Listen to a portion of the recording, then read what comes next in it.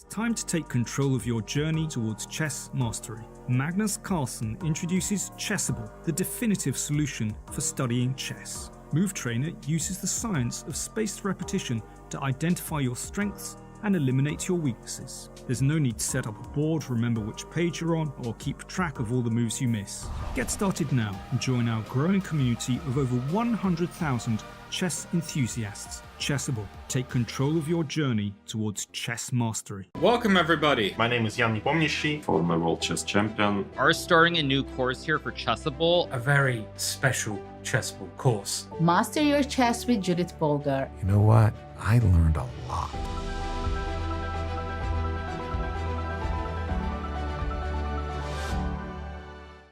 Want to play chess online or learn how to improve? Join us at the #1 chess destination in the world, chess.com.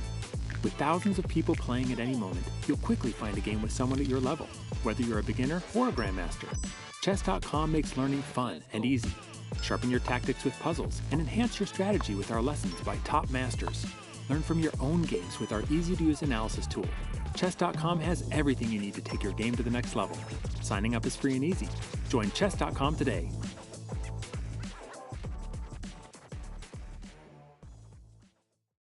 Hi, I'm Grandmaster Judith Polgar, and I'm here to welcome you in the Chessable classroom. It combines a shared chessboard with live video. Teachers get to interact on the chessboard with their students and even run quizzes and tournaments. I really love what Chessable Classroom can offer. I use it myself all the time. Just invite students to your classroom and start teaching right there. No downloads needed, and it's for free.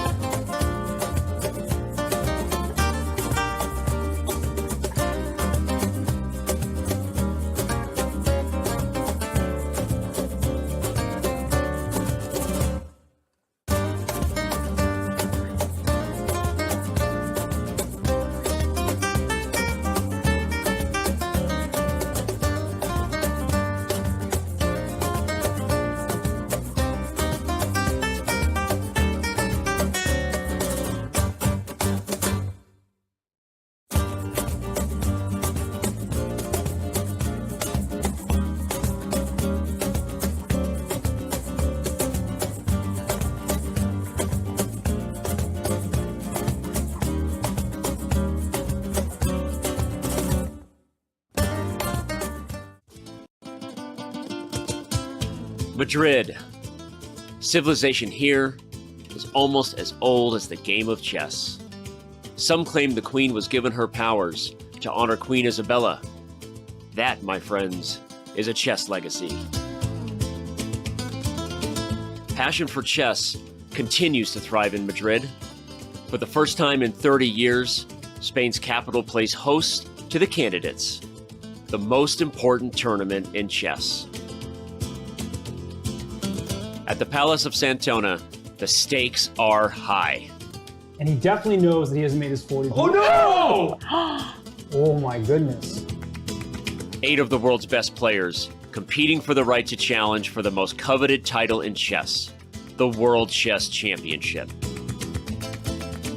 The Candidates is grueling. The winner requires mental endurance and unbreakable focus.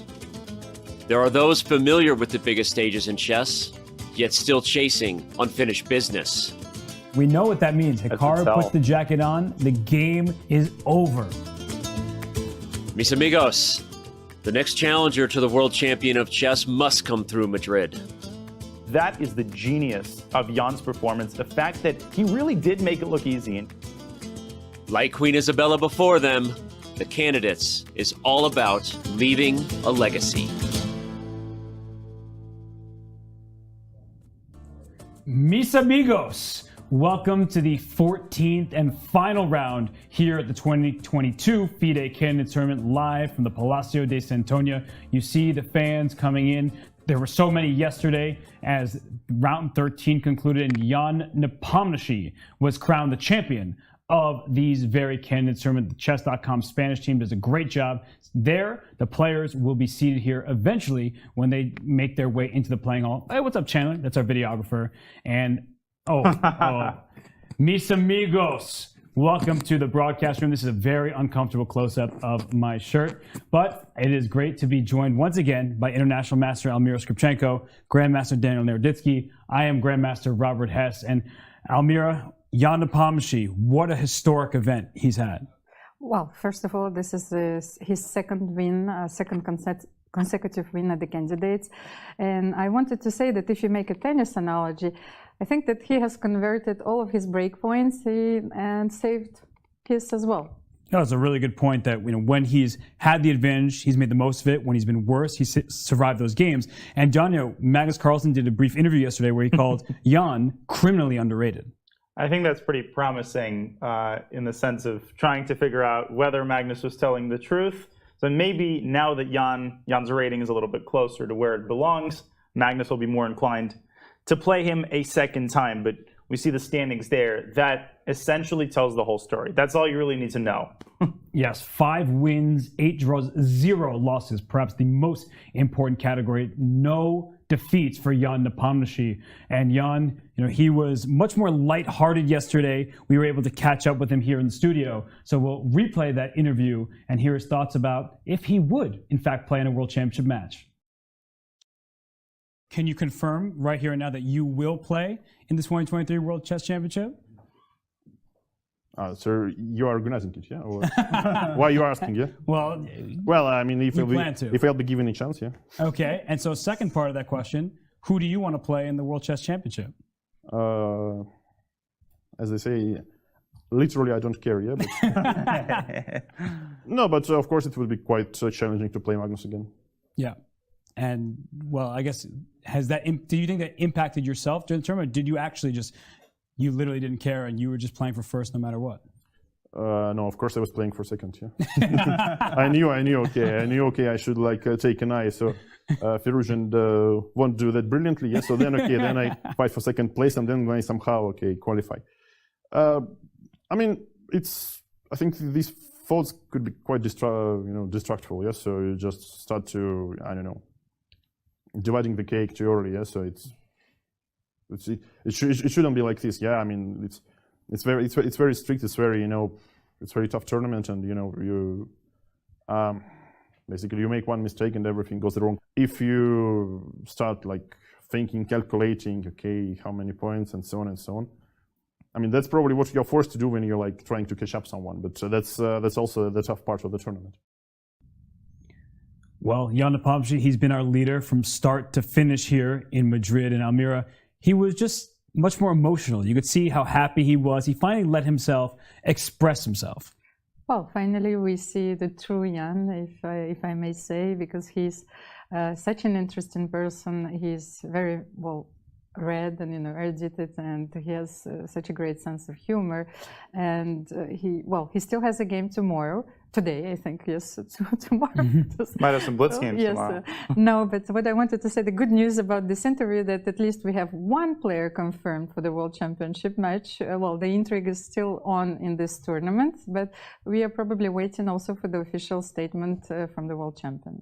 That's right. And Jan said, when we asked him, he was like, Magnus would be quite a challenge. It's clear that he thinks or wants to play Magnus Carlsen. Absolutely. And you can look at this from several different perspectives. I think the best one is from the perspective of revenge. Jan feels that he has unfinished business. Obviously, he wants to become the world champion, but he wants to do it specifically against Magnus Carlsen. I think this tournament has signaled to us that he feels that he has been unfairly judged and considered after the last World Championship. People just kind of looked at that result and started shoveling dirt on him. I think Jan wants to set the record straight very badly. Yeah, no, it's fair. And one player who probably wants Magnus Carlsen to sit out the World Chess Championship is Hikaru Nakamura. And the Twitch and YouTube sensation was the star of our round 13 recap. Jan-Krzysztof Duda gave Hikaru Nakamura the fight he wanted in round 13 by setting aside his solid Petrov in favor of a fighting knight or Sicilian. Hikaru found a creative plan, sinking a knight into g6 and supporting it by advancing his h-pawn. Duda found an impressive rejoinder, swinging his knight back to f8 and then on to h7 and g5 and finally to e4, where he won a pawn. In the post-game interviews, Hikaru revealed that he thought the position was nearly winning, and that to this point he was playing like a brilliant computer. But the engine's evaluation was much more mixed, and things remained incredibly complex.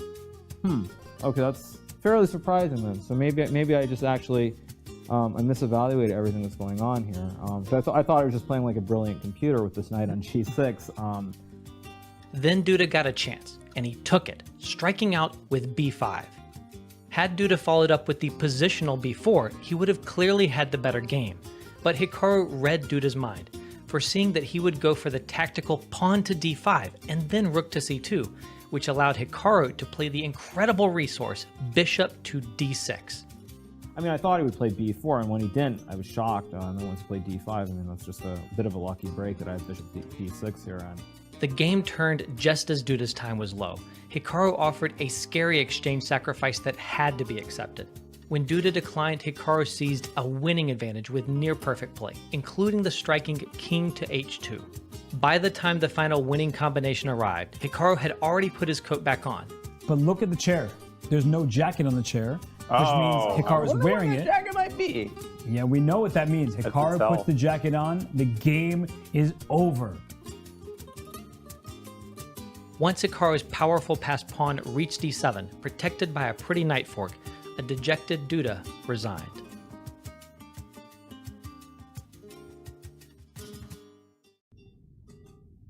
Almira, that was a really great game by Hikaru Nakamura, and something you've said throughout the tournament from Hikaru is he doesn't really blunder much. Even though he misevaluated the position, it was still very unclear, and he was able to better Duda in a tactical skirmish. Yes, and this was a very impressive win, and also such a nice illustration of Steinitz's phrase. I was using it before, like he said that give me a knight on the 6th rank and I will win any game. He was mostly talking, I think, about the knight on d6 or e6, but this was such a beautiful game, and even Hikaru, I think that he said that he played like a brilliant computer. I think that from a human perspective, this was a very, very interesting idea. So kudos on that. Yeah, for sure. And Dina, we know that Hikaru missed that knight swing from f8 to h7 to g5, but that pawn sacrifice, or blunder, whichever you want to call it, again, it wasn't that big of a problem for White, and Hikaru, he really played an excellent game when Duda went wrong. And he did what he had to do. I mean, we've discussed many times Jan-Krzysztof's bad form in this tournament, and when somebody's in a bad form, you know, the best thing that you can do is just get a complex position. Get a position where the price you pay for a calculation error is very steep. And Hikaru did just that. He did that from the opening. He didn't play perfectly. He'd be the first to admit that. But he did more than enough to put his opponent in a situation where ultimately he made too many calculation errors. And that has really plagued JKD throughout this tournament. Yeah, Hikaru Nakamura, he punishes opponents when they make mistakes. He did that just yesterday. And we also had him here in the studio. And I'm not Danny Wrench. I don't read all the Hikaru faces, but I know a happy Hikaru when I see one. The tournament's been a success regardless of tomorrow. So yeah, I mean, we'll see. It's been fun playing against these players. I mean, I've been pretty competitive, so I can't complain overall. But yeah, to have won today and sort of just be able to just give it my all tomorrow with draw odds is obviously very nice. Although, I mean, to be frank again, just like everyone else on the planet, I don't really think second place is gonna matter in the bigger picture. But nonetheless, I'm happy with my play. So just one more game, and we'll see if I can do well. Almira, a very refreshing attitude from Hikaru Nakamura. He's gained a bunch of rating points. He's playing excellent chess, and he just seems like a person who is content, who's really thriving in the moment. Well, as I said yesterday, he is in such a happy place right now. I think that he's feeling this unconditional support by his community. He is supported and loved by his family. So he wants to, to succeed for everyone. Once again, this is something greater than just this tournament. Yeah, it is indeed, and his community is very strong. We've seen so many fans come here to the Palacio de Santonia every single day asking for autographs and photos. But Danya, he's happy. He said no matter the result today, he's going to be happy with how the tournament goes. But he's a pretty big matchup in store today in his fight for second place. Yeah, I mean, Hikaru might be happy with where his rating is after the tournament, regardless of how he does. But let's be perfectly frank, the last game might be the most important one in determining how you feel after the tournament. There's this recency bias when people look at their own tournament performances where the last round seems to occupy an outsized place in how you feel on the plane ride home and how you feel the following couple of days. So absolutely, it's been a great performance by Hikaru, win, draw, or lose today, but he certainly doesn't want that L to dominate the second half of the tournament. Well, that's a great segue into our pairings for today. Almira, Richard Rapport, he gets the white piece against Teimour Radjabov. At this point, for the Richard Rapport, it seems like he may want to go home. He's very creative, though. So do you think that he's going to bring the fight to the Azeri superstar Radjabov? Well, I just had a look at their lifetime score, and it speaks for itself. So it's tied 1-1 and 5 draws. So maybe, those players who do not play for anything today, they will play it safe. Although I think that it doesn't really apply to Richard Rapport. I don't know what does it mean to play safe in his case, and he's always very creative in the opening. So I think he even played B3 against Teimour. So we might see like a very peculiar opening today, and then he will define his strategy.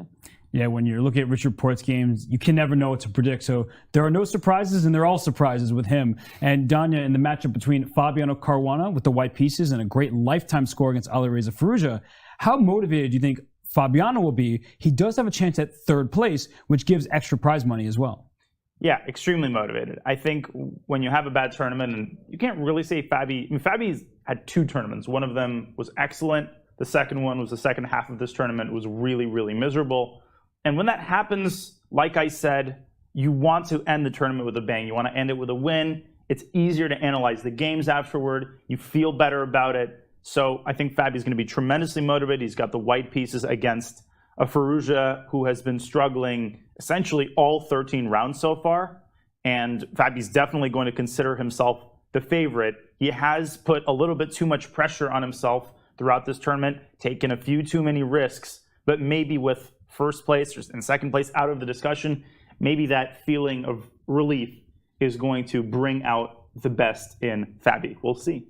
And of course, we'll come back to the match between Liren and Hikaru Nakamura. But Almira, Jan-Krzysztof Duda with the white pieces against Jan Nepomniachtchi.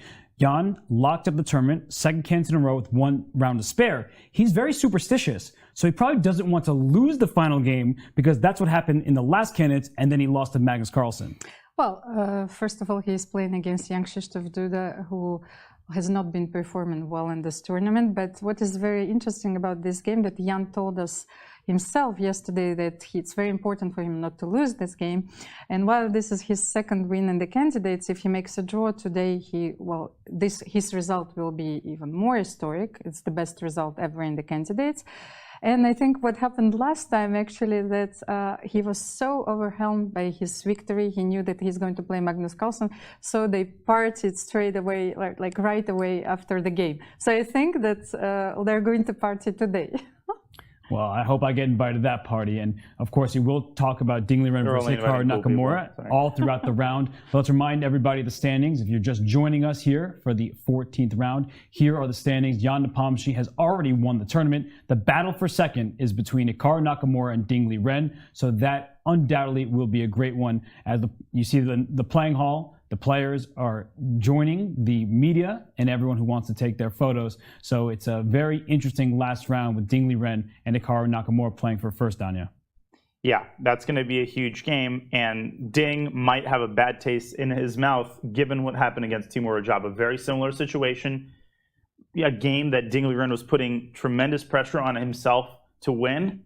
And not only did he fail to win, but it was clear from a very early point that the pressure he was putting on himself backfired. It produced a lack of objectivity, bad opening play, all of which is very uncharacteristic. So one of the things I'll be looking for is to see if Ding Liren might tone it down a little bit in the opening. Try to, complete the demands of the position rather than playing with an agenda from the start. He's definitely going to be nervous. The pressure is definitely on the Chinese Grandmaster, but he has delivered before, and he's going to be looking to deliver again. He certainly will be, and that means after that great breakdown by the two of you, it's my turn to go to chess.com/events and vote. So, first game, Jan Nepomniachtchi with the black pieces against Jan-Krzysztof Duda. I'm going with the draw. I think that Jan-Krzysztof wants this over with, and Jan Nepomniachtchi, he'll be happy to get the historic 9.5 points in the candidates. Richard Rapport, Teimour Radjabov, I'm going with the draw again. I just don't feel like these players are hungry in the 14th and final round. We see this at Super Grandmaster tournaments all the time. Fabiano Caruana with white against Alireza Firouzja, a great lifetime score. I think Fabiano would like to leave Madrid with a few rating points. I'm going with Fabiano's preparation over Alireza Firouzja, who has struggled and has played a little bit too risky chess. And in Ding Liren versus Hikaru Nakamura, I'm going with a draw. I think we're going to see a 6-hour battle, slugfest between these two giants of the game, but ultimately peace will be amongst the So does everybody else. Everybody going for the conservative safe vote. Yeah, many predictions of draw here, and well, you can win $1,000 if you're the top guesser. We have Ding Liren on screen. You have until move 10 to go to chess.com/events and make your votes on site. Hikaru Nakamura with the black pieces. He's shown excellent preparation. He said that about himself yesterday. He's been proud of his preparation, in particular with the black pieces. And Ding Liren, he's a man on a mission. He needs to win this game. This is essentially an Armageddon match. Robert, and I wanted to ask you, do we have the leaderboard of our voting or not yet? Like, who is leading for the moment? That's a great question. We'll ask our team to let us know who's in first place in terms of voting. We'll maybe even actually announce on screen. And, well, someone just standing right in front of the camera. Oh, God. That somebody needs to be identified and kicked out of the tournament hall immediately.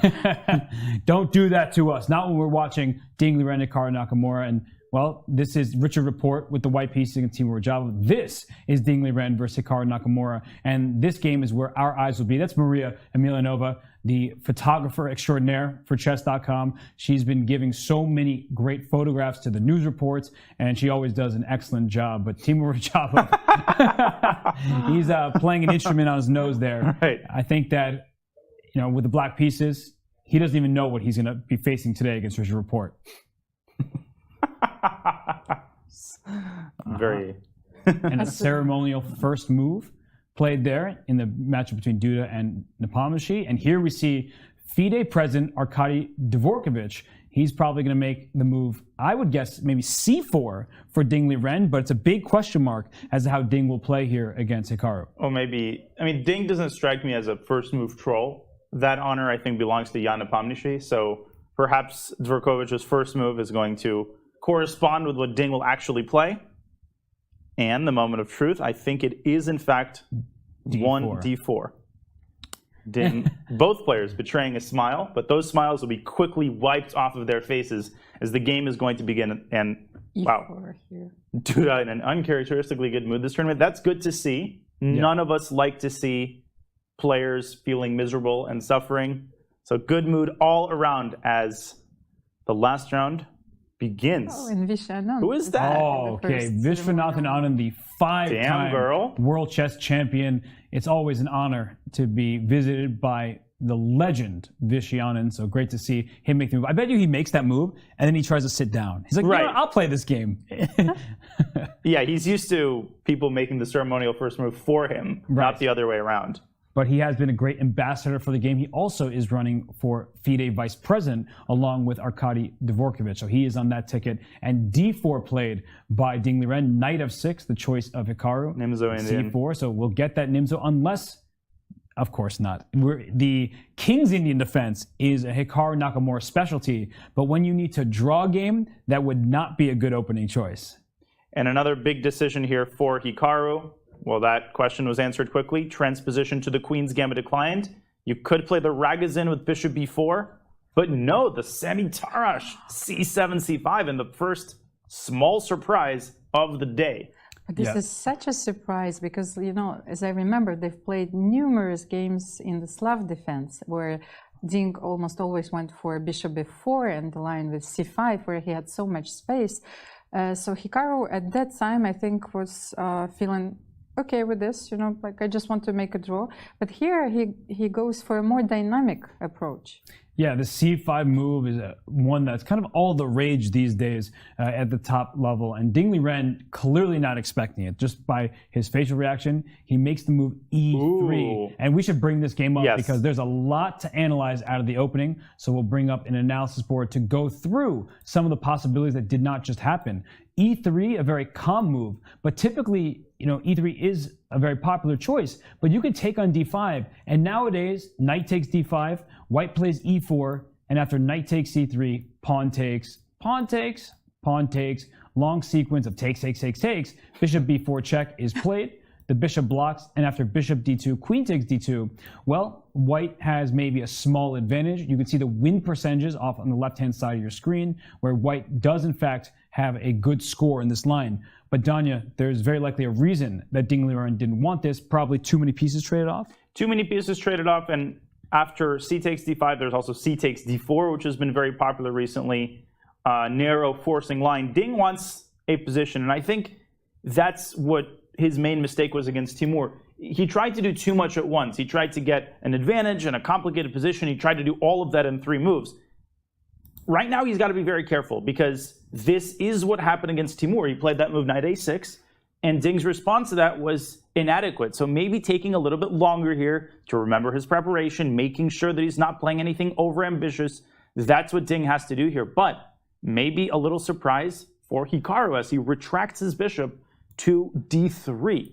Yeah, bishop D3, maybe catching Hikaru off guard. Almira, this resembles a Queen's Gambit accepted at this point. So stylistically, who would you say the start of this game favors? I know it's very early, but these players do have quite different styles.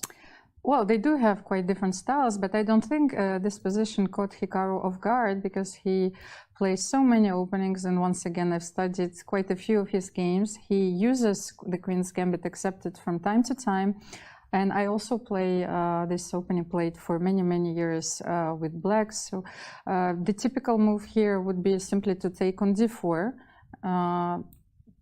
C takes D, E takes D. Then you simply develop your bishop on E7. And we've seen actually numerous games where white has the bishop on B3 or on D3. It simply comes to the same position. Although in this one, there is always a possibility for white to sacrifice the D4 pawn. When you play, for example, if you castle and castle, you can play, I think, Queen E2 here and sacrifice the pawn on D4. And sometimes the computer will consider this position to be, well, a little bit advantageous for black, but then it changes its mind. Yeah, because white is already aiming towards the king side. This bishop can come with the g5, a rook to d1. So it's an adventurous pawn sacrifice, but that can be justified. I agree with you, Almira. But the normal move would be rook e1 anyway, so you don't have to sacrifice, because at that, in this position you cannot take on d4 because there will always be bishop h7. Right, just to show that even before even castling, here, same idea. Right, and anytime there are pieces in line with each other and one piece in the way, think about what happens when it moves and bishop b5 is checked, you win the queen. So the same thing after castle, it just would have been the h7 square. So good point. And well, b5 was Hikaru's choice. He's lashing out over here on the queen side, Danya. This is interesting. Now, our incredibly hardworking team has reported to us that the position before b5 has occurred several times. It's not particularly popular, but it occurred for the first time in a game from 1913. Black in that game was Edward Lasker, not Emanuel Lasker, but Edward Lasker was also incredibly strong. He was an IM.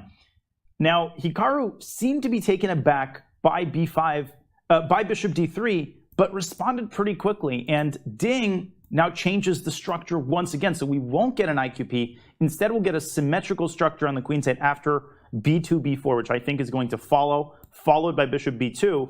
And it would be a mistake just to say that this is totally equal because it looks symmetrical. The fact that white has an extra tempo in these positions, and I know you'll back me up on this, can actually be incredibly important.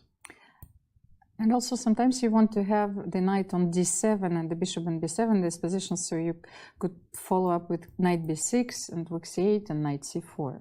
Right, because if we just look at the pawn structure here, the c5 and c4 squares can be quite vulnerable. It's a good point, Almira. And the bishop on b7 would like to be unopposed. So the same thing goes for white.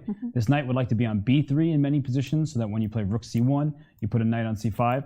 That would be nice. But b4 has in fact been played by Ding Liren. And unlike in his game against Teimour Radjabov, this time b4 is a good move. Comes at right at the bishop. The bishop has to move, costing black a tempo. And as this game continues, we likely will see something where both sides end up castling, and then white is a tempo ahead, right? White has the first move, so you have, I guess, a half move ahead here. And this bishop on d3, though, that I think is a really nice piece. Sometimes can cause problems over here on the queen side. And don't be surprised if white ever makes a move like knight to e4. You probably don't want to trade queens, but in the event of the knight trade here, we already see some pressure down the queen side that can be annoying for black to deal with. I do think that Ding Liren will avoid a queen trade. Almira, if you trade queens, you probably feel like your opponent has better chances to make that draw, and all Hikaru needs is a draw. I agree with this, but on the other hand, I have so much experience in the Queen's Gambit Accepted, where white takes on c5 and trade queens very early, and this is actually a very unpleasant position for black to play. You really need to feel the subtleties of these positions just in order to make a draw, and there are only two results possible. Yeah, no, it's true. Black is deprived of any counterplay in this line. And I think Hikaru, he's happy with the draw as a possibility. And we're going to go back to the bird's eye view here, just because we have two pretty much identical games in the top left and the top right. So slight differences there, where black is castled in the top right, and the top left, the bishop's on e6, and the king hasn't made its way over from the center of the board, but they just deviated. They were following each other. And Fabiano Caruana, I mean, he's been essaying these kind of positions all tournament and even in previous ones. It's similar to how he beat Hikaru Nakamura. I mean, not the same exact position, but from the stems from the same line. Yeah, it's not a surprise that this has occurred in Caruana Firouzja. Fabi plays this opening with both colors. He understands the structures very well. So a very sensible choice in the last round. You want to play something that you're comfortable with.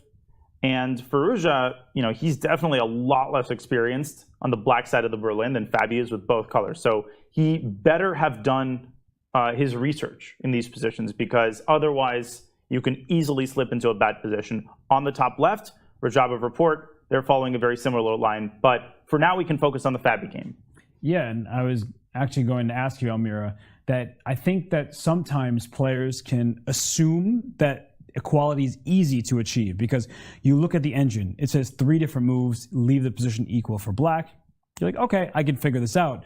But it's much deeper than that. And Fabiano, who's been playing the white side of Spanish structures for such a long time, he has a wealth of experience. And for Alireza Firouzja, who's only 19 years old, we've seen in this tournament where he's like, the engine says I should be doing okay. And then as soon as he's out of his prep, that's where he may struggle compared to the more veteran players in the field. Yeah, this is a very important point, because when you analyze at home and the engine gives in various lines that the position is equal, the most important factor then, and this is the player who will make a difference, the player who knows all the plans and which piece to trade, like how to change the pawn structure, how to improve my pieces. And actually we are now concentrating on the game between Fabiano Caruana and Alireza Firouzja, but it's almost a remake from when we look at both games of Rapport Caruana, because the plans differ now, then that's why I think Fabio went for this line once again. Yeah, he had an interesting game against Rapport, and from the black side in that one, and he's experienced in both colors. And Dina, that actually probably makes it even harder for Alireza, because not only does Fabiano has he prepared from the white side for today's game, that with that experience from black side, he knows what is uncomfortable. Yeah, and what else might be uncomfortable is the fact that he's already taking a good chunk of time deciding how to defend the e5 pawn. Now, as far as I know, this is still a very prominent theoretical position. This has occurred many, many times. And there are actually 4 or 5 viable ways that have been essayed to defend the e5 pawn. You can play f7, f6, which is sort of the classical move. You can play rook e8 if you don't want to push any kingside pawns, queen e7. Even bishop c5 to d6 in some of these positions is not out of the question to pave the way for the c pawn to push forward to c5 and clamp down in the center. So a big menu here for Alireza, and the fact that he's taking as long as he is tells me that his preparation for this game might not have been particularly extensive. He might have just decided on the opening and then kind of said, you know, screw it, I'm just going to play it. Yeah, it could be surface level. And actually, we will maybe take a look at a few variations here, because the move f6 seems very natural. You defend a pawn with another pawn, you create a pawn chain. But oftentimes, white heads right for this f5 square, because when you play f6, you don't really want to also play g6 in these positions. So here, you can think about c3 and d4 as another option. You can think about knight h4, king h1, pawn f4 type of breaks. We've seen this in other games in this event. So I think for Alireza, he's trying to figure out how is this game going to continue. He knows that rook e8, pawn f6, queen e7, all these moves are fine for him, but they take on different trajectories, and he has in fact played the move f6. And Almira, he's spending his time in the opening. He's only spent 10 minutes, but we've seen his time management throughout the tournament, where he often can't afford to use minutes unless there's something he needs to calculate. Well, maybe this actually illustrates the lack of experience that he has of playing these high-level tournaments. But I wanted to come back to this position, and especially, well, not only the move f6, but it was such a fascinating explanation given by Dina, because we always tell, I think, the beginners and players who learn the game, like, you should always protect your pieces. But let's have a look at this moment after knight c4. As Dina said, you have 4 fairly equal alternatives. Yes, you know, the very elementary tactic. Ooh, not there. I'll do it better this time. There. Checkmate and the knight. So this is why the piece is protected. But sorry, Almira, go ahead. Of course. So like after knight c4, you have so many alternatives. And how do you actually make a choice? It's like, do you bring your bishop to d6? But then you think this bishop is quite active on c5, so maybe, well, this is not the best choice.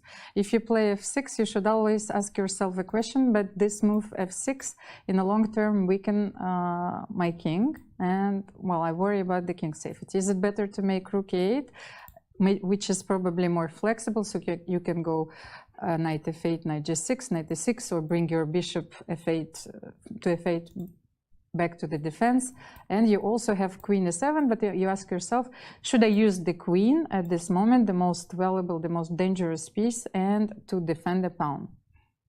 So this, from this point of view, this position is extremely interesting.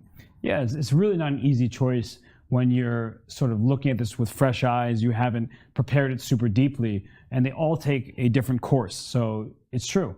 And f6 is a very natural move, but as you're pointing out, Almira, this king, for example, c3, you already have to look out. Maybe queen b3 will be a nuisance because of the pressure on b7 and the king on g8 being in line. d4 is just a nice move to play anyway. So I think for Fabiano, where he can win an extra 24,000 euros if he wins this game, that's quite a lot to play for.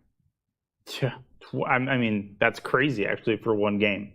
And I'm quite sure that Fabi is aware of that. And he's taking this game very seriously from every perspective. And I really want to make it clear that I'm not overstating the case when I say that the last round leaves a major, good or bad taste in a player's mouth, as we see the king sliding over to h1. You pointed out the plan with f2, f4. Fabi not mincing his words at all. But winning this game would go such a long way toward making him feel better about this tournament as a whole. He's going to be upset regardless of what happens. 24,000 euros, 40,000 euros, it doesn't matter. He was tasting first place after the first half. But in the sense of helping him feel better and helping him analyze the games more objectively, winning the last round is always critically important for players of any level in any tournament, but especially here. It's true. And, Fabiano would love to win.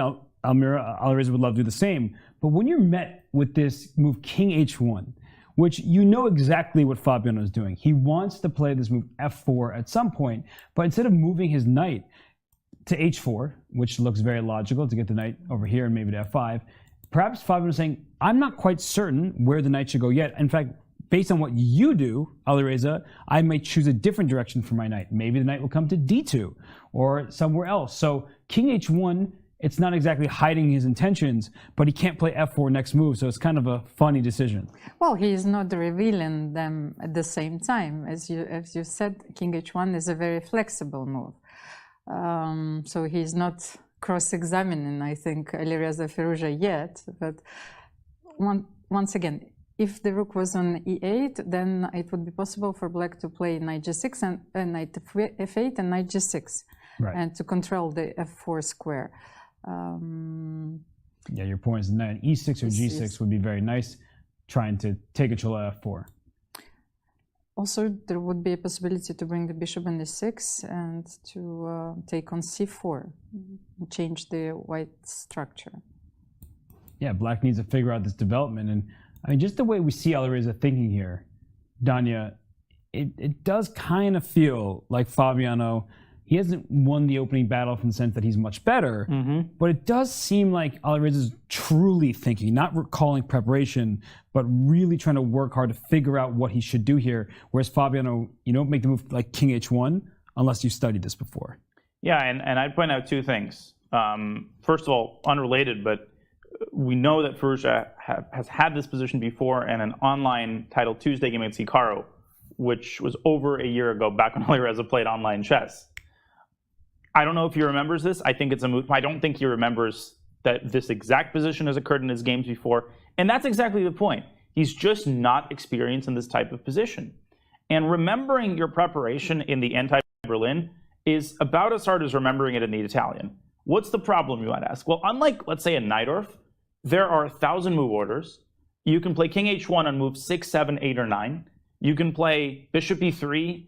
And black has different moves against each of white's options on each move. So it's virtually impossible to remember all of your preparation. These players will be the first to tell you that. And for that reason, in such openings, experience and general understanding of the ideas becomes critical. And my worry is that Alireza, just because of his age and because of his lack of experience in these positions, doesn't have the requisite knowledge, general knowledge of anti-Berlin positions to feel comfortable. I think that's reflected in his body language. But I would reserve my judgment for another few moves, because objectively, we're not arguing the position is equal objectively. That's clear. But Alireza needs to be very precise, and I think the next few moves will demonstrate to us whether he can overcome his discomfort and lack of experience and come up with the right plans and ideas. Yes, I agree with you, Dania, completely. What I wanted to add is that now the methodology of training has changed dramatically, because before you were playing very little games, you were analyzing them. Now you are playing like millions of games, and the experience comes, and the feel for the position comes from, from those tournaments. But I'm pretty sure that Fabi knows that Alireza Firouzja played this game even if it was a blitz game. So now you have to analyze like the amount of games that you have to analyze and to prepare for your opponents also very much bigger.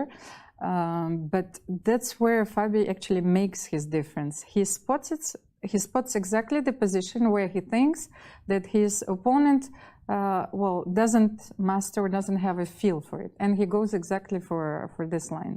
Yeah, and I think that fans and people who don't quite get a first-hand look into how top players prepare, Fabiano has had this reputation, and I think it's not fair what people say, where they say he just memorizes opening theory and that's why he's good. This position that we have in the top right with Alireza thinking, it's not about memorizing anything because it's not concrete. There's no tactical sequence that if Alireza doesn't know it ends in checkmate. It's a position that, as you were saying, Almira, he feels that he is way more comfortable and he's just going to try to outplay Alireza from here. So as someone, and full disclosure, has worked with Fabiano before, it's what often these top players do is not just have files with 50 moves, but they say, this looks interesting, maybe I should try it, and my opponent may not expect this exact sequence, and then we'll have a game and I feel like I have the better knowledge and better background. So we will keep an eye out on this game as Alireza Firouzja is on the clock, but all eyes, as per usual, are going to be on Ding Liren versus Hikaru Nakamura. Not much has changed there. We had that position on our analysis board. So when Ding makes a move, we can get back into it. But why don't we go to the bottom right, Jan Nepomniachtchi with the black pieces against Jan-Krzysztof Duda, because Jan is spending a lot of time. And throughout the tournament, we've talked about how Jan Nepomniachtchi, he's typically a speed demon in the opening. He's always ahead in the clock. But he doesn't look so comfortable as he tries to avoid a loss in the last round after winning the tournament already. So which Petrov was it? Yeah, we'll go back and analyze here as we Jan Nepomniachtchi leaves his chair, his jacket is alone, but we see after e4, e5, we have a Petrov, and down here this move d4, which hasn't played at the highest level. I can think of a Caruana Grishuk game and many others. Yeah, this was all the rage at some point, maybe 15 years ago. But the way that Duda plays this is very interesting. After knight takes e4, bishop d3 was a given until about 5-7 years ago, when this move d takes e5, very curious looking move, started to become a little bit more popular. It's still a sideline, and there was no way that Nepomniachtchi could have expected this. I don't know if Duda has played this before, but even if he has, he's probably played 4 other lines against the Petrov. Now, Jan has already faced several surprises in the Petrov this tournament, and he's overcome them successfully. So he responds with d5, and you get this very, very interesting structure where white has this thorn in black's side, that pawn on e5 controlling a lot of important squares, d6, f6, making it harder for black to develop successfully, but it's still largely a positional line. And after knight bd2, trying to smoke that knight out of e4, this is a modern move if I've ever seen one. Queen d8 to d7. Try explaining that to someone who's played chess for 5 days. Yeah, and I think the easiest way to explain is to show what happens if the queen stays on d8. Yeah. Even if you make a move like bishop c5, which looks very nice attacking the pawn, after knight takes e4, pawn takes e4, queen takes d8, check, the king has to take on d8, and then white goes knight to g5, forking 2 different pawns over here. So queen d7, Almira, what an interesting opening line, but it does make a lot of sense once you explain why the queen on d8 is bad. Well, it does make a lot of sense indeed. What I wanted to show that in order to grasp the essence of this position is that why black doesn't want to take on d2, because it will be like almost an easy trade. But then you simply take with the bishop. Let's say you will play c5, then c3 is a natural move, then you knight c6, let's say you put your bishop on d3, then you castle and you launch an attack. Yeah, your bishops are staying in the correct direction towards where the black king is going, and this pawn e5, as Dani mentioned, is a really big thorn in black's side. So this is normally the position that black should avoid when playing this line. Right, and so that's why queen d7, which has been played in a Caruana game from 2018, and Vityugov was playing Caruana, and Vityugov is one of Jan Nepomniachtchi's seconds. So interesting to note that. It's always important because when one of the trainers for a player plays a line, there's that influence. And so That Danya, was with the opposite colors, yes? yeah, Vityugov was white. Vityugov was white. But Fabiano Caruana, the world's leading expert on the Petrov, at least he was in 2018. So Vityugov is one of the world's leading experts on the French, by the way. If you want to learn the French for black, I don't know why anybody would want to ever do that, but if you belong to that category, then look at Vityugov's games. That's 100% true. So in this one, queen d7, odd move. White plays bishop d3, and then black does not take on d2 because Almira was just explaining that that's exactly what white wants. So instead, the knight backs up to c5, trying to get this bishop. White says no, and then we see the knight go back to e6, which, if you remember Ding Liren, the black piece against Hikaru Nakamura, a knight blockading a pawn is usually very good because it peers over that pawn into enemy territory. So, oh, sorry, I clicked ahead. But to get back to the live position, that after knight e6, castle, bishop e7, normal move, rook e1, castle, and knight f1. Good remaneuvering of the pieces by Jan-Krzysztof, because after c5, bishop d3, Almira, you were talking about a kingside attack, and rook d8, knight g3, and black plays the move g6. So white's pieces all aiming towards this kingside, and Jan putting all his pieces towards the center. So this is a really interesting battle. And both Jans. Yes, both. It's actually a very thematical maneuver. What I wanted to point out is, especially for our viewers, whenever you have this type of structure and the knight is on e6, then you should most definitely aim for knight f1, knight g3, and for the f5 square. Right, because you blocked your pieces from capturing an f5, and that's exactly why Jan played g6. And I guess we should say Duda and Nepomniachtchi just to avoid any confusion, although it's Jan-Krzysztof, he doesn't go by Jan. So either way, the move c3 played by Jan-Krzysztof, and this is a very important move because now he can keep his bishop on d3. And what I'm already thinking is, let's go AlphaZero style, h4, h5. I'm thinking let's go tall style, knight f5. Oh my goodness, if we get a knight f5, that would be awesome. And I'm pretty sure I picked this game to be a draw, but looking at Jan Nepomniachtchi's face here and how Jan-Krzysztof Duda seems very ambitious, I could see either player winning this game. He promised that they would not party. All right. He's like, should have taken another Advil this morning. But knight c6 is such a natural move in this position. I think Jan will make it rather quickly. What is he afraid of after knight c6? Yeah, I mean, knight c6. I think it's not so much that he's afraid of something. I think he might be seriously considering another candidate move, which is c4 followed by d4. Now, c4 is very anti-positional in and of itself because you're weakening the d4 square. But if you follow it up with d4, you're forcing a bunch of trades. I think Jan invested a little bit of time in that, ultimately decides against it, and he just did, in fact, play the most natural move, knight b8 to c6, another sip of tea. And Duda continuing to play instantly. Wow. Robert.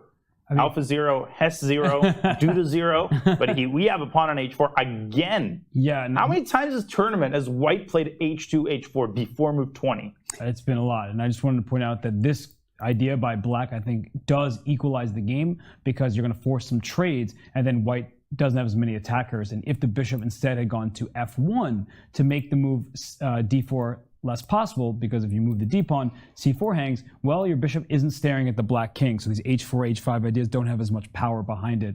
But Almira, I know you're enjoying this game here. We have knight c6 and h4 by Jan-Krzysztof, who's in his preparation. He is playing so quickly, he's up 20 plus minutes. He wants to be the only player to beat Nepomniachtchi in this event. Well, I think that even here in the studio, we have this battle, the clash of the generations. You know, I'm going for a more positional approach and you're going for the h4.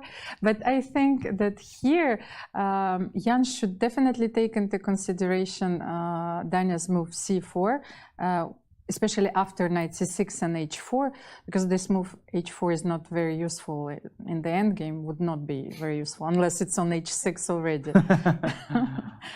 So maybe he should take advantage of the situation and to exchange a few pieces here, c4 and d4 afterwards. And this is also, this follows the principle of striking in the center against play on the flank. So this is definitely on Jan's radar, I think. But it must be scary for him to face this amount of preparation. Yeah, this looks quite nervous. I mean, he looks kind of unhappy with the position. He's looking to the side. and he's trying to figure out what to do here because c4 is a very committal choice, because if this bishop goes back to f1, then the d4 square is white's for the taking. I can play bishop e3 perhaps and take over the square for my pieces. So Jan does play c4, doesn't even think that much. He feels he understands the position, and that's how Jan Nepomniachtchi has played throughout the tournament. He has been confident. He has had a few shaky games, 3 that I can remember, 2 against Caruana, 1 with the black piece against Hikaru Nakamura. Otherwise, he's been large and in charge. And right now, against Jan-Krzysztof Duda, who's moving instantly. I mean, yeah, C4 literally not even hesitating. Here, an A5. What? A5, what is... See, that's a mysterious move. It's not a bad move, so we should be very clear. Our reaction... But we don't know if it's a bad move. Well, our reaction's not because it's a blunder. I mean, we see the evaluation bar, it changed a little bit, but not too much, so maybe an inaccuracy. But A5, Almira, what's he thinking? Well, maybe there is something in the variation after d4. Can we get back to the position before the move f5? We didn't analyze, so maybe there is some nuance in this line. Maybe just didn't want to give the e4 square, potentially? No, but let's say c takes d4. You cannot allow anything else. And let's say knight, which knight? I don't know. I couldn't decide. Okay, let's knight c. Major knight decision c. anxiety. I want to force a decision on your, like on white's part, because the g5 square is protected. Okay. So what do you do here? Knight e4. Yeah, I like this probably. move. With the idea of playing knight f6 and some... You could basically force a queen trade. Knight takes c2 and then queen d3. I'm struggling to figure out in which universe like a5 actually helps. Oh, no, there's no way. I actually don't understand a5. I'm really trying hard to justify this choice. Are we sure that's what he Yeah, sure that was what he played? Can we get a verification on the DGT here? Because a5 is extremely surprising. I would understand b5, yeah, maybe to protect the pawn and go b4 or d4, but a5... Even a6 I would understand more, to be able to meet some sort of bishop a4 with b5. Is there some incredibly deep concept here that we just, you know, we're not in the candidate, so we don't understand it? It just the only explanation that I can find that he wants to wait for a move before playing d4. Can white make a useful move in this position that and then he will try to make this line work. Beautiful camera work, by the way. Thank you so much to our great production team getting us a close-up here of the board. And didn't Nepo say yesterday to stop this A and H pawn nonsense moves? Thank you, Darth Von Trier. I guess he's stopping the H pawn nonsense with his A pawn nonsense, but H4 made sense. A5 is looking a little more random. Darth Von Trier, this is such a creative name. Yeah. I should definitely go to the chat more often. I have an idea, which is that the move rook a8 to a6 might come in handy in certain positions, because we've seen in several games, like the rook on a2 or on a7 guarding the 7th rank. Maybe Jan has judged that it's important to guard the 6th rank. I'm not sure exactly against what or against which move specifically, but that could be something to take into consideration.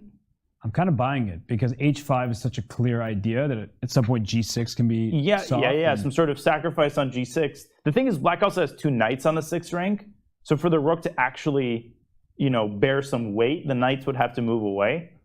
So this is like one of the deepest moves we've ever seen in history. I like Almira's explanation that he's waiting. A5 says you are going to have to do something concrete, and then I can respond in kind. So there was something about d4, and I think it was giving up this e4 square that he didn't like. Because even here in knight e4, let's say you start with this move, that would have been an option for Jan-Krzysztof, and with a knight coming to f6, if you take on c3, that you can just even trade queens and just take back with your pawn and say this knight looks a little silly back here. So maybe this is what Nepomniachtchi was avoiding. And look at Jan-Krzysztof. This was definitely a surprise, not only for us, but for him as well. And now he started to think. For the first time all game. For the first time in this game. And he was definitely prepared, I think, against d4. Wow. Well, But a5 came as a huge surprise. yeah, was not one of my main candidate moves, but I'm liking it more the more I let it sink in. And we're going to let Jan-Krzysztof Duda sink into a think here, because a lot has changed now in the Nakamura-Ding Liren game. It wouldn't seem like much, but this move f5 played by Hikaru, he made a decision like this against Jan-Krzysztof Duda in a very different position, but it was a pawn push that ended up being one that he kind of regretted. And now f5, after the trade of pieces that just happened, we were leaving off of this position anyway, knight e4, trades, and then f5, kicking this bishop off of e4. This, a very symmetrical position. That's probably pretty good news for Hikaru Nakamura, who only needs a draw. Yeah, I mean, Hikaru is playing with supreme confidence. I'm quite sure that he's out of preparation, but I think he can smell it. I think the Ding has fundamentally changed his strategy. If you compare this to the Radjabov game, where he started taking a bunch of risks in the opening and he gave up the bishop pair. Here he's going for something very quiet, relatively symmetrical, and white is not risking here. I mean, this is essentially a two-result game, and it's clear that if we're talking about one side being a little bit better, we can only talk about white being a little bit better, because black has a target on e6 and white doesn't, and that's it. So bishop c2 and bishop b3 is a pretty straightforward, obvious plan that Ding might want to implement. I don't know if there are any other enticing candidate moves here. Maybe bishop b1 and bishop a2 is something to consider, very similar. But I think Hikaru senses that he's a couple of moves away from equalizing. And if black equalizes here, it's basically a draw. Well, I feel that this move is a very responsible one. Not only black creates a weakness on e6, but there is another factor, the e5 square. So if Ding can exploit this, he will certainly be better. I agree with Dina that there is not that much in this position, but I think that the draw is not that easy here to obtain. Yeah. Because bishop c2, bishop b3, knight f. Why he needs to play f5? This is a typical move, once again, when you don't have the knight on f6, in order to parry all these threats, like bishop h7 or queen c2 or the mate. So, and maybe there was a concrete threat of playing knight d4 and exploiting this pin here immediately. All sorts of threats. And I think people assume that trading queens means you're heading towards a draw. But after queen takes d1 instead of f5, after rook, say f takes d1, now I have an open file. So you have to watch out for rook to d7. And after rook d8, as Almira was just saying, I can make a move like knight e5 or knight to d4 to try to take advantage of this pin here. And white is not better here, right? This actually looks like it's a pretty stable position for black. But Hikaru, he lashes out instead with f5, still maintaining the balance. And I think the one really important thing here is, let's say we trade queens, and I do the same thing with rook to d8, and you put your bishop on b3, black can simply put the king on f7 because e5 and g5 are both under black's control. There are no annoying knight hops here. And so with the next one being bishop f6, it feels like black is just about ready to trade all the pieces off the board. And if that's the case, then Ding Liren, who we just saw glance up from the board, that means his winning chances are not going to be particularly high. Then it's just perfect calculation on Hikaru's behalf. Yeah. Yeah, he's making this look completely innocuous. Another asymmetrical factor in this position we cannot ignore is that black has the pawn lever a6, a5, which, you know, if a bunch of pieces are traded, could be a problem for white, because the rook on a8 could get really active. White logistically doesn't really have the same thing because the b4 pawn is a lot more poorly defended, so a4 is a lot less likely. And this happens because the knights are not symmetrically placed. I mean, there's a knight on c6 and a knight on f3, and the knight on f3 is a good piece in its own way. It's guard, you know, it's aiming for e5. It can go to d4, but the knight on c6, you know, can also have its moment in the sun. Right. And it's not merely a passive piece. It's not just defending e5 as you're talking about. It can help with his a5 move. And the bishop on e7 staring at the queen side helps, and bishop f6 will force pieces off the board. Like, that's the problem for Ding right now, is a lot of Hikaru's moves force pieces off, and without too many pieces remaining, it feels like Hikaru's task will not be as challenging as Ding Liren would hope. There is one maneuver that I wanted to try while I still have the time, is to play knight e1 here and knight d3 and play knight c5. But maybe you will simply play a5 here or trade the rooks and play. No, trade the rooks, it's not a good idea. And also a5 immediately, because you have to challenge this idea. Right.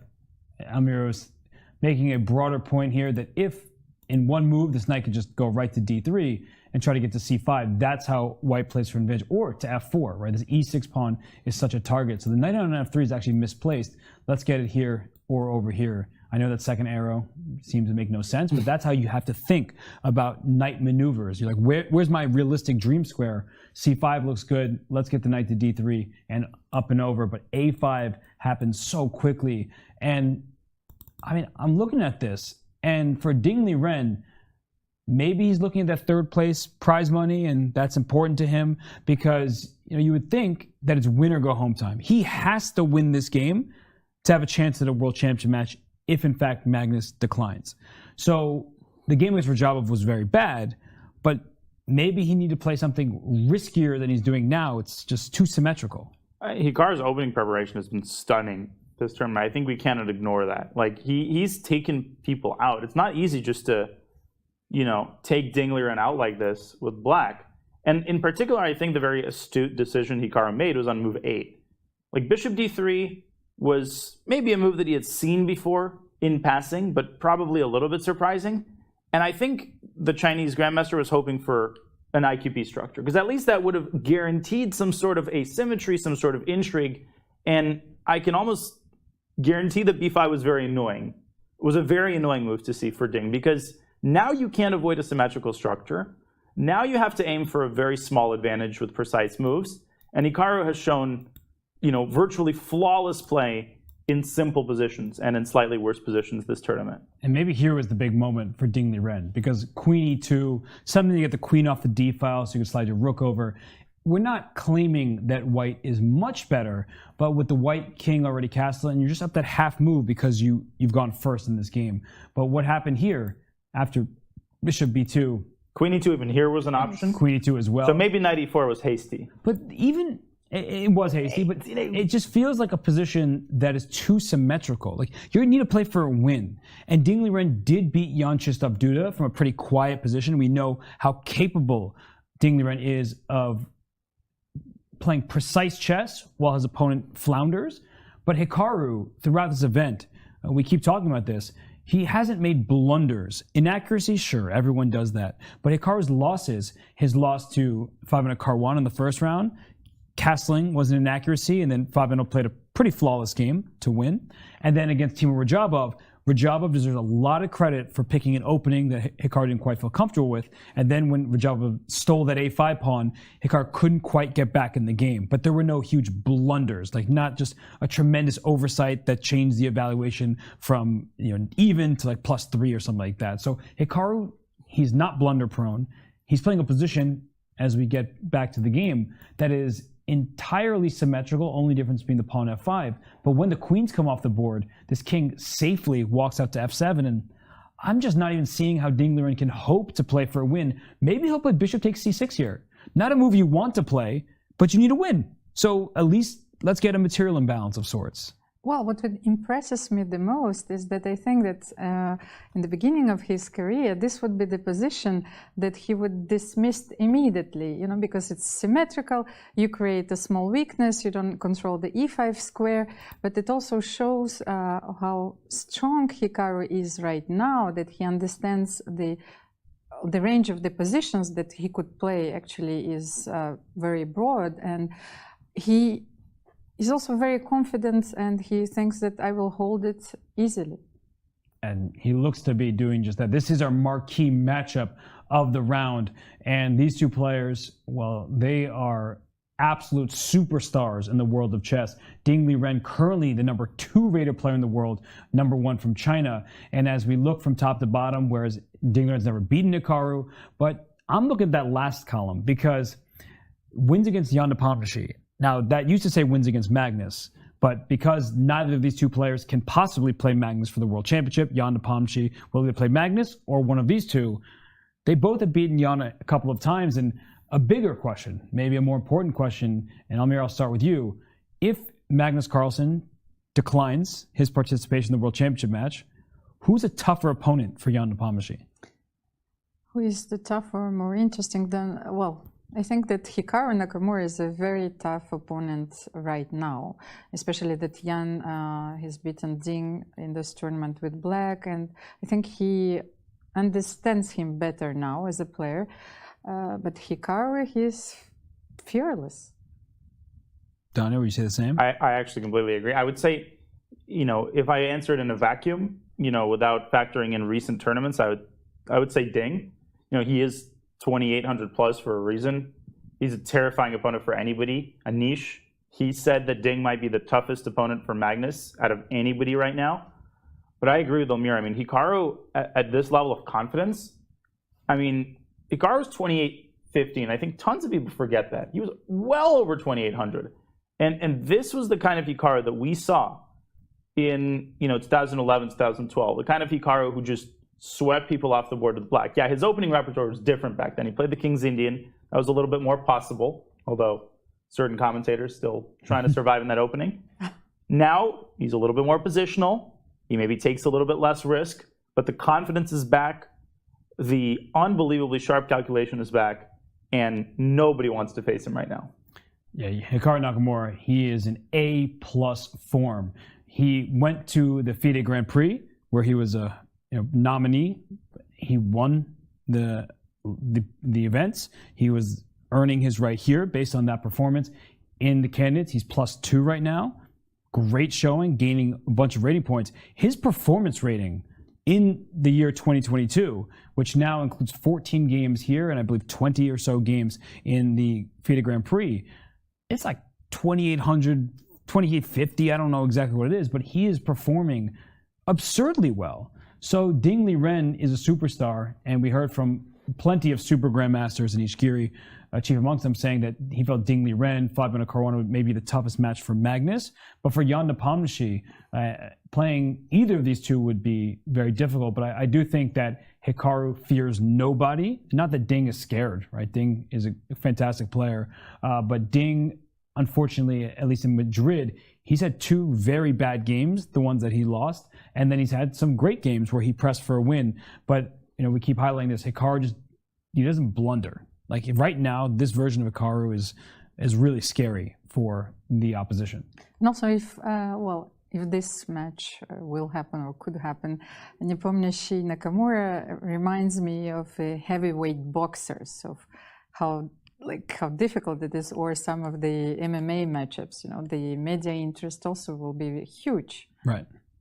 No, that's very true. I mean, all of Twitch will be watching, in addition to the sponsorship opportunities, I'm sure. So it would be a big match. And Ding Liren, the viewership is always high when Ding Liren's playing, because if it's aired in China, people are watching. So whether it was the online Nations Cup and the online Olympiad, where Ding Liren and the Chinese team were playing, the viewership was ridiculous. Like 1 million plus people or so watching, and that's really cool. So Ding Liren, he's had a tough couple years. The pandemic with COVID has not been easy for him. He hasn't been able to travel, hasn't been able to play. And if he started off on a better foot, if he didn't lose with the white pieces, to Jan Nepomniachtchi, we could be talking about Ding Liren. It's the what ifs, it's the hypotheticals. But Ding Liren, we know what he's capable of when he's in his best form. And the first half in another candidates, it didn't allow him to compete for first place. Yeah, and that's something that Ding will have to come home and analyze. Why is it that it seems to take longer for him than for the other players to really settle into a routine during these critical tournaments? And I wanted to make one more point on the subject of form. Yasser Seirawan once told me something that really, really stuck with me. He said, when you look at players' wins, they're always impressive. Every player has won at least one game in this tournament. Even if you look at Firouzja's only win against Richard Rapport, that was a phenomenal game. Great attacking chess, Firouzja at his best. You look at Jan-Krzysztof's win against Fabiano Caruana, that was amazing. I mean, he took Fabiano out in an opening that Fabiano is widely considered to be one of the leading specialists in the Italian. But Yasser said, if you want to judge good form, look at the players' losses. See how much it takes for people to bring them down. And if you look at the losses, then I think you really begin to see Hikaru's amazing form. his losses in the candidates and in the Grand Prix, they always go into an endgame. It's always like somebody has to beat him in all 3 stages of the game, barely squeeze out an advantage. His only loss in all of the Grand Prix events, I think, was to Levon Aronian. Barely, an endgame at 75 moves. Hikaru never seems to lose in the middle game. He never gets crushed. And I think that's what terrifies people about him. It's that even if he gets a bad position, the guy never dies. And in order to beat him, you basically need to play a perfect game for 70 moves. And that's something that nobody is capable of right now. Well, where I always slow myself down on this notion is that Hikaru Nakamura wouldn't even be in the candidates if Grigori Oparin had converted his winning advantage against Hikaru. He got caught in opening preparation. There was a bishop sacrifice, and then Grigori, he backtracked instead of fully punishing Hikaru. So we can't forget about that. I think it's easy to get caught up in the moment. I do ultimately agree that but you're right. The way Hikaru loses, and he didn't lose that game, so we don't count that as a loss, even though Grigori, you give him that position 100 times, he wins it 99. It was the one time he didn't. But the way you lose is very important because some people just completely collapse. Other people just prolong the struggle. And another person who seems to always fight to the very end, Fabiano Caruana, his loss to Hikaru Nakamura was like 4 different losses because Fabiano kept fighting back. He found this H3 move and Hikaru had to win once again. And so that is really important. And Ding Liren is fully capable of that, right? Just in this tournament, his 2 losses happen to be particularly bad and at inopportune moments. The start of the tournament on the wrong foot, and then to lose to Radjabov when he's trying to chase down Jan Nepomniachtchi. And as we look here, I think that Ding Liren, I was going to say Ding Liren is at a loss for ideas, and I just put it all together. It's the 14th round.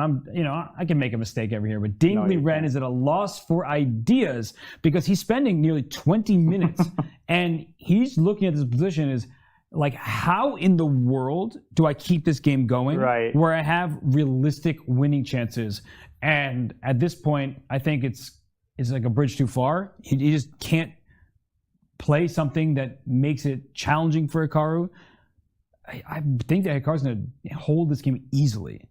That's just nuts. I mean, it's just too symmetrical. And another just money opening choice by Nakamura. 20 minutes of thinking time for Ding. With every passing minute, it just, again, I don't like to overread body language, but it just seems that he's exasperated. Like, really, is this the position I'm getting after move 14? Am I already out of winning chances? I wanted to suggest maybe after playing knight d4 and knight takes c4, bishop takes c4, he's thinking about keeping the queens on board here and play bishop d3. I guess, yeah, bishop d3 is possible just to keep the queens on. And if he does, in fact, put his bishop on d3, it just feels like a position where, black can play bishop f6 and just try to trade the bishop. So there's a lot there for black just to respond with. It's like bishop d3 won't even threaten anything because it doesn't allow you to get to the a2, g8 diagonal because the b5 pawn covers. So I think just he may want to keep the queens on the board, but he might lose a game like that. Exactly, but bishop f6 is a very important move because you want to swap those bishops to take with the queen, then play king h8 and to follow up with the e5. Right. Yeah, no, black, if Ding Liren tries too hard, he's just going to get himself in trouble. So we're going to go back to our 4-board view as Ding Liren works to figure this one out, see if he has any winning chances remaining. The other game is very interesting. It looks like Jan-Krzysztof Duda has slowed down in the bottom right. In fact, the clock is evened up and Jan Nepomniachtchi even has more time. A5, brilliant move. Nobody saw it coming, including Duda, so that one will remain a fascinating battle. In the top left, we haven't looked at it, but Richard Rapport, I think he has a nice opening advantage against Teimour Radjabov. The e5 pawn is under attack 3 different ways, so good choice by Rapport. And our top right, we see that it's a very classical battle between Alireza Firouzja with the black pieces, Fabiano Caruana with white, and Fabiano has the option to play f2 to f4 at some point, though it could involve a piece sacrifice with a fork. So it's going to be really interesting to see how that one develops. But for now, as we head on to break, we're going to remind you of a very, very exciting tournament coming up this weekend. It's already here. It is Blitz Champs. Watch your favorite NFL stars compete for their share of the $100,000 charity fund. We have legendary wide receiver Larry Fitzgerald. We have all-pro second-year player Micah Parsons. We have new Cleveland Browns receiver Amari Cooper, top 5 draft pick Kayvon Thibodeau, and other stars will compete for that charity prize fund. July 9th and 10th, 1 p.m. Pacific time, right here on chess.com. And we'll leave Ding Liren on the clock, desperately hoping to end this tournament in second place, but Hikaru Nakamura stubbornly defending. We'll be right back here from the FIDE Candidates. It is the 14th and final round, live from Madrid, Spain. Chess Kid is fun. It's time to take control of your journey towards chess mastery. Magnus Carlsen introduces Chessable, the definitive solution for studying chess. Move Trainer uses the science of spaced repetition to identify your strengths and eliminate your weaknesses. There's no need to set up a board, remember which page you're on, or keep track of all the moves you miss. Get started now and join our growing community of over 100,000 chess enthusiasts. Chessable, take control of your journey towards chess mastery. Welcome everybody. My name is Jan-Nepomniachtchi, former World Chess Champion. Are starting a new course here for Chessable. A very special Chessable course. Master your chess with Judith Polgar. You know what? I learned a lot.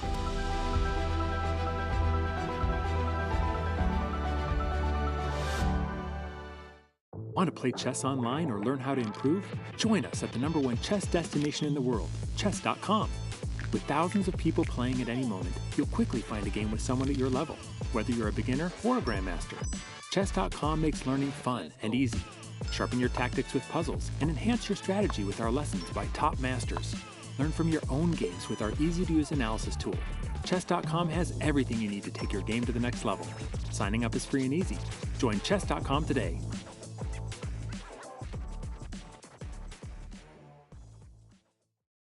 Hi, I'm Grandmaster Judith Polgar, and I'm here to welcome you in the Chessable classroom. It combines a shared chessboard with live video.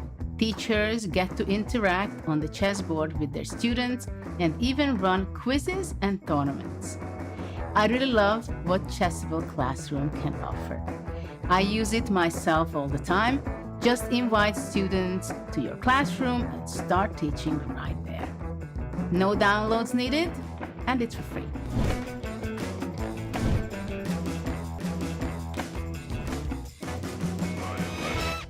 It's time to take control of your journey towards chess mastery. Magnus Carlsen introduces Chessable, the definitive solution for studying chess. Move Trainer uses the science of spaced repetition to identify your strengths and eliminate your weaknesses. There's no need to set up a board, remember which page you're on, or keep track of all the moves you miss. Get started now and join our growing community of over 100,000 chess enthusiasts. Chessable, take control of your journey towards chess mastery. Welcome.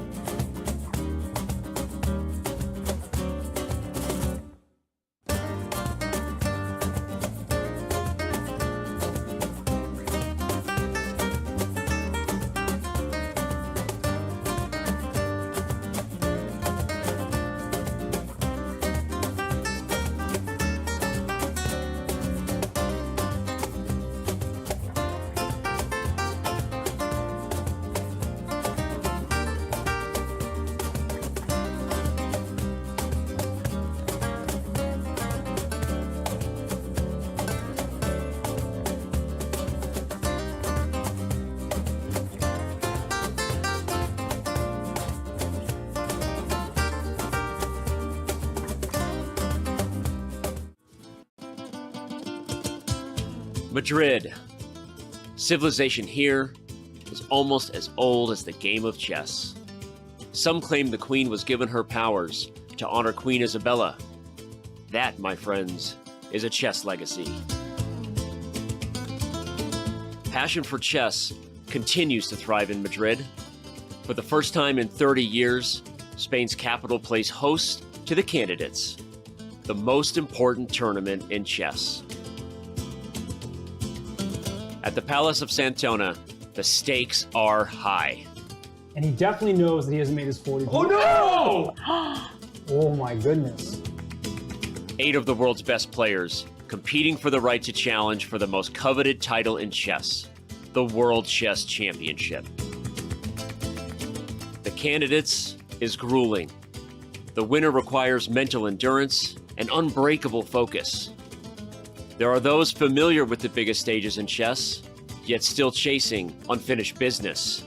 We know what that means. Hikaru puts the jacket on, the game is over. Mis amigos. The next challenger to the world champion of chess must come through Madrid. That is the genius of Jan's performance, the fact that he really did make it look easy. Like Queen Isabella before them, the Candidates is all about leaving a legacy.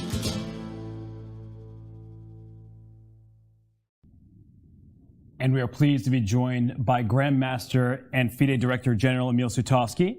Emil, thanks for joining us. Hi, Robert. Well, I guess the first question is, how pleased are you with how things have gone here in Madrid, the last 3 weeks of great chess? What's your overall take of these candidates? Well, Candidates is always a great tournament. You know, it's every event, whether it was this place or that place, it is obviously a landmark in chess history, and this event was no exception. Maybe a tournament intrigue could be a bit more, because Nepo has been doing so impressively well. But all in all, I think the event was a great success, and we saw a lot of people following, both online, but here also in Spain. It generated a lot of interest, and we're happy to conduct it in Madrid, in the heart of a country which is a chess country, which for many years was one of the chess countries, but for a few years they didn't stage big events, and now chess returns to Spain, and we're very pleased about that. Mm-hmm. Emil, you mentioned intrigue. What were the most memorable moments to you about this year's tournament? Well, there were several critical moments. I mean, in hindsight, you can say they were memorable, but let's say we could feel that the game between Hikaru and Nepo, when Hikaru was on the verge of winning, was decisive. Already at that point, it felt that it could make a very big difference. But I also recall very vividly the games between Fabi and Hikaru, both of them actually, because I think these two are the two best games of the tournament. I think the win which Hikaru pulled in the second round was more of a excitement in terms of both preparation and some sort of battle when Fabi almost got back in this game and then eventually lost. But also the first round game when Fabi prevailed and played almost impeccable games, that was great. And talking about Nepo, of course, that's the impression that he was head and shoulders above all the others, but I would not single out any particular game of him. I don't think that from purely point of view of some memorable games that would be remembered for this or that win in this tournament. It's rather overall impression of his tournament victory. Yeah, and you mentioned viewership and fans coming here. What to you does that say about classical chess and what the future holds with respect to fans? Well, I think this event proved very much, and again proves that classical chess is very much alive and kicking. We hear from time to time about these draws that annoy people and so on, and indeed that can happen, and some people might be frustrated to see some games which they consider dull or boring, but in fact classical chess obviously has their place, and the way you look at it, I mean, with all the fun engagement and excitement of more of rapid time controls of blitz or bullets, I mean, still classical chess remains at its niche, and it's a very respectable niche, and I doubt that any other format would generate such a spectatorship for a long time. Maybe indeed for one night you would obviously have, I don't know, Magnus playing against Hikaru bullet all night and it's broadcast, it would be.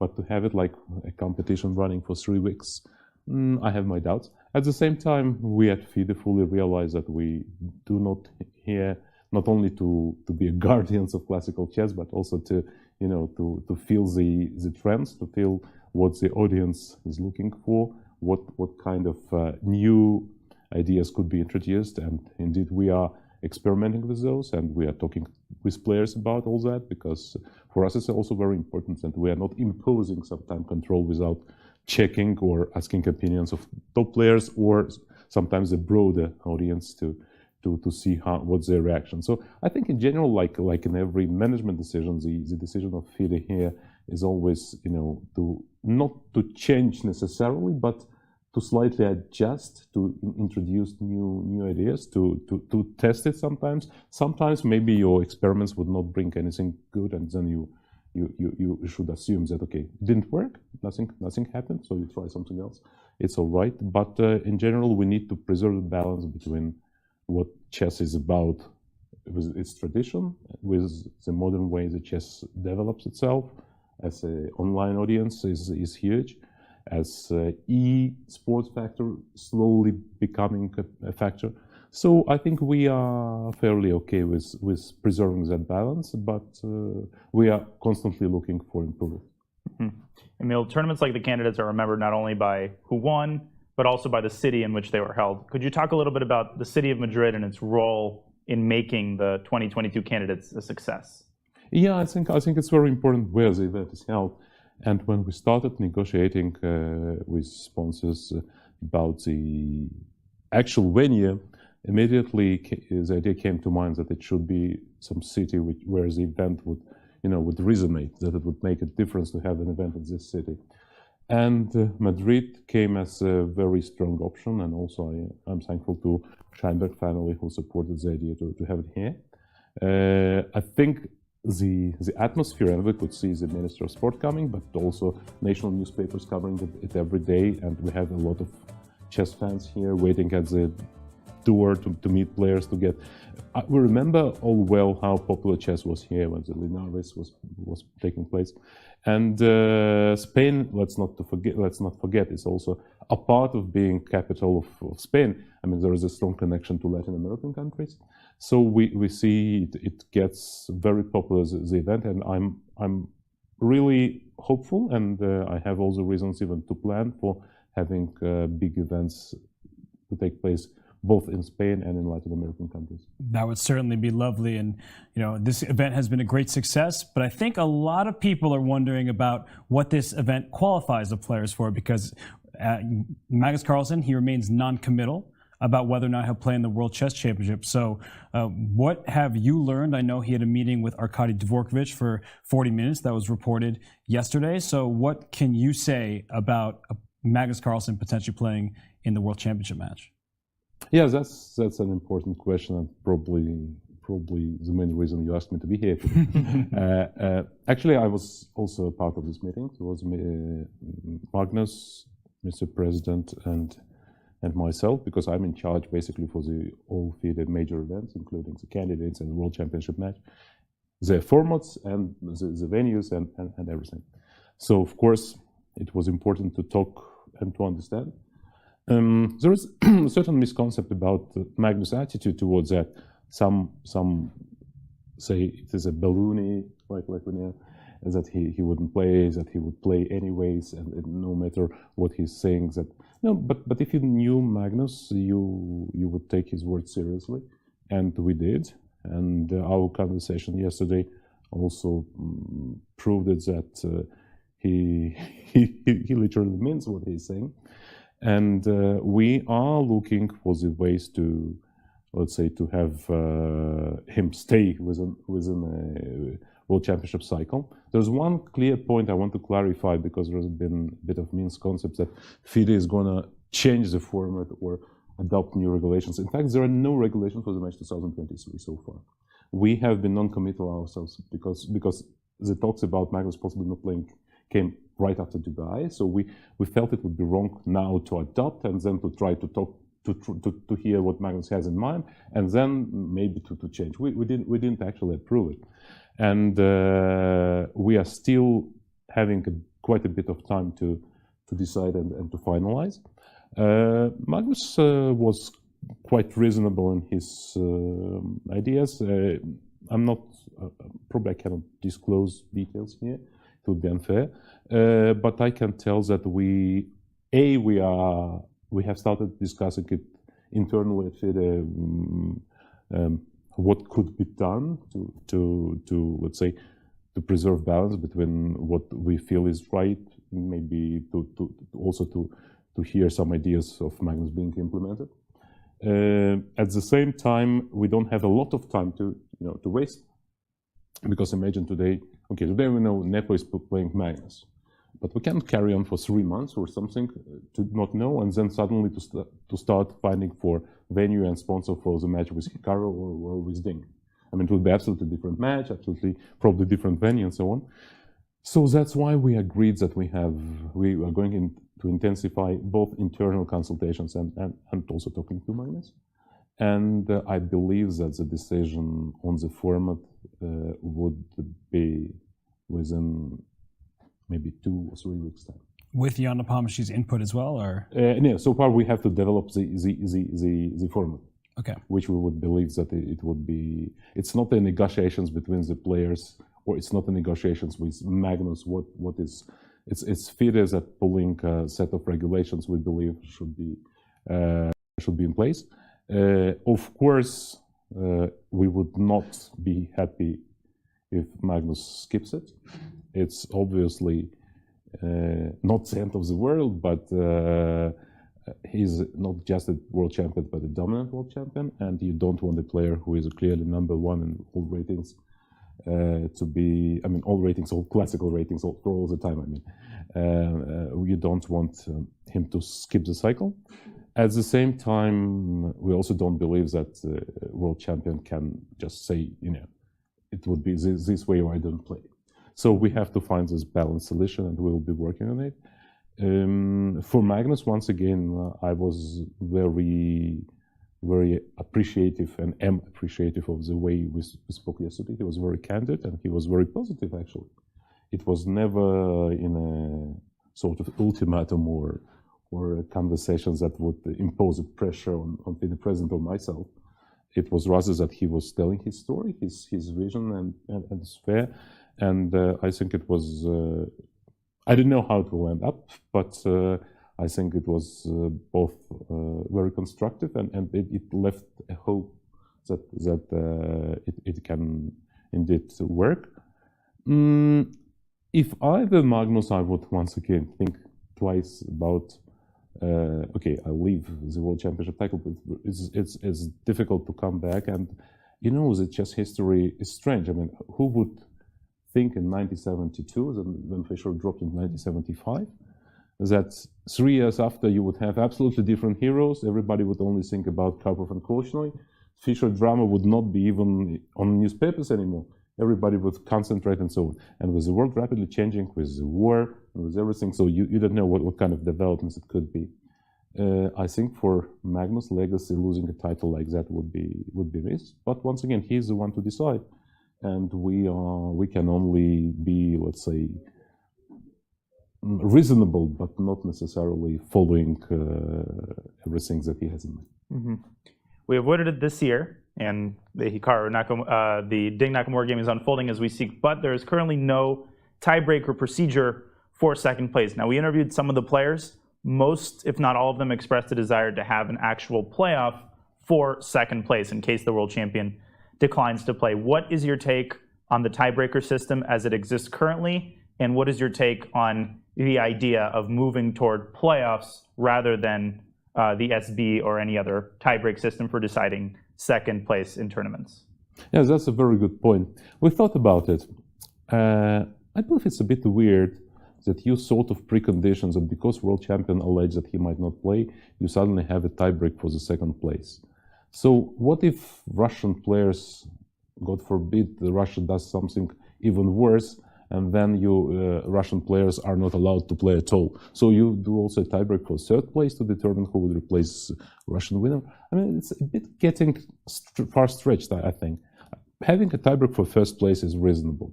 Having a tiebreak for a player who would replace one of the players is not exactly what you want to do.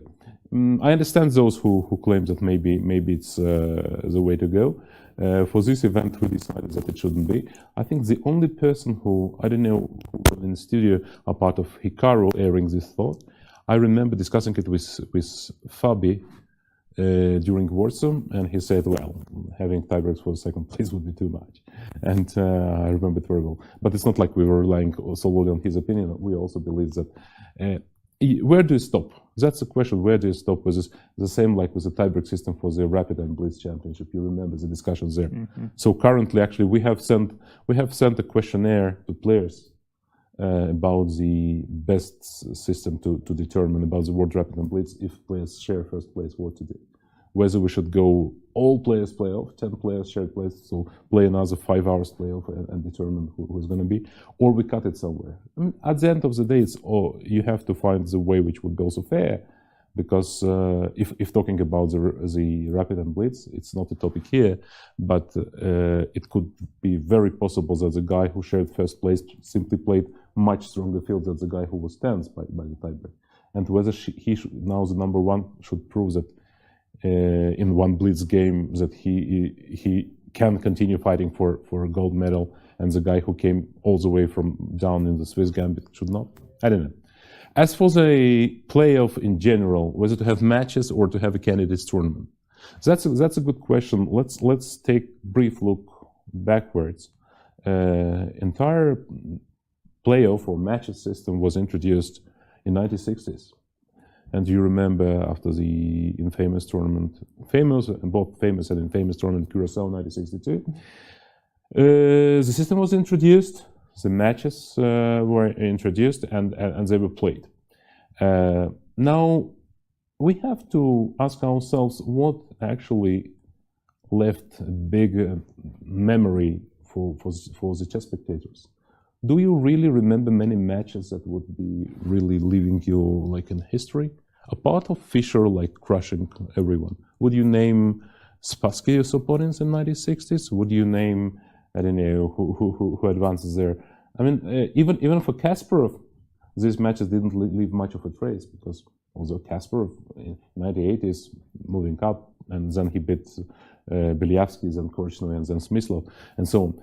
Whereas a candidates tournament is something that always a candidates tournament, starting, maybe it has to do something with 1953 legacy, candidates tournament, but also afterwards. I mean, London 2013, everybody remembers as a very exciting tournament.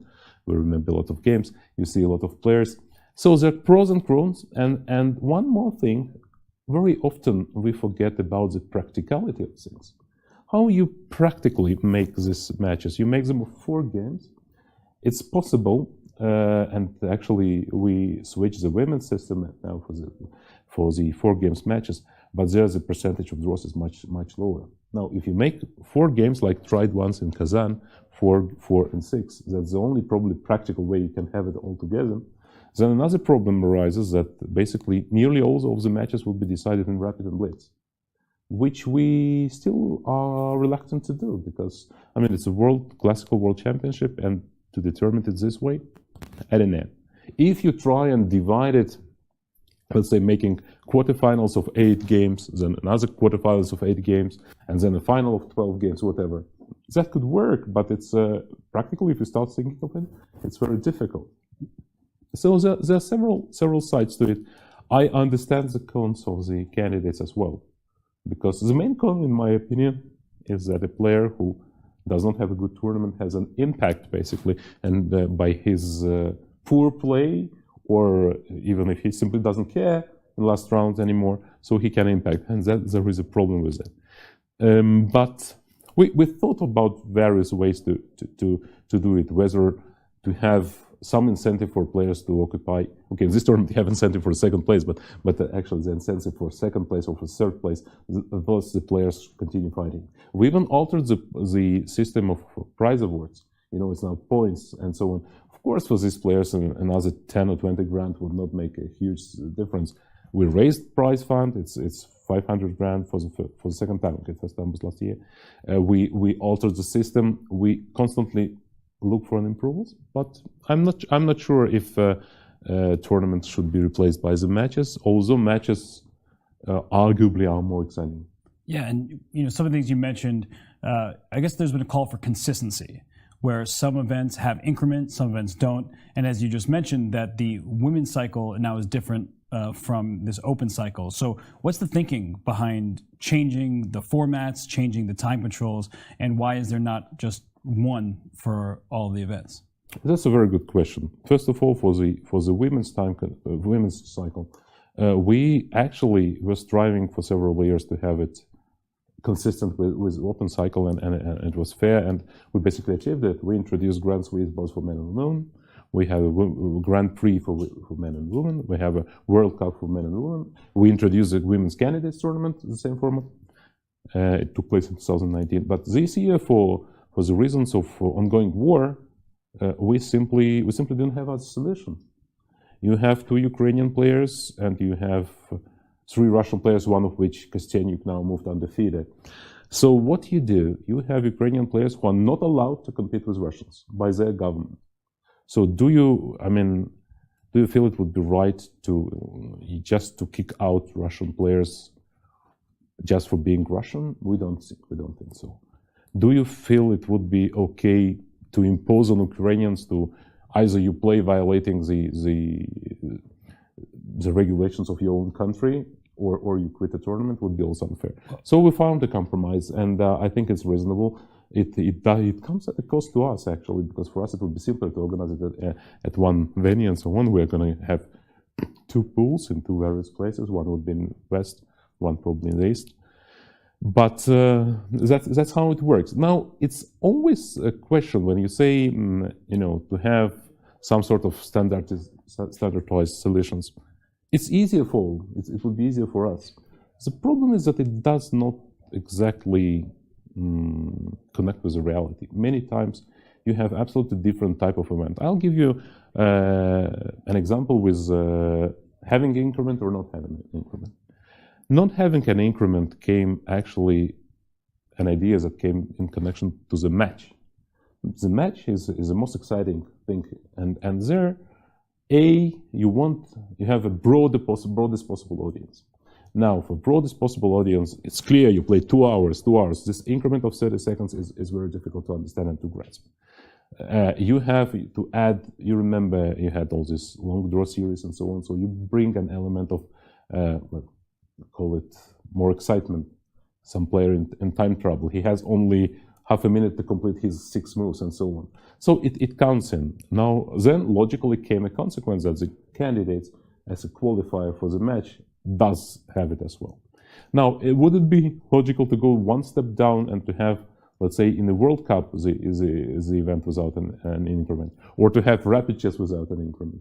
So always a question, because simple solutions are simple. Just to have, we play all the same time control, we play no matter what the event. But the events are different by their nature. They're different by their spectatorship, the number of players, the length of the competition, the number of arbiters who are observing and monitoring the event.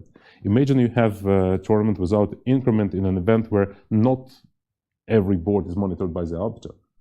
It is also different. So there are always many questions, and I realize, of course, that people would rather expect us to say, okay, from now on we play all the same one-time control, players get used to that, and that's it. But it's not happening. Let's say for Grand Swiss we have a long time control, 7 hours. And why is that? World Cup we have a short time control. And that's also questions that we have to understand where it comes from, because sometimes it comes from the reasoning of spectatorship. Sometimes it comes from the reasoning of the format of the event, and we always try to have this balance. For FIDE itself, once again, I would like to underline, for us it would be easier not to break our head and just to go with one-time control. But it's not for the lack of not for the lack of compassion towards players, or not because we are thinking. Actually, we are thinking about every particular event, what would be the best and most suitable. And it's not like we're having 12 different time controls. Let's not exaggerate.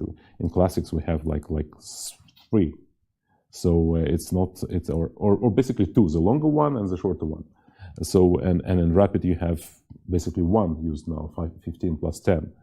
To have everything the standard way, it's possible, but I don't think it's the best solution, because I think adjusting sometimes is better and smarter than just following one practice. Could we get your take on online chess? And in particular, do you think that hybrid games or online games that are FIDE rated, is that part of what you and FIDE see as the future of modern chess? Well, online chess is very important. I think, I mean, there are 2 conflicting views, and I disagree with both of them, that online chess is the future of chess, and online chess is just something that is not chess. Basically, that's not true.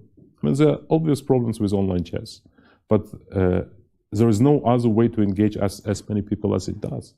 As simple as that. We have millions and millions of people playing thanks to online chess. We have millions of people who started to follow chess to watch broadcasts thanks to that. So it's clear that there is a future to that. Now, what is the future of online chess in terms of sportive value, of the official titles and so on? We started experimenting on that. We started conducting official events. We had online Olympiad. There are quite a bit of things which require tackling and tweaking, and not all of them are easy to tweak, actually. Hybrid is better in this regards. Hybrid is more difficult to actually organize, because you actually need players to be at some location. Maybe all of them would be in different locations, but they would be playing. We started FIDE rating the hybrid events, as you know, and we will continue with this practice.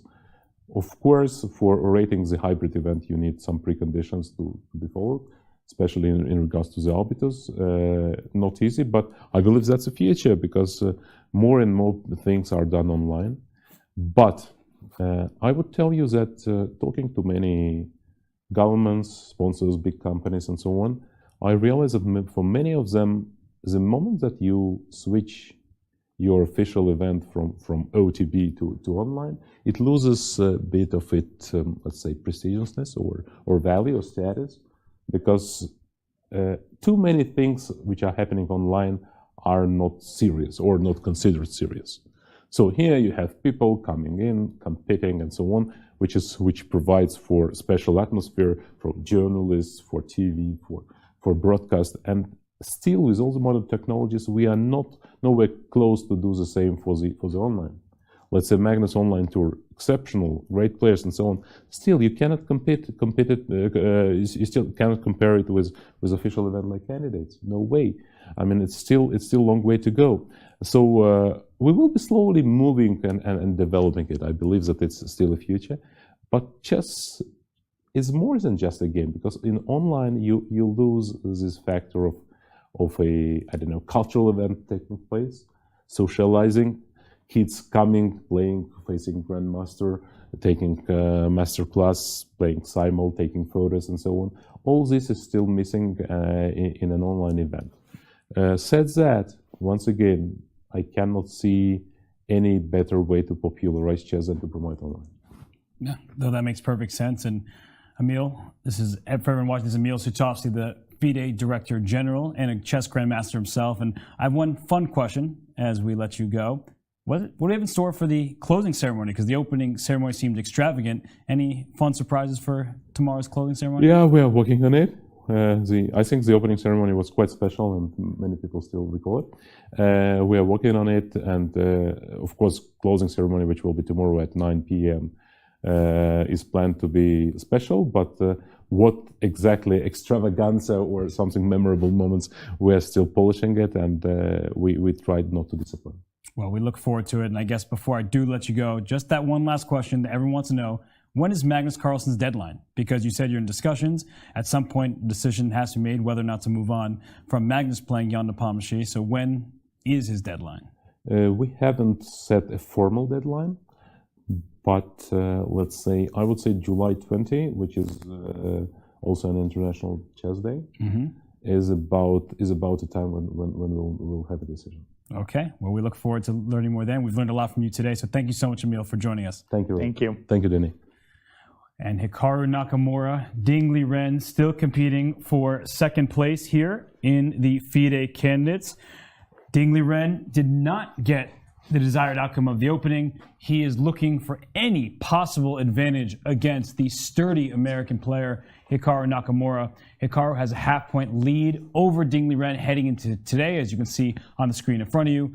With 4 wins, 7 draws, and 2 losses, Hikaru has a fantastic event. Liren has had a fantastic second half, but a late loss to Teimour Radjabov had him get leapfrogged by the American Almira. I mean, Liren, he's not getting what he needs to get. I agree with you. Just I wanted to tell you that I'm feeling that I feel that I am playing this game of musical chairs. That was a very interesting interview.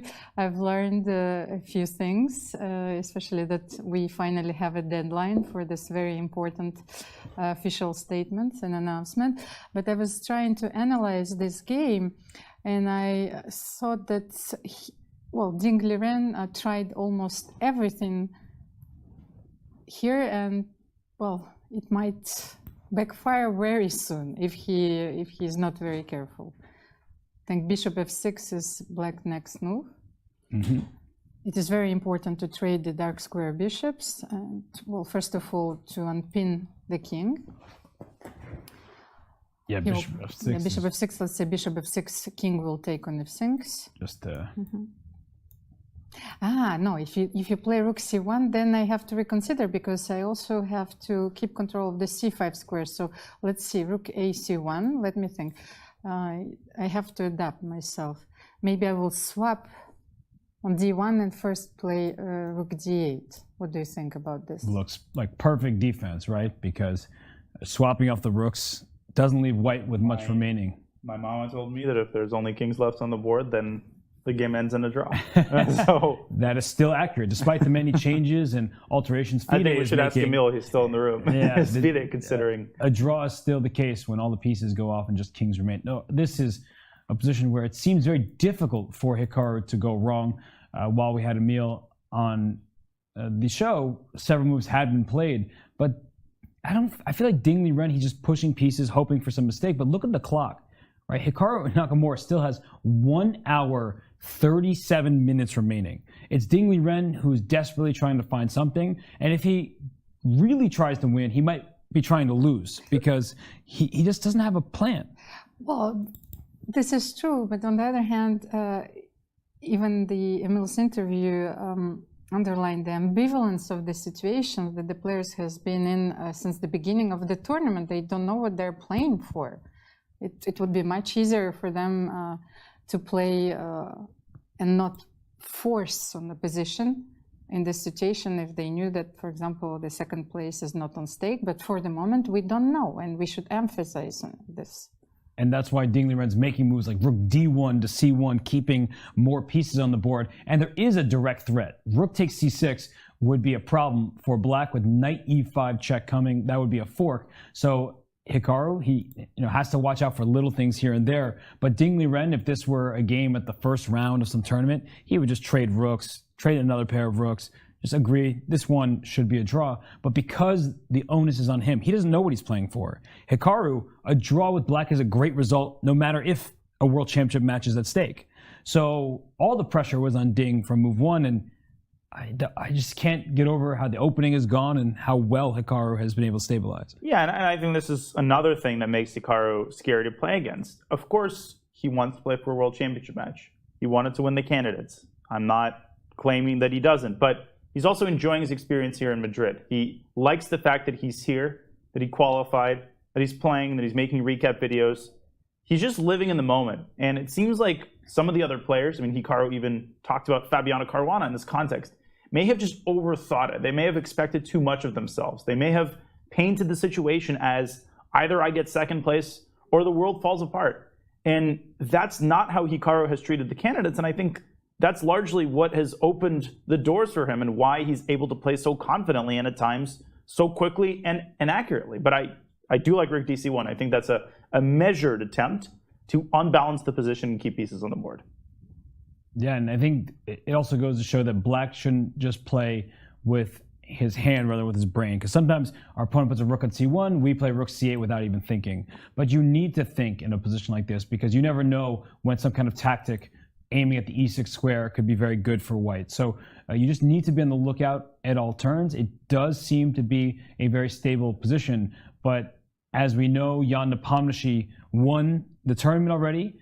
Clear first place for him, and Hikaru Nakamura in second. All he needs is to draw his game against the man chasing him, and then he will get second place. That means additional prize money, and perhaps as of July 20th, 2022, we'll know if he gets a shot at a World Championship title.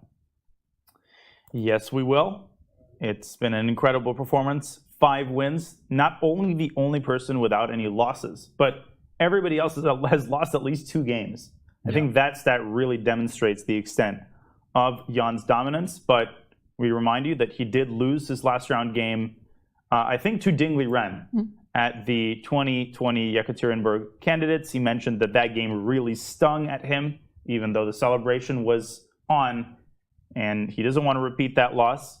And so you can tell the concentration and the focus is on, it's there in his last round battle against JKT, and that mysterious move a5. I think the mystery has been solved. What a move it was. The rook lift happened. Dina, you called it. So the rook in the bottom right-hand side of our screen for Jan Nepomniachtchi is on a6. Jan-Krzysztof Duda on the clock. And we'll go through the last few moves, because we saw an h-pawn push, then an a-pawn push in response. So as we analyze this position, go back to when the move h4 happened, and then a5 after c4. What a shocking move. h5 and rook a6. This shows some phenomenal understanding, because this is not an accident.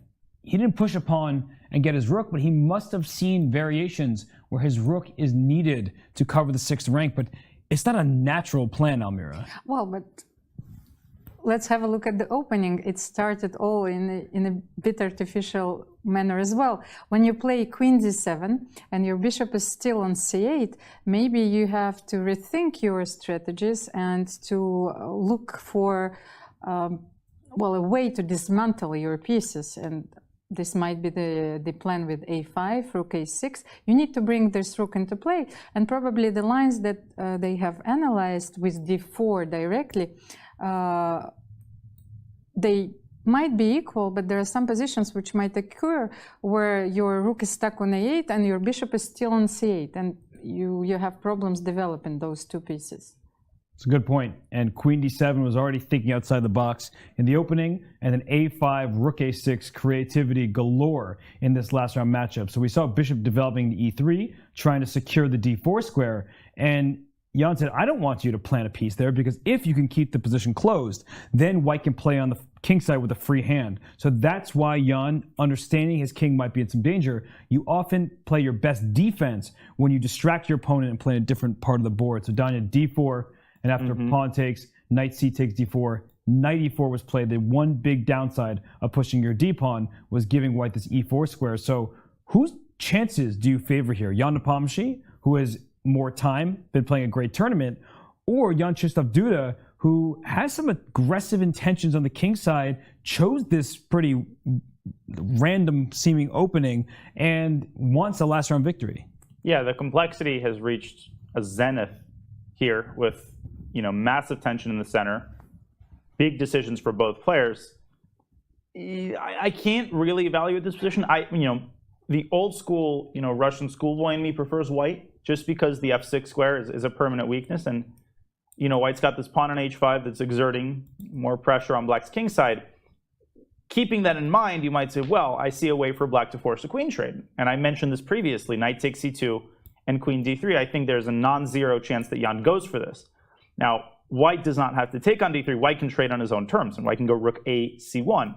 And I think it's very important to point out that even in an endgame, black still experiences problems with the f6 square, the king on g8 is not out of the woods just because the queens are off the board. And if you play b5, which looks really obvious and natural, white can strike at black's queenside with a2, a4, as you're indicating. And I think that Jan has to be a little bit more careful than Jan. I think the black has to be a little bit more careful than white here. And I think that Jan-Krzysztof has put his time to good use. Almira, it's a good illustration that queen trades don't necessarily neutralize your opponent. Black's queenside pawns may have gone too far. What I found interesting is that Daniel thinks that after knight d4, the game has reached its paroxysm. I thought it will be a few moves later when Jan-Krzysztof will decide to sacrifice something. But I was thinking about the way, so how to do it? Because I don't think that Jan will go for knight c2, queen d3. Can he start with b5 here? But then white will go, because for the moment my c4 pawn is not hanging. If you will play a4, I can continue with, I can follow up with b4. And at some point, I'm not sure when that moment is, I'm just looking at knight f6 check, because whether it's before a4 or not, the knight f6 check forces the bishop to take, the pawn takes back, and now we start seeing all these pieces stare at the king.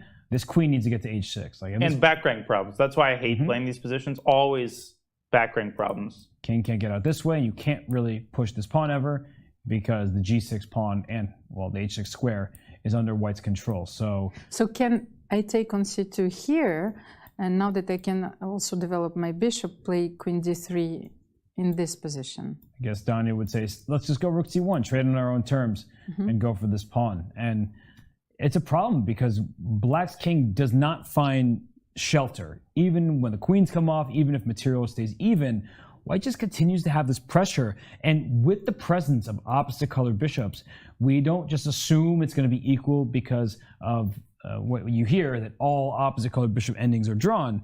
No, the side with the safer king is usually the happy side with opposite colored bishops, because black's king is in trouble in the dark squares. White's king is tucked at home, has like 4 different pillows, all the blankets. You're not getting anywhere there, you nighttime monster. Stay away. Yeah, but I think this is Jan's best chance, maybe. Quite possibly, yeah. To get for the opposite color bishops, but it's not an end game, it's a middle game, even though the queens are going to be traded. I think the more we analyze this, the more I realize that from a practical standpoint, if not objectively, black's position is quite unpleasant. Because if you look at this in a superficial manner, you see the knight on d4, you think that's a great knight. You see the queen on d7, the rook on d8, you think, black's got pressure in the center. But then you realize that white has tremendous potential energy, the threat of knight f6 check. The pawn on e5, which has been a theme in this game ever since Duda established it there on move 4. The fact that black's queenside pawns were disjointed, and the fact that b5 doesn't solve all of black's problems due to the a4 pawn strike. All of this taken together, I think, is making Jan visibly uncomfortable. I think this is a great opening choice by Duda. He's got a lot less to lose. We've established that paradoxically, right? Even though Jan's won the tournament, he doesn't want that bad taste in his mouth. He wants to be in a good mood at tomorrow's closing ceremony. Emil teased us with some of the extravagancies that might be on show tomorrow. So this is getting spicy. And there are no draw offers until move 40. And I think that really helps in a situation like this, in the 14th round of the candidates, when Jan Nepomniachtchi has already locked up the tournament. So whether or not he loses, wins, draws, I mean, it doesn't matter, right? He wins the tournament. That was a big decision, because that invites the queen to the party over here on the king side. But the point I was going to make is I love that all 4 games are still in progress. All 8 players are trying to, play their best. They still feel energetic. They want to win their games if possible. And that's not true of many tournaments. So it is cool to see the players fighting it out. That's not even true of your predictions. Yeah, no, you're right. I was wrong. I admit it. That's right, Robert. You were wrong. Yeah, I'm big enough to admit when I make mistakes. Everybody, I'm looking right at you. I made a mistake. My predictions have been terrible ever since Danny left. This wasn't supposed to be my responsibility, but now that I'm doing it, I admit I am not good. I volunteered to be on the on the chopping block. But I wanted to say one more thing, which is that in last year's candidates, in the final round, 3 out of the 4 games were also decisive. And I think the genius of chess is the rating system, which creates an inherent motivator to play. Players who have a bad tournament, they want to win the last round to lose less rating. Players who are having a good tournament, they don't necessarily want a quick draw with white. They want to capitalize on their good form. So, nobody wants to end the tournament with a whimper. And even if there's nothing on the line per se, I think that's the reason we don't see a lot of quick draws. Maybe in the old days, 40 years ago, the players would look at each other, we want to go to the bar next door, let's end it. Nowadays, these players are professional athletes. They fight until the bitter end, which is great for us and great for chess fans. We should appreciate that. Might not be great for Jan Nepomniachtchi. Yeah, except Jan Nepomniachtchi. He would have loved to exit today with a quick draw, make history in the candidates with 9.5 points out of 14 rounds, but he's on the clock and it's looking scary for him. Not much has changed in the game between Liren and Hikaru Nakamura. And let's go to the game between Fabiano Caruana and Alireza Firouzja. Actually, no, I take it back. Let's go to that man's game, Richard Rapport, because we actually have not looked at it. It does look very similar to the game between Caruana and Firouzja, but we should give these players the time that they deserve, because Richard Rapport, Teimour Radjabov, they've been fighting all tournament long. For Radjabov, it's been a successful event. For Rapport, it's been a struggle, especially down the stretch. So we have this position here. Looks very familiar to us. During this tournament, there's been a lot of exchange Spanishes where white takes this knight on c6. It stemmed from the anti-Berlin, but it sort of transposes in many regards. And this bishop on d6, best piece on the board for sure. That bishop looks excellent there, right? By far. No, but, well, the difference between those two games is that Richard Rapport has the bishop on b2, and Fabiano Caruana has developed it on e3. Another game comes to my mind, but completely different. It was Levon Aronian against Vladimir Kramnik, where Vladimir Kramnik didn't castle and play rook g8 and g5. And here, the execution is a bit different, but the idea behind this move is very similar. You want to launch a very direct attack. And g4 can be played right now. The rook went to g1 for a reason, and it's not to protect the g2 pawn. It's to go right after that king on g8. And you brought up the game between Levon Aronian and Vladimir Kramnik. That was a masterpiece by Kramnik, who blew him off the board. It wasn't even close, that game. It felt like Levon Aronian never knew what hit him. Yep. And so here with g4, g5 coming, and I was joking about this bishop on d6. It's a really bad piece, so you don't really want to take it. Unless you were quickly playing f4 or something, there's no reason to take this bishop here. Its future is probably back somewhere on the king side. So I like the look of Rapport's g4. Yeah, I think the reason he's thinking is that pawns don't go backwards. And my guess is that Radjabov, why did he play bishop h5 to f7? Well, he makes sure that g4 doesn't come with tempo, which gives him a tempo to decide how to react. Now, he cannot simply allow the pawn to land on g5. So black can meet g4 with the move g7, g5, closing down the king side. That does create a massive hole on f5. And white can try to get one of the knights there. That's one option. Another option is to say, okay, what's the drawback of white pushing the pawn at g4? Well, that weakens the f4 square, so black can send the knight there via f8. Downside to that is that it does allow white to execute the g5 pawn push. I don't really envy black's situation after g4, but Richard also doesn't have to hurry with g4. He can start by playing the very typical knight h4, knight f5. So there's a lot to decide here, but no question in my mind that white's position is for choice. Yeah. Well, Teimour Radjabov, he plays those types of structures with pair of bishops in the Rosolima, but this is not the same. There, black very often sacrifice the pawn on c4 and gets the activity for the pair of bishops. Here, it seems absolutely impossible, because the knight has such a beautiful outpost on c4, unless you take on c4, what you don't want to do here, because you lose control over the white squares, the light squares.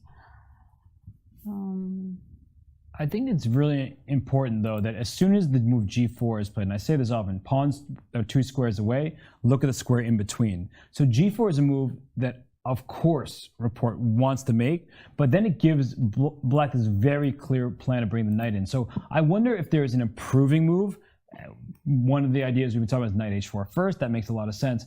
But I'm wondering if there's like an improving move that just says, I'll play g4 eventually, but I don't want to actually give black a plan. Because if we pass the turn to black and we said, all right, you go, what is black's plan here? Maybe it is to take on c4 at some moment. That's not really a plan. That's a move. So what do we think black's plan is? It's likely knight f8, knight e6, and knight to d4, something like that. So we want to note that, and by playing g4, we might be welcoming the knight instead of the d4 into f4, and that could be problematic for the king on h1, whereas white thinks he's going for the attack. Maybe it can flip back against him. Yeah, and Richard has been thinking for 7 minutes here, and there's a lot to consider. g4 is a very committal decision. You can't take it back, but it would be very much congruent with his style and his willingness to take positional risks. So I'm expecting him to either play g4 or to start with knight h4. I think those two might be the main moves that he's deciding between. But if white starts with knight h4, black replies knight f8, how do you continue here? Let's say knight f5. And knight e6. Yeah. Yeah, now you're basically saying, all right, you got your knight to f5, congratulations, I'm going to give you the medal. Can I go somewhere over here or on these parts? You can go queen g3. But I will always, I anticipated it. I wanted to play king h8 here immediately. And I'm almost thinking of like, I don't want to take there, but I want to play f4. Because the knight can't take. Right. And if the pawn takes, the big diagonal opens for the bishop. Oh, wow. The Eva bar didn't hate it. But the point is knight takes f4, runs the queen g7 mate. And if you take with the pawn, then this bishop is thrilled to be here. There might be some kind of sacrifice in the near future on the g7 square to get to f6. And white could even consider playing e5. So I don't know if it really pans out. But look how complex this position is. You start with king h1, you play rook g1, you threaten to play g4, but then you switch to another plan. You play knight h4, you play knight f5, and then you play queen g3 and f4. Yeah. And it's funny because we're now speaking of attacking chances, but it's such a closed position. So the side that controls the pawn breaks, I like to say, is often the side with the advantage. And after bishop f7, g4, g5, one of those pawn breaks, maybe an eventual f4. You can play g3, move the knight, play f4, play it slowly. But okay, but let's try g4. I think it's a very direct approach, and you are not in time here. You cannot play knight f8, knight f6, because I will play g5 immediately. Right. So this is a real cross-examination. Where are you going? So I'll put my knight on g6. This is a very unappetizing position from a human point of view. Rook g3, rook a g1. Yeah, it's just the forces. Right? You're starting to build up on the king side, yeah. So g4 is asking a real question. Are you playing g5? I think the answer is yes. I feel like Radjabov obviously hates getting attacked. I mean, everybody does. I think he would respond with g5. And how do we bring our knight to f5? Knight c4 to e3. Yes. Yeah, who cares if it's illegal? Just ask Emil's permission. One illegal move for turn. Okay, well, we can start with this knight here, just so we can... Knight f8. So, two can play at that game. Okay, queen here. You're going to go knight g6, I assume. I'll go knight e3. Knight f4. And knight I'll go f5. knight... I was thinking knight f5. And why didn't we play h4 before? Could we? We can play it now. We can play it here. Yeah, h4. I guess your point is that if I play h6, then that creates a target. And that target will force me to lose a tempo. Yeah, or bishop f8. Now, what I liked before, that when we start with h4, then we still have this possibility of playing king g2, king f1, and playing rook h1. No, I hate this for black. I feel like black can get checkmated here in the blink of an eye. Yeah, this does not feel comfortable. I mean, if g5 is your response, Sorry. No, go ahead. And what bothers me now about black's position is the fact that you don't have any counterplay. It's the fact that the queen side is so gummied up, and if black already had b6 and a6 in, you could make the case that okay, black can consider b5, but that knight on c4 is standing sentinel over the whole queen side, and it's like white has carte blanche on the king side, which is not to say Rapport can do whatever he wants and is just mate, but I mean, this is a very unenviable situation for Teimour, and he, one of his big hopes right now is that Richard will get into time pressure, I think. Yeah, he's going to need Richard to keep on thinking here because this could be a blistering attack down the G file. So as we leave Rapport to it, he is going to try to work this out. We'll go back to our bird's eye view, take in all 4 games because no player has finished their tournament just yet. We see in the bottom left, Ding Liren trying to double his rooks. Maybe he has some chances here.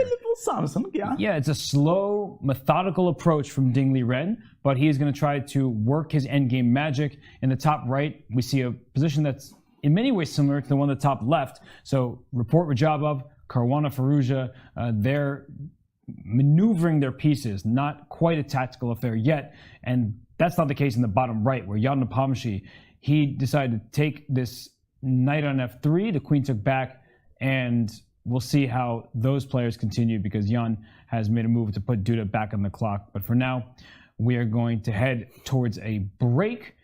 We are always excited when Eric Rosen plays, but we're equally excited when James Canty III is on the move. His hat says that's not a move, but he has plenty of good moves because he's razor sharp. We in here, G5, and we live. That's James Canty III taking on the always tricky, the personable Eric Rosen, the beloved Eric Rosen, Thursday, July 7th at 10:30 a.m. Pacific time, right here on chess.com.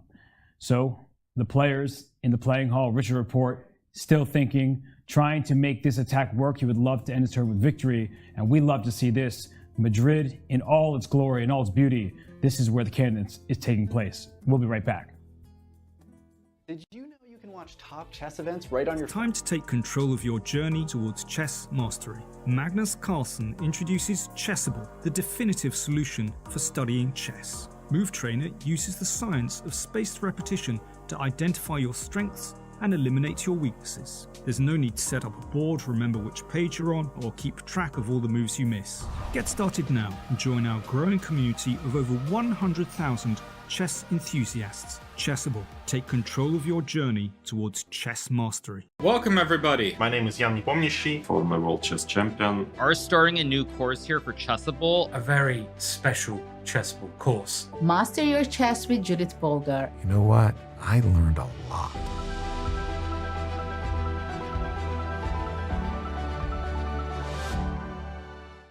Want to play chess online or learn how to improve? Join us at the #1 chess destination in the world, chess.com. With thousands of people playing at any moment, you'll quickly find a game with someone at your level, whether you're a beginner or a grandmaster. Chess.com makes learning fun and easy. Sharpen your tactics with puzzles and enhance your strategy with our lessons by top masters. Learn from your own games with our easy-to-use analysis tool.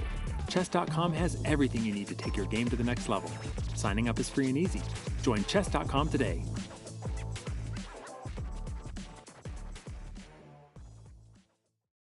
Hi, I'm Grandmaster Judith Polgar, and I'm here to welcome you in the Chessable classroom.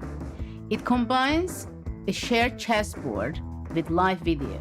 Teachers get to interact on the chessboard with their students and even run quizzes and tournaments.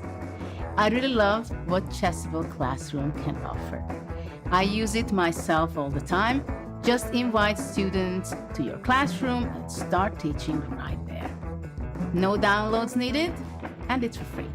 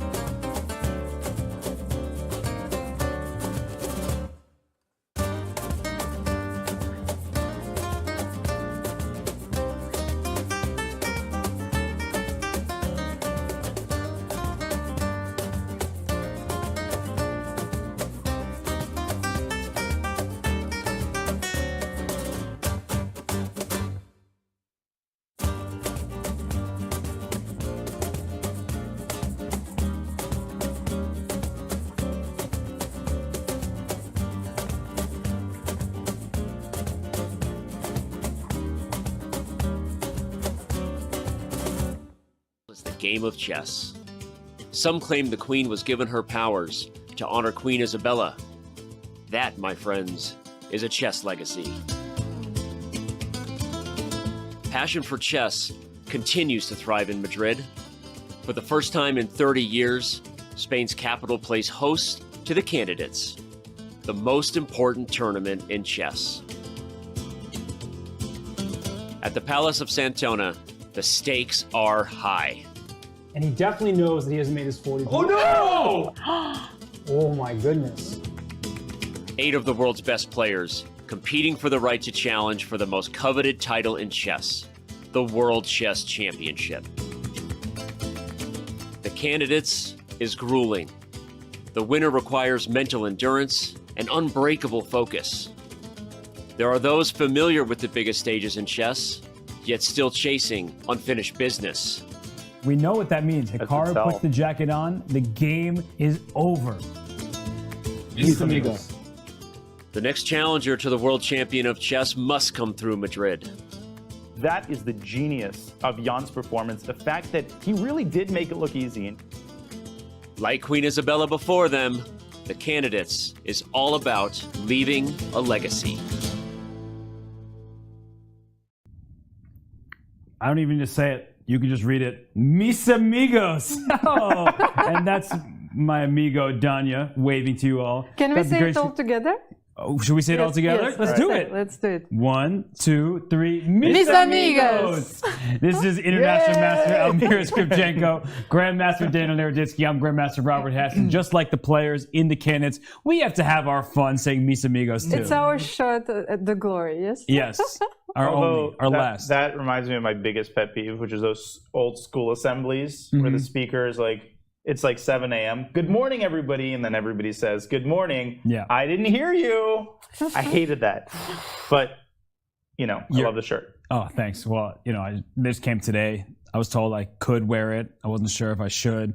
You know, either be dressy or be mis amigos. I think being friendly is the way our broadcast should go. Is that something that we can buy at chess.com store? I have no idea. Oh. I Look at took you the repping shirt. chess.com merch. I took the shirt off of the table that was out there, and that's when we're. It might not even be mine.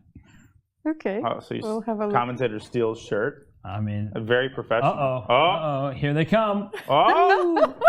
Okay. So, is this the right size though? Okay. So I have one too. Hey. Okay. So Danya has no friends. You poor little thing. Yeah. Yes. It's okay, Danya. It's okay. I'm happy with the way I dressed. Yeah, I like to be professional during commentary broadcasts. We'll find you some friends. I think maybe they'll have to get more shirts. So. Oh yeah. Yeah. It's really not you. It's them. Right. That's what I needed to hear. Back to business. No. We're having a good time. That's lame. Look at the side of Hikaru Nakamura's face right there. Ding Liren with his tiny chair. How have I not mentioned that this round? I always mention Ding Liren's chair. Right, Ding Liren's chair. Actually, why didn't we ask Emil about the chairs?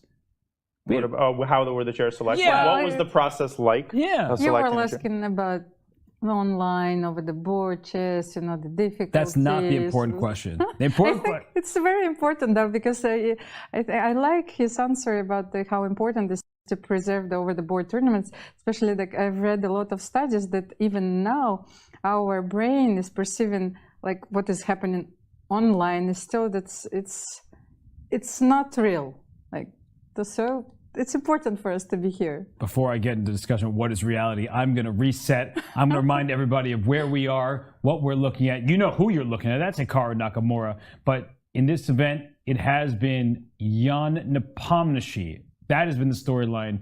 He has been stellar, and he leads with 9 points out of 13 games, looking for a record 9.5 points, or even more. If he can win, he'll have 10 points out of 14. That's unheard of in these parts. But as we look at second and third place, we have Hikaru Nakamura taking on Ding Liren. That matchup is in the event that Magnus Carlsen, come July 20th, we now know that's the deadline that FIDE is giving him, International Chess Day, that if he says, I'm not playing, then Hikaru or Ding Liren will square off against Jan Nepomniachtchi.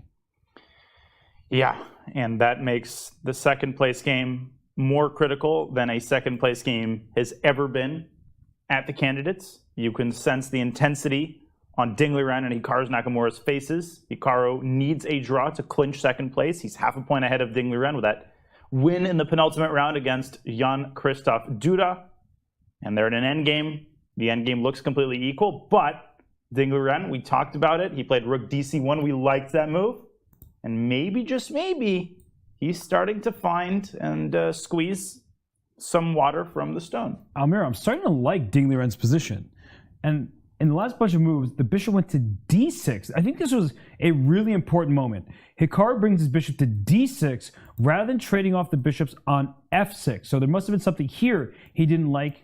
Probably something to do with his rook c7 check idea. Maybe knight to d4, because now e6 is under attack. And if you take with knight takes d4, there's this intermezzo rook c7 check. And there's a lot to work out here. We have the benefit of the evaluation bar saying it's just even, but with that rook being first to the punch, that's often how we lose games. It doesn't matter that it's a level position. We don't feel comfortable because we're passive and our opponent seeks some activity. So maybe that's what Hikaru didn't like, but he plays bishop to d6 here, and after rook c2, knight e7, he's rerouting his pieces. He trades the light square bishops, but while he protects e6, perhaps it's the c6 square that's going to be a problem in this game, as the last move, knight to b3. This rook can come to c6. There's no more a5, and maybe this knight can go to a5 Black or is worse. c5. Black is uncomfortable. And you're just one tempo short. If you could play knight b6, knight c4, but here knight b6 will be met with knight a5.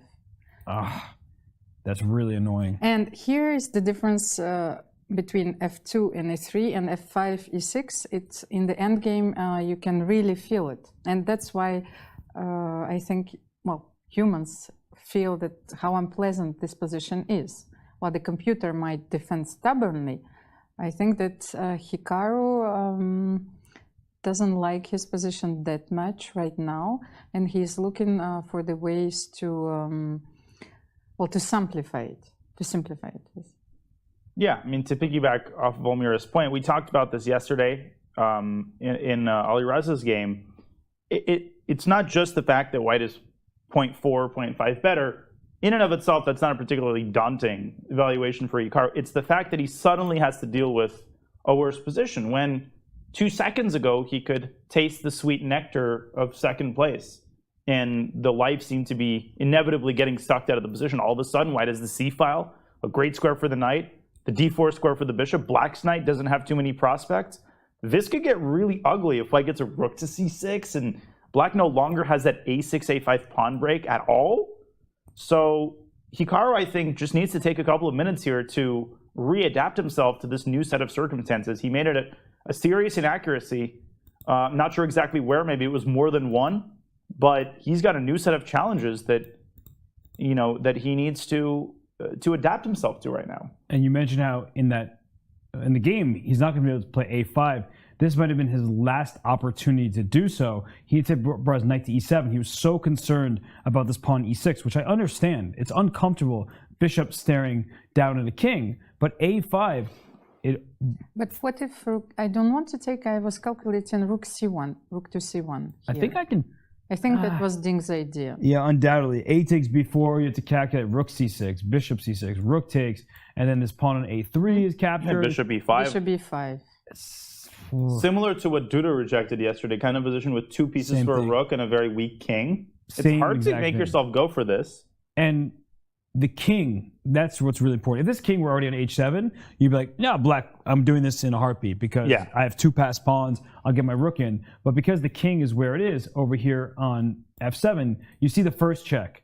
You see the second check. You're like, where's my king going? If I go here, there's a fork on f7. If I go here, I'm giving another pawn with check. And it says it's just a repetition. The king should go here. The bishop goes back and forth.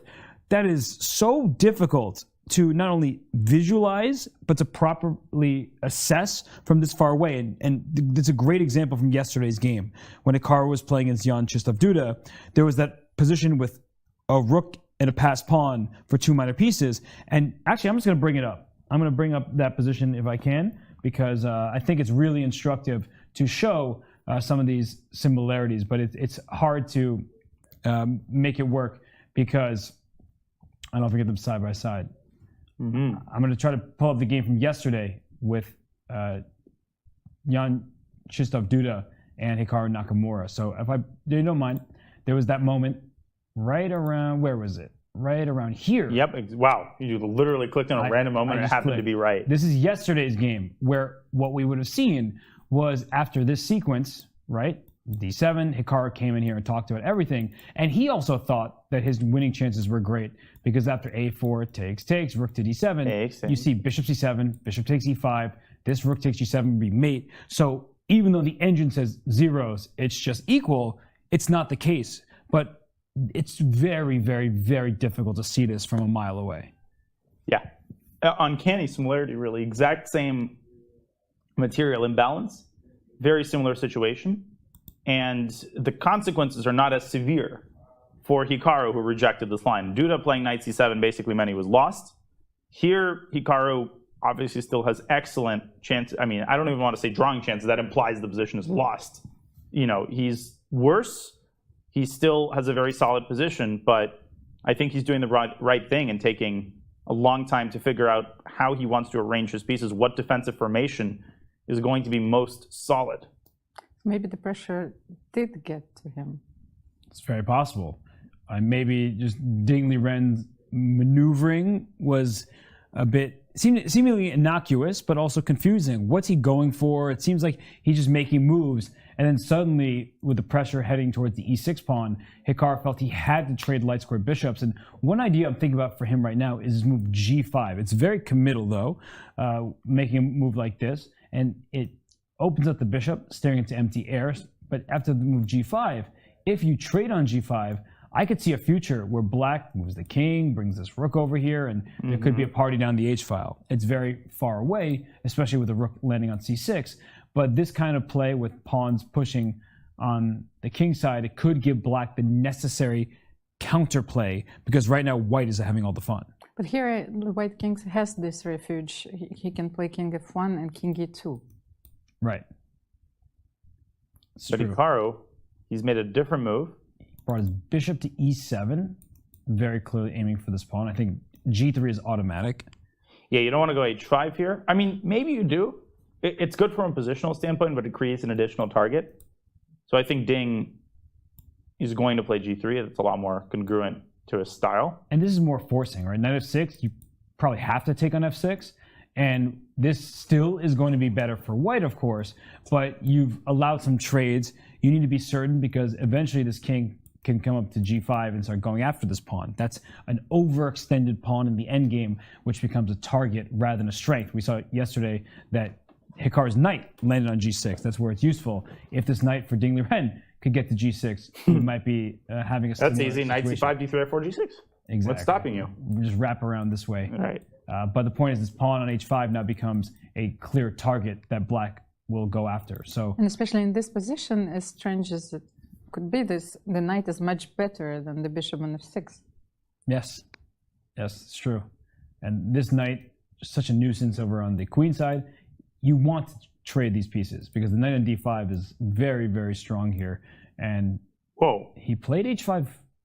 All right. I mean, in Ding Liren, I trust. What do I know? I don't like that move, though. Me neither. I feel like yes, you're stopping g5, but that was not dangerous enough of an idea to warrant creating another target. I really And don't like Hikaru was surprised. You could tell. He raised his eyebrows. It just felt unnecessary, because if he played g3, you maintain the status quo, and white controls this open file here. Blacks control the d file. Well, there's a knight in the way. And if you move the knight to b6, as Almira said, the knight just goes to a5, taking away your only square. This bishop can come to d4.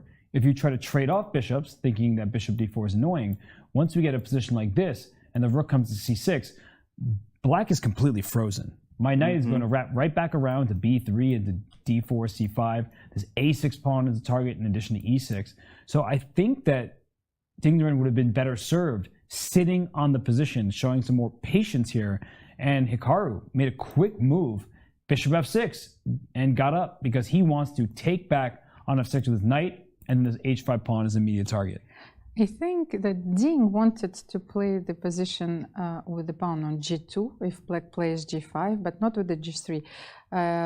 The variation that I was analyzing is that, let's say, if you play g3, black plays g5. So you'll take on g5, you take on g5, and then I will continue with g4 and with black.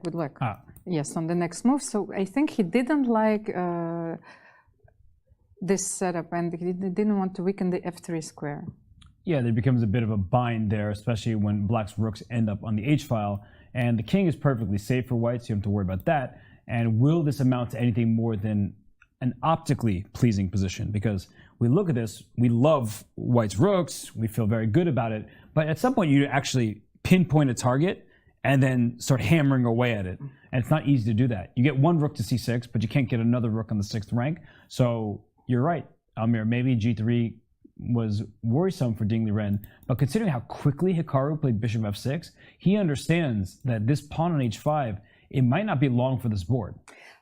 But it's a devious plan, actually. I think what he wants to take on f6, knight takes f6, then white infiltrates. Yep. No. Infiltrates on c6 and knight c5. So while your knight is going to be on h5, far, far away, in a galaxy far, far away, I will take your a6 pawn and threaten the e6. That was the plan, I thought. It's a really good point, though, that black's knight gets distracted from d5 over to h4 just to win this rook pawn. And in the meantime, as you're saying, the white's pieces start coming into the attack and might just win a pawn right back. Yes, so, a very strange deflection in a way. Yeah. This is a very interesting idea, though. I know the engine through its mouthpiece, the eval board, the eval bar is not approving of this. A lot of people might look at this and say, wait a second, black can just play e5 and chase the bishop back. But that's exactly what Ding wants. He wants to bring the bishop, I think, back to b2. And what has been the consequence of the move e5? Yeah, you're pointing out the f5 pawn. I would also indicate the d5 knight has lost its anchor. And rook c6 and knight c5, with black's pieces suspended in midair, this becomes a lot more unpleasant.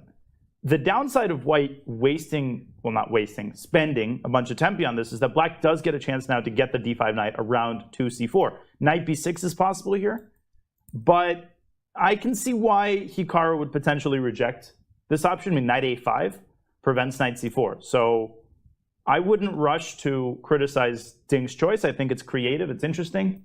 Maybe not objectively best, though. And opening up the 6th rank could have serious repercussions. And the bishop on f6 defends a piece. The e5 pawn can be targeted. Maybe the knight hops into c6 at some point. So I agree that even though immediately the evaluation bar says, nah, that's not so great, that it becomes difficult for Hikaru in other ways after playing e5. You solve one problem, but you create other problems for yourself. But Hikaru, he's thinking right now, he played bishop f6 quickly. He's not going to play so quickly on this move, and he's deep in concentration. Well, the eval bar should not be trusted in these positions. Yeah, I mean, same thing happened, I think. We don't have to pull it up, but Ding's game against Duda, I took a closer look at it. It was an equal endgame, completely equal endgame, and then 5 seconds later, it was winning for Ding, who had the black pieces in that game. I think he did something very similar. He chose a bunch of moves where there was an obvious reply that a lot of people would just assume solves all problems, but in fact creates a bunch of other problems. And Duda didn't want to change the nature of the position, and that allowed Ding to get good squares for his pieces. And I think he's trying to do something similar here, posing Hikaru with unpleasant and unenviable dilemmas. Only time will tell if this strategy is going to be successful for a second time. And Ding Liren, he pushed his pawn to h5. We weren't so sure about that move, but he followed up with bishop d4, a very clever attempt. And that's how you beat these super strong players. They don't just blunder, they don't hand you the game. You make them, you force them to make a decision. Do I push my pawn to e5? And Hikaru, he knows he can play this move e5, attack the bishop, but he doesn't really want to because his e6 pawn, as you were mentioning, Dina, is so important, covering the d5 knight and covering the f5 pawn. So these little decisions, it's like a micro decision every single time, rather than like, here you go, here's my bishop, take it, you win the game. It's always like increasingly uncomfortable. I don't know how to handle the dynamics here. And so I think bishop d4 was a really, really good move. But speaking of good moves, we got to get going. Look at the top left there. Whoa! Richard Rapport, everybody. Bro. That is perhaps the game's most creative player. He just pushed his pawn to g5, where two black pawns can capture it. We love to see it. I don't think Radjabov loves to see it, but the last moves, if we bring up an analysis board, we haven't gone far. It looks completely different just because it's a pawn sacrifice, but the bishop wants f7, g4, and h6, and what a cold shower g5 is. h6 was supposed to stop g5, and Rapport says, no, no, no, in we go.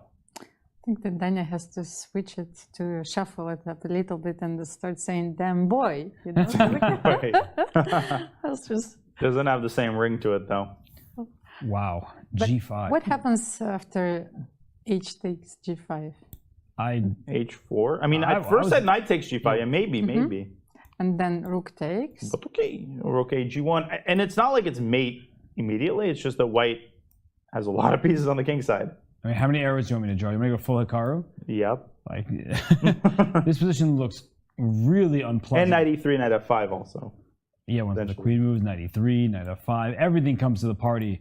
And what's interesting is if we look at the evaluation bar and remain objective here, that it said that white was about +1, something like that. It's going to change its mind as it gains more depth.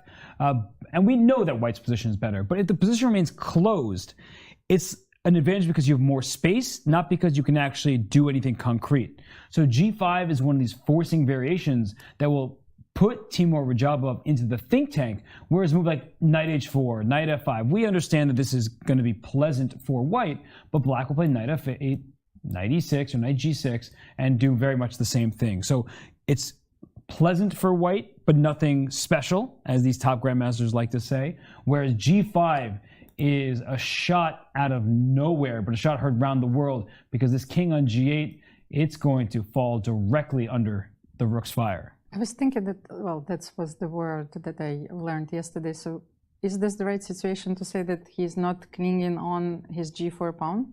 He's jettisoning that pawn. Okay, and like, what is the past tense of? Clung. Clung, okay. I clang. I clang to my pawn. And I guess we should... clang to my pawn. No, clung. We should also put an h4 in addition. Knight takes g5 looked like a lot of fun, but if you don't feel like sacrificing a full piece, you can just play h4, and that way you open up lines for the rook. And we don't like being down material, but when you sacrifice a pawn, you get an open file for a rook, and that's really good when you're attacking. Yeah. Black's best move would be to put the rook over here. This is a wildly unpleasant position to face. You might have to start running with your own 2 feet. So King f7. Yes, because if you're taking on h4, it's immediately made queen h6. Yeah. And then there's going to be a rook but there is bishop f8. But then rook takes g7 and rook g1. Oh, and if we just don't want to deal with the bishop, same exact thing. Almira spotted it. Oh, no, I want to play yes. I was thinking with the queen on h6, bishop f8, this line. Of course, queen h6 first, right. And... but now if king f8, you have knight h4 after queen g7. Yeah. Or rook g7, knight h4. Ouch. Poor king. Poor king. Rook h8. One last attempt, and then knight g6 check. It says thank you for your rook, and white goes up material, and this king is not any safer. So what an idea. And that's why you want to watch the last round, because with all of the inhibitions gone, not that they're ever there for Rapport, but you see some crazy ideas. And Radjabov has no idea, and it's only move 19, but he has no idea that he's better here. He sees g5, he's like, oh no, my king. Right? So Eric Rosen not playing here, but this looks very, very scary for that king on g8. So he's probably worried. His calculation has improved over the tournament. Yeah. So I think that Radjabov will lead him to it, because the game with our winner of the candidates, Jan Nepomniachtchi and Jan-Krzysztof Duda, that one is also heating up with this king on g8. If we look in the bottom right, Bishop takes pawn on g6, opening up that king for a piece, though. So a lot has happened in this game, but now, Dina, it's reached its paroxysm, the game. Yeah. FG is forced, I would imagine. I doubt you can leave this bishop here, especially because it's nope, attacking that pawn here. So we'll analyze f takes g6. Queen, I guess, so you need to attack the g6 pawn, because you can't play queen f6. And queen g3 is not the right way, Queen because C2. that allows the black queen to come back to the defense. So you need to put the queen on such a square, on e4, because it prevents the black queen from defending the pawn. Oh, and this is so beautiful because you also allow rook b1. So king g7, rook b1. Oh my gosh! Wait a second. So just like this is really dangerous. Just like the Rapport Radjabov game, where you might sacrifice a piece and the engine says you're fine. This doesn't look fine for black. This looks like you're losing. I would think I'm lost here. But hilariously, just like Hikaru's tactic against Duda, where Jan-Krzysztof put a rook on a square which is defended by the queen, and then a bishop can distract the queen. There is bishop d5 in this position. Lovely move. Which is a saving grace for black, forcing a transition into an endgame. Now this time it's not as disastrous as bishop d6 was yesterday, but after knight e4, it's a very complex endgame. All three results possible in a game like this, where white has an extra pawn, or two extra pawns in the E and F files, and black has two extra pawns over there on the queen side, so it could be a pawn race. It's just a mess. This is a super unpleasant position for Jan. The engine might be giving zeros, but even to see this line is incredibly difficult. But Almira, we said it throughout the tournament that Jan Nepomniachtchi, he hasn't been perfect, but many games he's played engine-like when he needs to. Not only he's played engine-like, but also I think that one important point that he revealed also during his interview, he said that he's kept his energy. He didn't play a single game, I think, which lasted more than 6 hours. So he still has the energy to calculate in this game. And what is the time, by the way? I cannot see it. An hour for Jan and 32 minutes, 49 seconds for Jan-Krzysztof Duda. So he much still more has time. enough time to figure it out. Plenty. But f takes g6 seems forced to me here. I'm guessing he's like just considering the follow-up. That's what these players typically do, where they know they have to do this step one, but they want to make sure that they have a response ready. Actually, there is a small trick that my coach taught me, Alexander Chernin. Is like he worked even with Fabiano Caruana, and he said to me that if this move is completely forced, then you have to make it because you're half a move closer. Right. Because then you still have a better vision of the position after f take g6. So maybe we can have a closer look if there's anything else. Have to play queen e4. I don't think there's another option. You need to put pressure here, open up your rook for the attack, and king g7 isn't forced. So it's just like my natural reaction to defend the pawn, but there must be plenty of other options. It's important to point out that queen takes g6 is not a mate threat. I think a lot of people would assume that it is. But the threat inherent in queen takes g6 is that you lose the bishop. Like the threat is queen takes g6 followed by queen takes c6. So theoretically, black could create a counter threat, such as attacking white's rook on e1, for instance, a move like queen d2. And the engine likes this move. Queen takes g6, king f8. Just to show that the rook now is hanging here, and that's why the evaluation bar drops. So you defend your bishop tactically. But try and assess the position after rook e3. Try and convince yourself that black is okay after rook e3. This is a terrifying position. And I understand that when the computer finds a defense, you always think it's obvious. Oh, just this and this, and black is fine. But put yourself in the shoes of someone who actually is looking at this position from a distance of 4 moves. I mean, your hands are shaking. It's terrifying. This looks so scary. I mean, it looks like you're mated. And we know from yesterday's game, Jan-Krzysztof Duda, he made an assumption based on a variation very far down the line. I think that in a player's head, you think that this is just winning for white. You dismiss it, even though it appears that after queen d1 check, king h2, black has this saving resource, rook takes d6. And that makes a lot of sense. But from forever away, it's hard to see all this. Oh, and rook f3 check, queen takes f3, and all of a sudden black has amassed a tremendous amount of material for the queen, and here black is winning. Right, because your pawn is pushing and your king is actually quite safe with your two bishops around it. But that's, again, it's light years away and hard to spot, but we are seeing this variation. Nepo got up and then Duda moved. He's like, I don't care. You're not stopping me from going to the bathroom. No, he's not. And well, this is going to be a really interesting turn of events because for Jan Nepomniachtchi, his king is in danger. For Jan-Krzysztof Duda, he's down a minor piece. So accuracy required by both. What a position. Yeah, what a fun one. I mean, I'm looking at all the games because all of a sudden, the game between Alireza Firouzja and Fabiano Caruana, that one is getting spicier. And I think, as we take a look at that game, that maybe Alireza, he got impatient. The position was closed. We've seen throughout the event that Alireza, he wants more exciting games, dynamic positions. And as we bring this one up and analyze it a little bit here, F5, the last move by Alireza. And that allows White to initiate a series of trades. And I'm going to show that. Let's bring up an analysis board here because I want to show you knight dominating over a bishop. E takes F5, bishop takes F5, knight takes, queen takes, bishop takes C5, bishop takes C5, and then you put this knight on E4. And because there are no pawns on the adjacent files to kick this knight out, this is an amazing, it's a stallion on E4.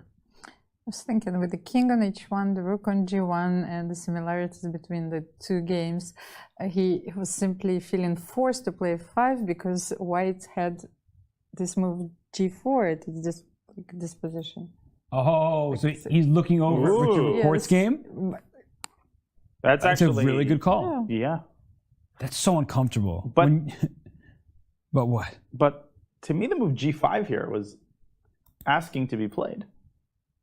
But maybe with a bad turn result, you don't trust your calculation and you're worried that somehow g5 will backfire. But I like the look of g5. Although, what if I play knight f5? And we get a similar position. Where black is up a pawn. Yeah, black is up a pawn. Which illustrates, by the way, just how good White's position is in the game, event of the game continuation. I mean, here you're going to play g4 in order to carve out that outpost and permanently discourage f5. Right, and with knight g3 into f5 at any moment, and light square domination against a dark square bishop, where the engine says, yeah, no problems here, all is well.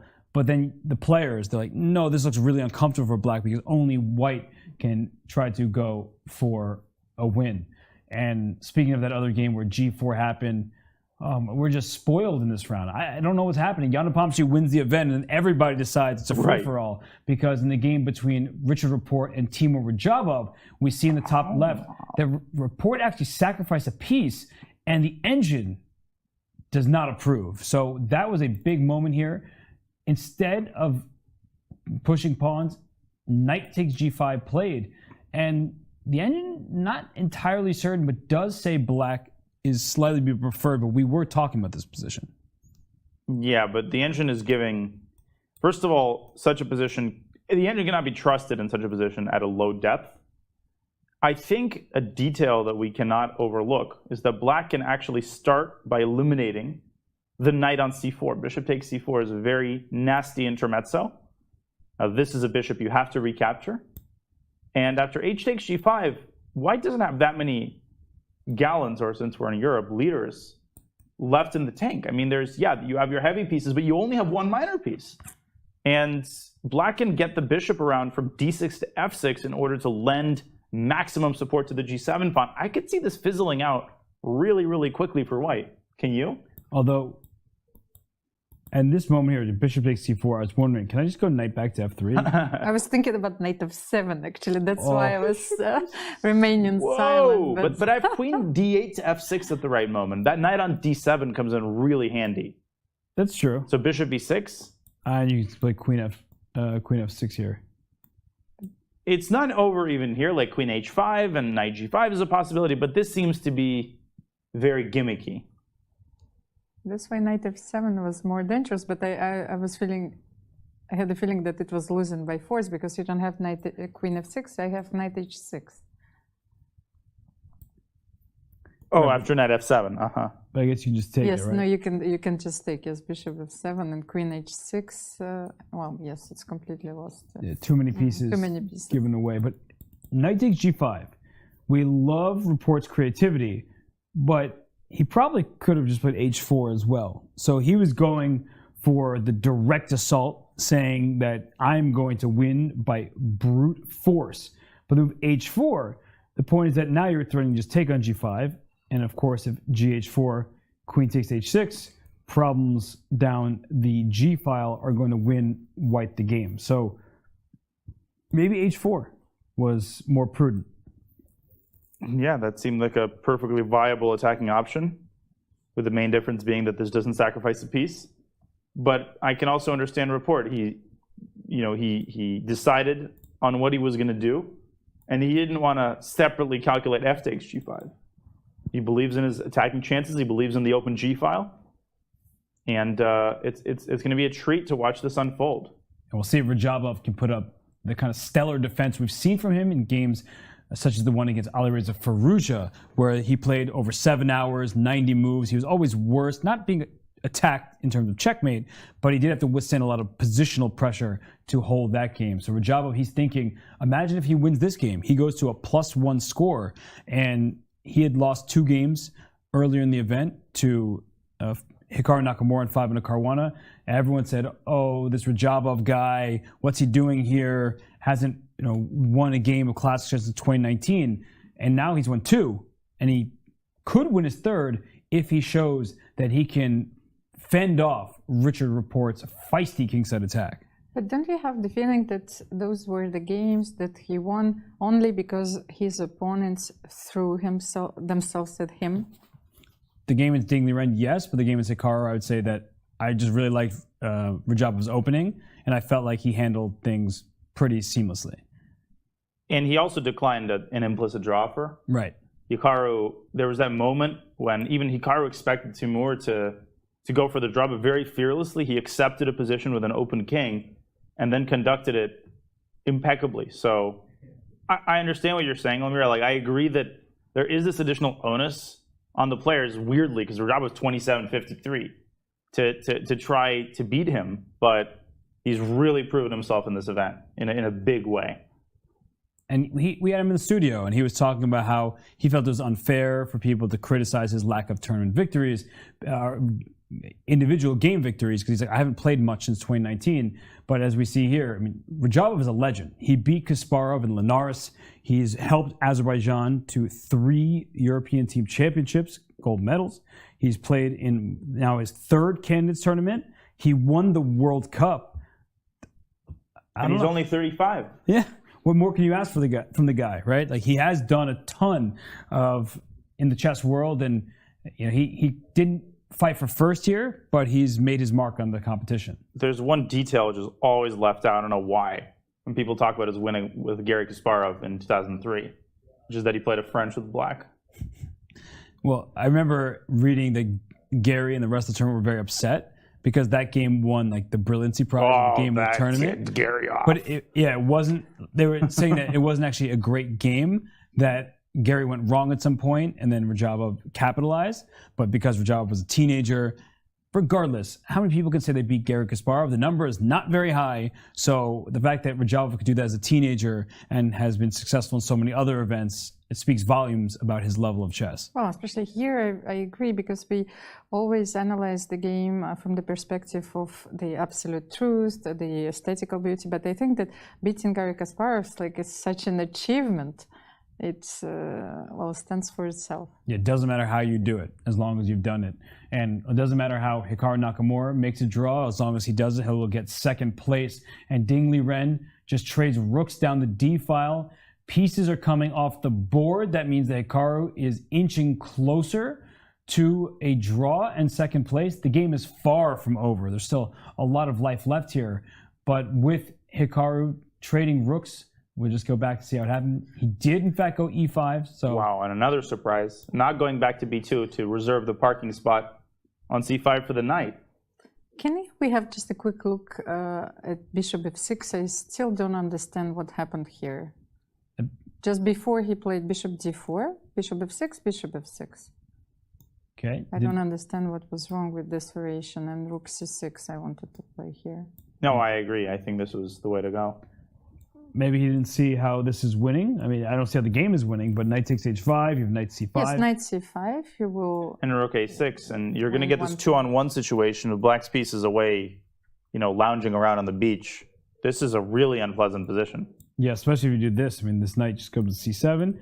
If you go rook a7 to try to kick the knight out, this rook comes to c7, offering a trade, because when all is said and done, the b5 pawn goes, and white has a 2-on-none over there on the queen side. So you're absolutely right. That bishop f6, knight f6, rook c6.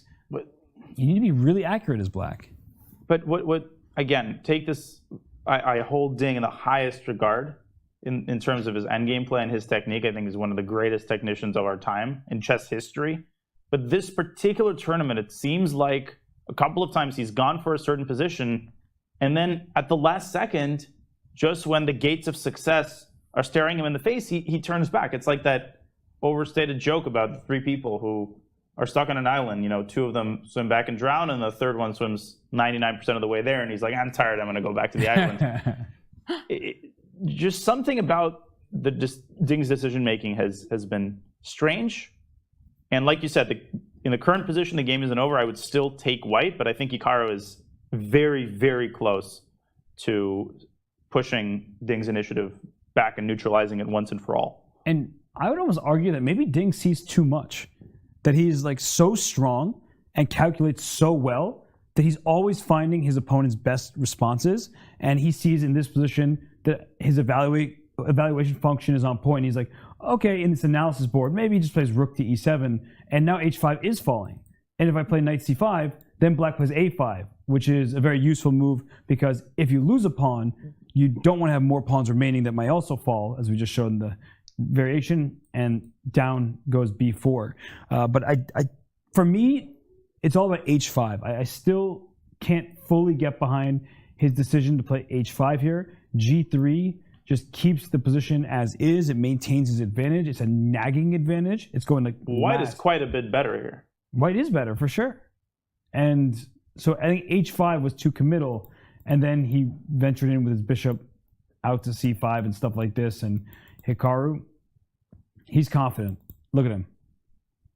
He's really confident right now. There was a point he got uncomfortable earlier, and now he's back to where he was when the queens were traded. He's up on the clock, and Ding is just not feeling himself here. Hikaru knows that head shake that he right again. As soon as I say it, and there it is, he goes away from the board. Hikaru feels this draw. He knows it's bound to happen, and for Ding Liren, you could sense he keeps glancing up at Hikaru. He's trying to find something to do on the board, but Hikaru Nakamura playing stubborn defense in this game. And is there a weak point in Hikaru's play? I was thinking about Achilles' heel, you know, so like what could be described as this like for Hikaru? Wow, that's a tough question. I would say if there is any. That would be a good question for Hikaru, actually. Yeah. Why don't we save it for him if we can get him in the studio? That'd be a really good question. He might not want to answer it, but he has been very honest. Obviously, all chess players have weak points or moments where they've gone wrong. In this tournament against Fabiano Caruana, he castled, and then that got him to a tough position. Even in this game, it went from looking like there should be no problems in the world, and then Ding was able to press a bit. So yesterday, against Jan-Krzysztof Duda, he won the game, but when he was sitting here, he was like, oh, I thought I was playing like an engine, I was playing brilliantly. So obviously, he's a human, and he doesn't play perfect chess, but it'd be interesting to hear his thoughts on his own play, because we can pick and choose all these moments, but ultimately it'd be really interesting to hear what he has to say. And I'm looking left, I'm looking right. The Duda game against Nepomniachtchi, no move yet from Jan Nepomniachtchi, the tournament winner. In the top right, with Caruana and Firouzja, is a brilliant knight on e4 against a bishop that is staring into thin air on b4. In the top left, I still don't know what's going on. We have an evaluation bar with Rapport and Radjabov, and no matter what it says, I still don't believe it. I still have no idea. I feel like Radjabov is sitting here pretty stressed, but he's going to have to really calculate, not look at a few lines, because he might just get checkmated if he makes one misstep. And here, I think if he plays bishop c4, do you have rook g7 immediately or not? Or rook a g1 maybe. So we'll Rook analyze. H1 maybe allows bishop f8, but I wanted to try rook g7 immediately. So if bishop takes c4. Maybe it looks like everything I tried loses immediately, but. But you have to try moves like that when you're attacking. The computer doesn't like it, so rook g1 King f7, I think, is the issue. And then I've got too many minor pieces kind of surrounding the king. And I knight f6, bishop f8, rook g8. Yeah, this doesn't work at all. But the move rook g1 certainly looks fun because the g7 pawn's under attack, and if you just play defensively with bishop f8, after pawn takes c4, this is the kind of position that Rapport saw ahead of time. Whereas he made a sacrifice that some may call speculative, some may say it's wrong, but he's looking at a position like this and saying it's very challenging for black to play as white aims for moving f4, opening this bishop up against this king. Maybe this queen goes to h3 and rook to h5. All sorts of threats here. I think this is very reminiscent of Mikhail Tal's sacrifices. Now, a lot of people just assume that when Tal sacrificed, he mated people in 4 moves from the moment he sacrificed. But that's not how it actually worked, because he sacrificed stuff against the leading players in the world. These people didn't just fold over and die. But he got positions like these, where it's not like black is going to get checkmated in the next 2 moves, but it's just incredibly hard to choose one candidate move over another one. So you start getting to time pressure. Then you miss some sort of follow-up resource, such as f2, f4. So this is exactly how Tal won so many of his games. Just imagine sitting where Radjabov is sitting, trying to figure out, do I play queen f6 or rook e6 or rook e7, or do I take on c4 or not? And as I say that, he's already down to 34 minutes. You could take 34 minutes on one move here. I wasn't even looking at the clock. It's only moved 21. Oh my goodness. This is tough. Because white's plans include queen h3 and rook h5, and he did just make a move queen f6 to start with, and that seems to be a good move by Radjabov. But in these types of positions, right, queen h3, rook h5, check down here, pawn f4 is overwhelming the e5 pawn, and behind it is the g7 pawn. It's just not easy to make an individual move because we see 5 different plans from white, who is down a minor piece, but has the possibility to break open the position. So in the game, we saw queen f6 played, and that just keeps g7 defended. I assume rook a to g1 will be the response here because you're just trying to put more pressure up on the g7 pawn, and still queen h3 is an option. Still f4 will be available, and there's so many threats here. Yeah, rook bishop f8, I guess, is called for. But do you have queen h3 and rook f5? My God. So the knight on d7 is hanging apart from everything else. And bishop e6 intercepts the contact between the rook and the pawn on e5, so that might be a deterrent. Although bishop takes c4 could follow on the next move. Yeah, we're going to get a position like this. Queen g2, queen g3.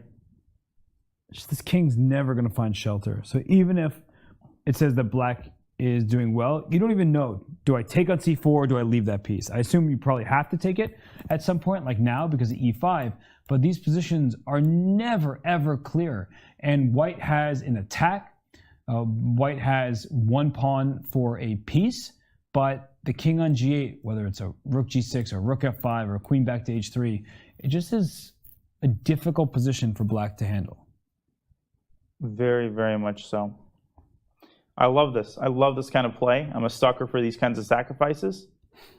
And Richard, he's got to play pretty quickly himself because it's hard to defend these positions, but God knows it's hard to keep the attack going. So it's not just a one-sided story. I'm expecting rook h1 within a couple of minutes at the most. Very, very, very natural move. And for Rapport, he probably needs to put pressure on Radjabov on the clock. The last thing you want is to sacrifice a piece for just 1 pawn and then start thinking too much, because you'll be the one in time trouble, and then you're going to have an issue justifying your sacrifice. But he did play rook a to g1. We love his chess style. He's just so much fun at the board, and it makes it so fun for everybody watching. I have another question for Richard Rapport. I really want to know if he threw his computer away. Well, if he could throw his computer away and play games like this, the guy maybe is unstoppable when he's fully focused. He has everything going his way. It's going to be a nightmare for his opponents. So I just love the way he sacrifices pieces. He literally doesn't care about material equality. He's just like, let's go for it. Mm-hmm. That's Radjabov's move. He better come back to his seat soon. But there we see Alireza Firouzja pondering his unpleasant position, trying to figure out how to deal with that monster of a knight on e4 over on the top right of your screen. And it looks like in the bottom right, Jan Nepomniachtchi, Jan-Krzysztof Duda, they're following the variation that we were looking at. And will Nepomniachtchi be able to play bishop d5? He's definitely going to think about it. He's going to play it quickly. I think it's the only move. I mean, is there anything? You can't allow the rook to get to b7, or even the queen to get to b7 with the fork. I don't think so. But the reason why I'm not sure he'll play so quickly is because he's been blunder checking a lot. Ever since his game against Hikaru, where he just mixed up his preparation or did something wrong, it feels like he's been making sure, and as soon as that, he makes his move. So he finds bishop d5.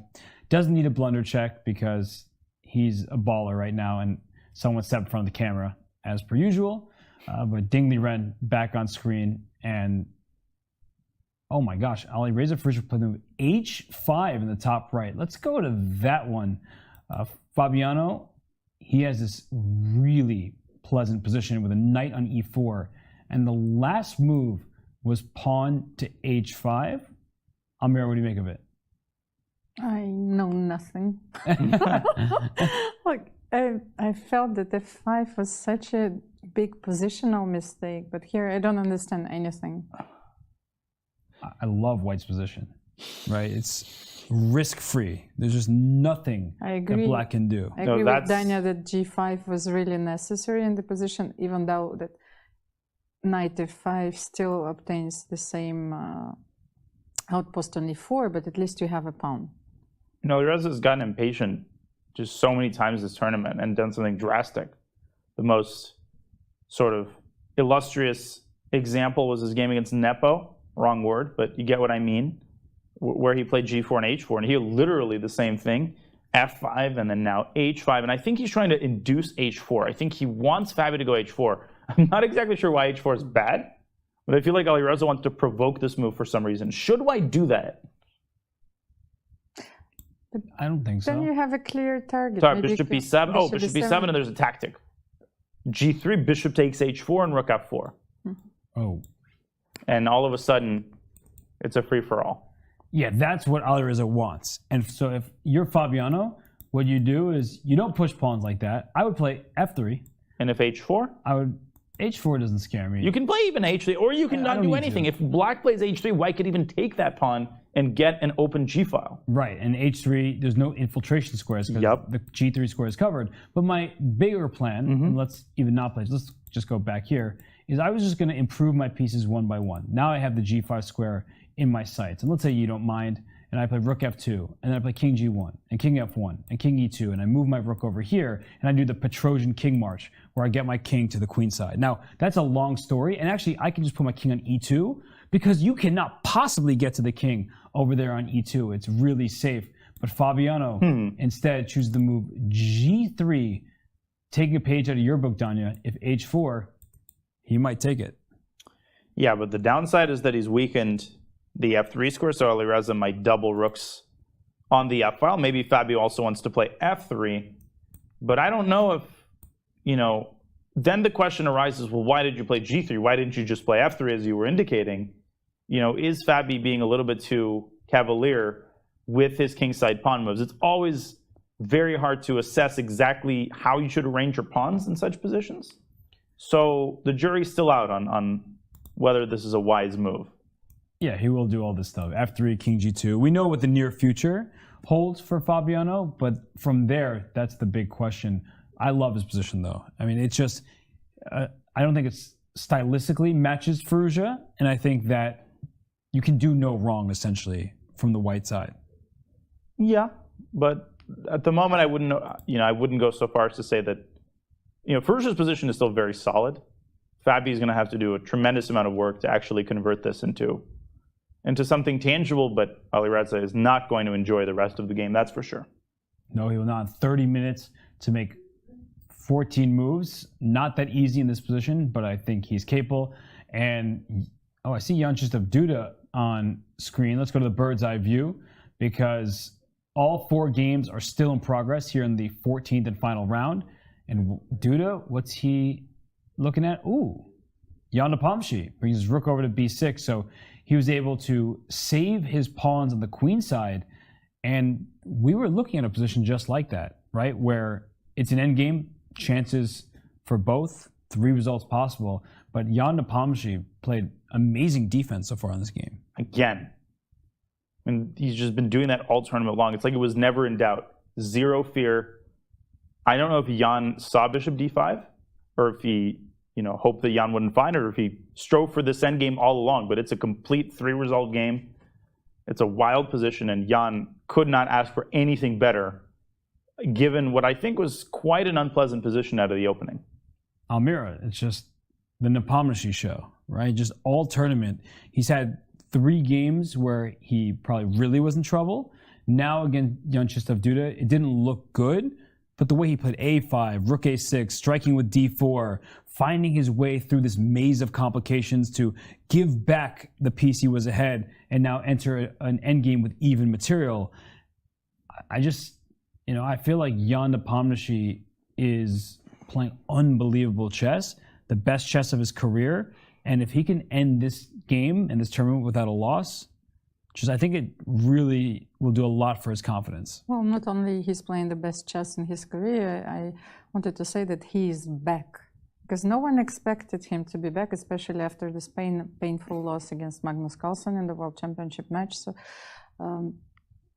he played such an incredible tournament, and this game is just the last confirmation we needed to say that he's the next challenger, and he's up to this challenge.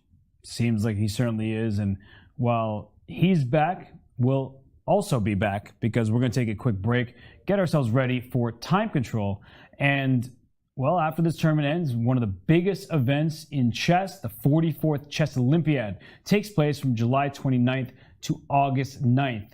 It is coming to Chennai, India. It is the biggest team event in chess with something like 180 countries in the open and 160 in the women's. So it's a wonderful event full of camaraderie, team spirit, and a lot of fun, in addition to the grueling chess. 2:30 a.m. Pacific time each and every day right here on chess.com. And we see Hikaru Nakamura. He's still in this fight for second place. His task is not over. He looks to secure at least a draw, which will earn him second place and perhaps a shot at the World Chess Championship match. We'll be right back. It's time to take control of your journey towards chess mastery. Magnus Carlsen introduces Chessable, the definitive solution for studying chess. Move Trainer uses the science of spaced repetition to identify your strengths and eliminate your weaknesses. There's no need to set up a board, remember which page you're on, or keep track of all the moves you miss. Get started now and join our growing community of over 100,000 chess enthusiasts. Chessable. Take control of your journey towards chess mastery. Welcome, everybody. My name is Jan Nepomniachtchi, former World Chess Champion. Are starting a new course here for Chessable. A very special Chessable course. Master your chess with Judith Polgar. You know what? I learned a lot.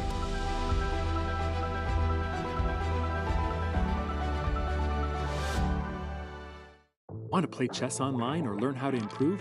Join us at the #1 chess destination in the world, chess.com. With thousands of people playing at any moment, you'll quickly find a game with someone at your level, whether you're a beginner or a grandmaster. Chess.com makes learning fun and easy. Sharpen your tactics with puzzles and enhance your strategy with our lessons by top masters. Learn from your own games with our easy-to-use analysis tool.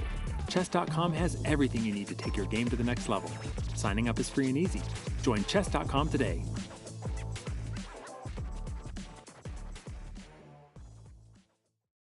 Hi, I'm Grandmaster Judith Polgar, and I'm here to welcome you in the Chessable classroom. It combines a shared chessboard with live video, Teachers get to interact on the chessboard with their students and even run quizzes and tournaments. I really love what Chessable Classroom can offer. I use it myself all the time. Just invite students to your classroom and start teaching right there. No downloads needed, and it's for free.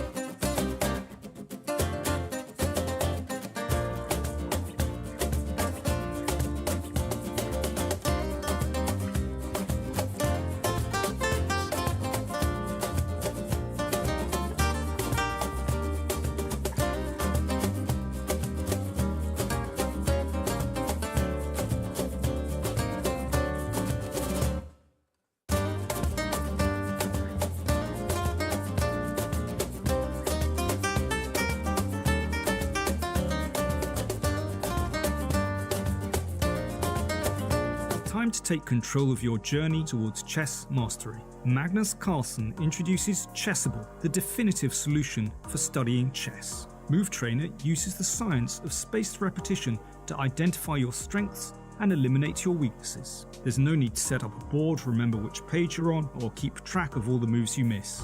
Get started now and join our growing community of over 100,000 chess enthusiasts. Chessable. Take control of your journey towards chess mastery. Welcome everybody. My name is Jan Nepomniachtchi, former World Chess Champion. Are starting a new course here for Chessable. A very special Chessable course. Master your chess with Judith Polgar. You know what? I learned a lot.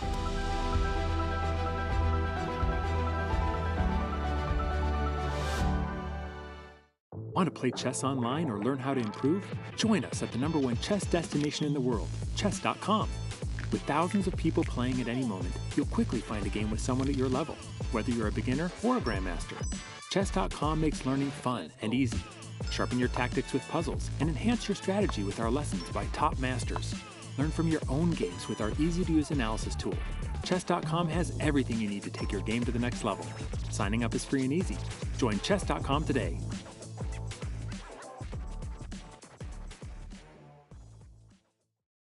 Hi, I'm Grandmaster Judith Polgar, and I'm here to welcome you in the Chessable classroom. It combines a shared chessboard with live video. Teachers get to interact on the chessboard with their students and even run quizzes and tournaments. I really love what Chessable Classroom can offer. I use it myself all the time. Just invite students to your classroom and start teaching right there. No downloads needed, and it's for free.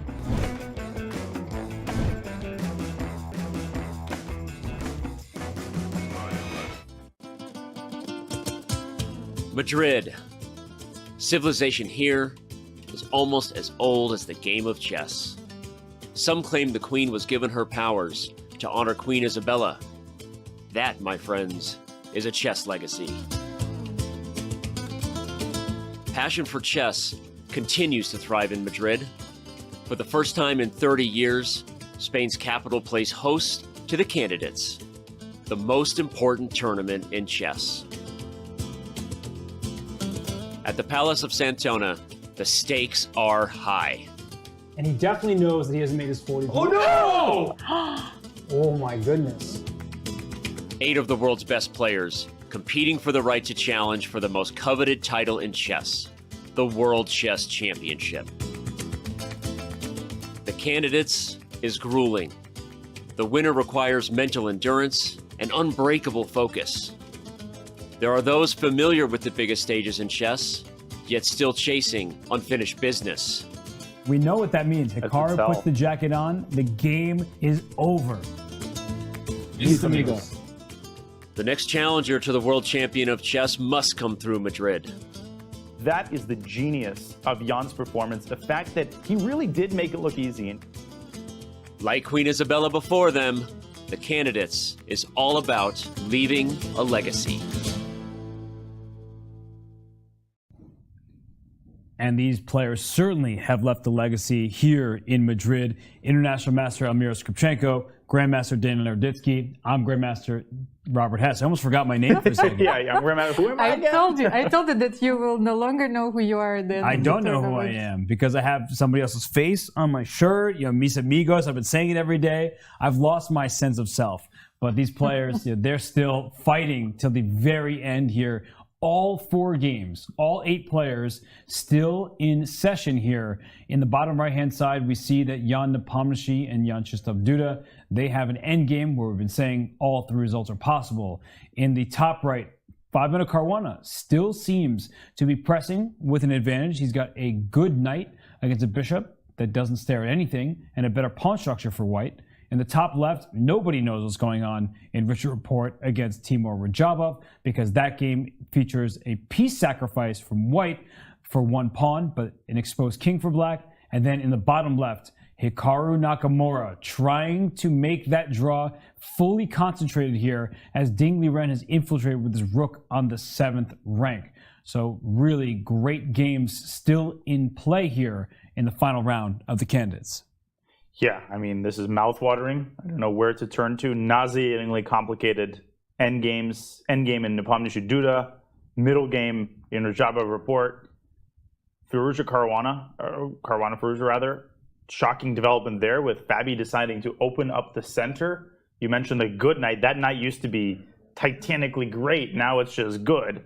So I don't even know where we should go. I'm going to leave that decision to more capable people. Oh, well, while we see Ding Liren and Hikaru Nakamura try to find out who finishes in second place, we'll get right back to our final exciting day of chess. But for those just joining us, earlier today we talked with FIDE Director General Emil Sutovsky, who's also a Grandmaster, because Emil spent about half an hour discussing the candidates with us, the World Chess Championship, and Emil also gave us a little bit of news here and some insight when we asked about Magnus Carlsen and when FIDE would like to see Magnus make a decision about playing in the upcoming World Chess Championship. Of course, we would not be happy if Magnus skips it. It's obviously not the end of the world, but he's not just a world champion, but a dominant world champion, and you don't want a player who is clearly number 1 in all ratings to be, I mean, all ratings, all classical ratings, for all the time, I mean. You don't want him to skip the cycle. At the same time, we also don't believe that world champion can just say, you know, it would be this way or I don't play. So we have to find this balanced solution, and we'll be working on it. I think for Magnus' legacy, losing a title like that would be missed. But once again, he's the one to decide, and we can only be, let's say, reasonable. When is Magnus Carlsen's deadline? Because you said you're in discussions. At some point, a decision has to be made whether or not to move on from Magnus playing Jan Nepomniachtchi. So when is his deadline?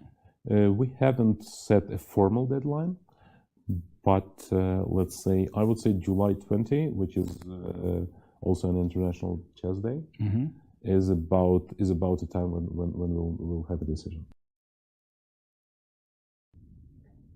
Well, as we heard from Emil Sutovsky himself, the deadline is not set in stone, but July 20th seems to be the date. That's just about not even 3 weeks away now. So Almira, Magnus Carlsen, you've been saying he needs to let everyone know if he will be playing or not. He has to by July 20th. Well, actually, there is one interesting detail which I was thinking about during the break. Let's say Magnus declines and he doesn't play this much. What he needs to think about, and very carefully, is the next cycle. And if he wants to play, he needs to go through the qualification path. And we all know how difficult it is. So he's not even sure that he will qualify if he wants to play.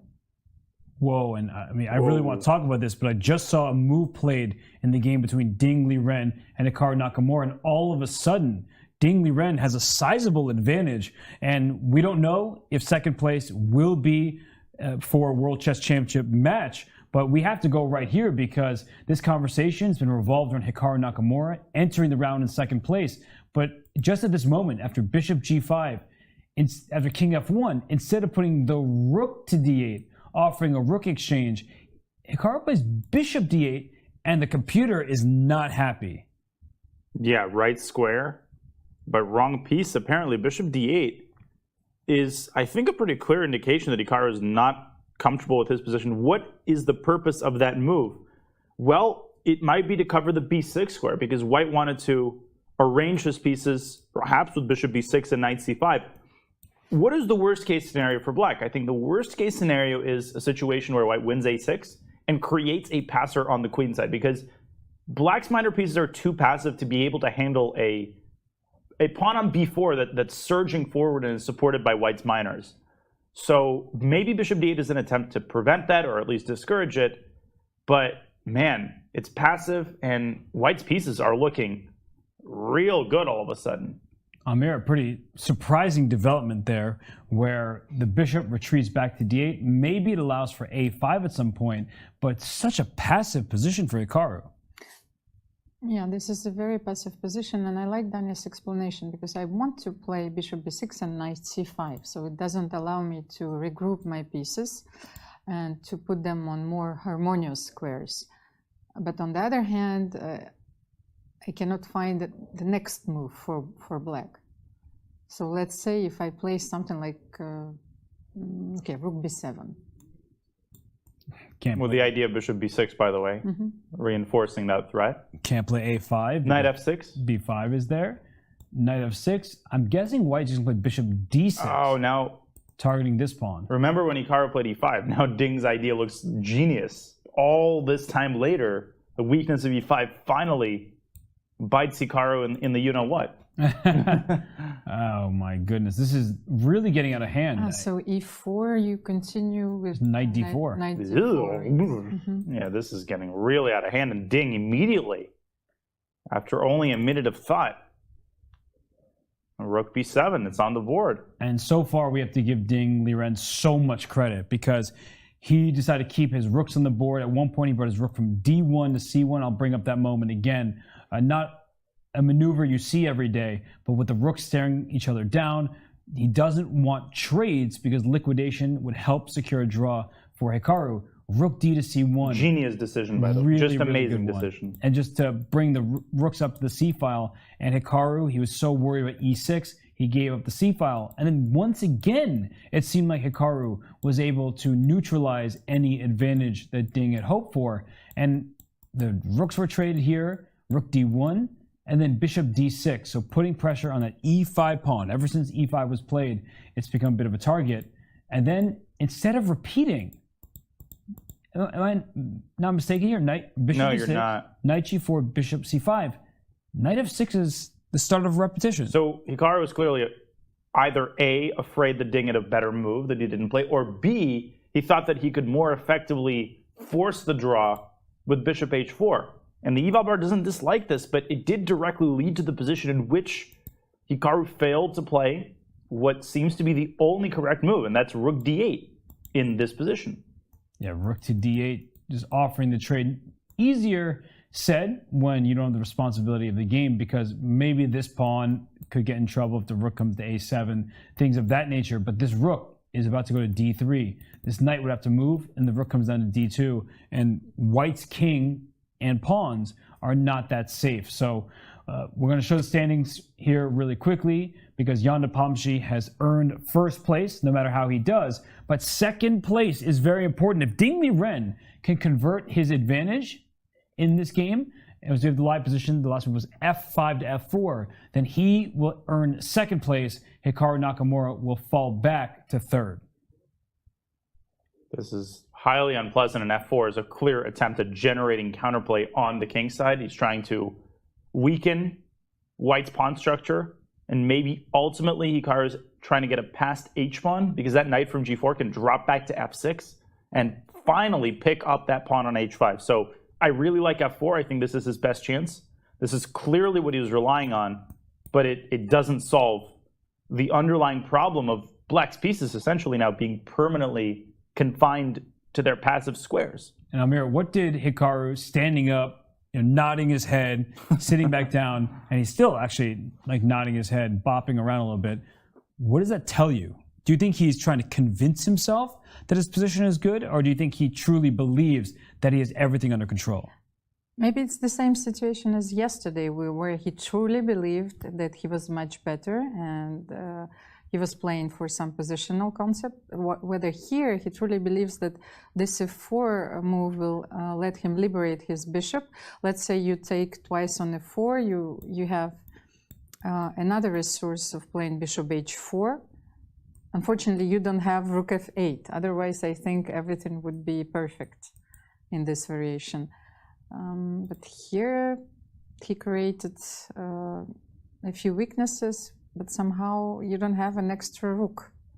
No, and as Daniel was highlighting, you can play knight f6 and win this pawn, but that doesn't solve all of black's problems because black's pieces are so passive. The rook on b7 is stellar. This pawn can become a target, especially if this knight starts jumping into the action. So Hikaru will have problems to solve no matter what. And after f4, Ding Liren pauses. He doesn't just take, because he might be considering this move f3.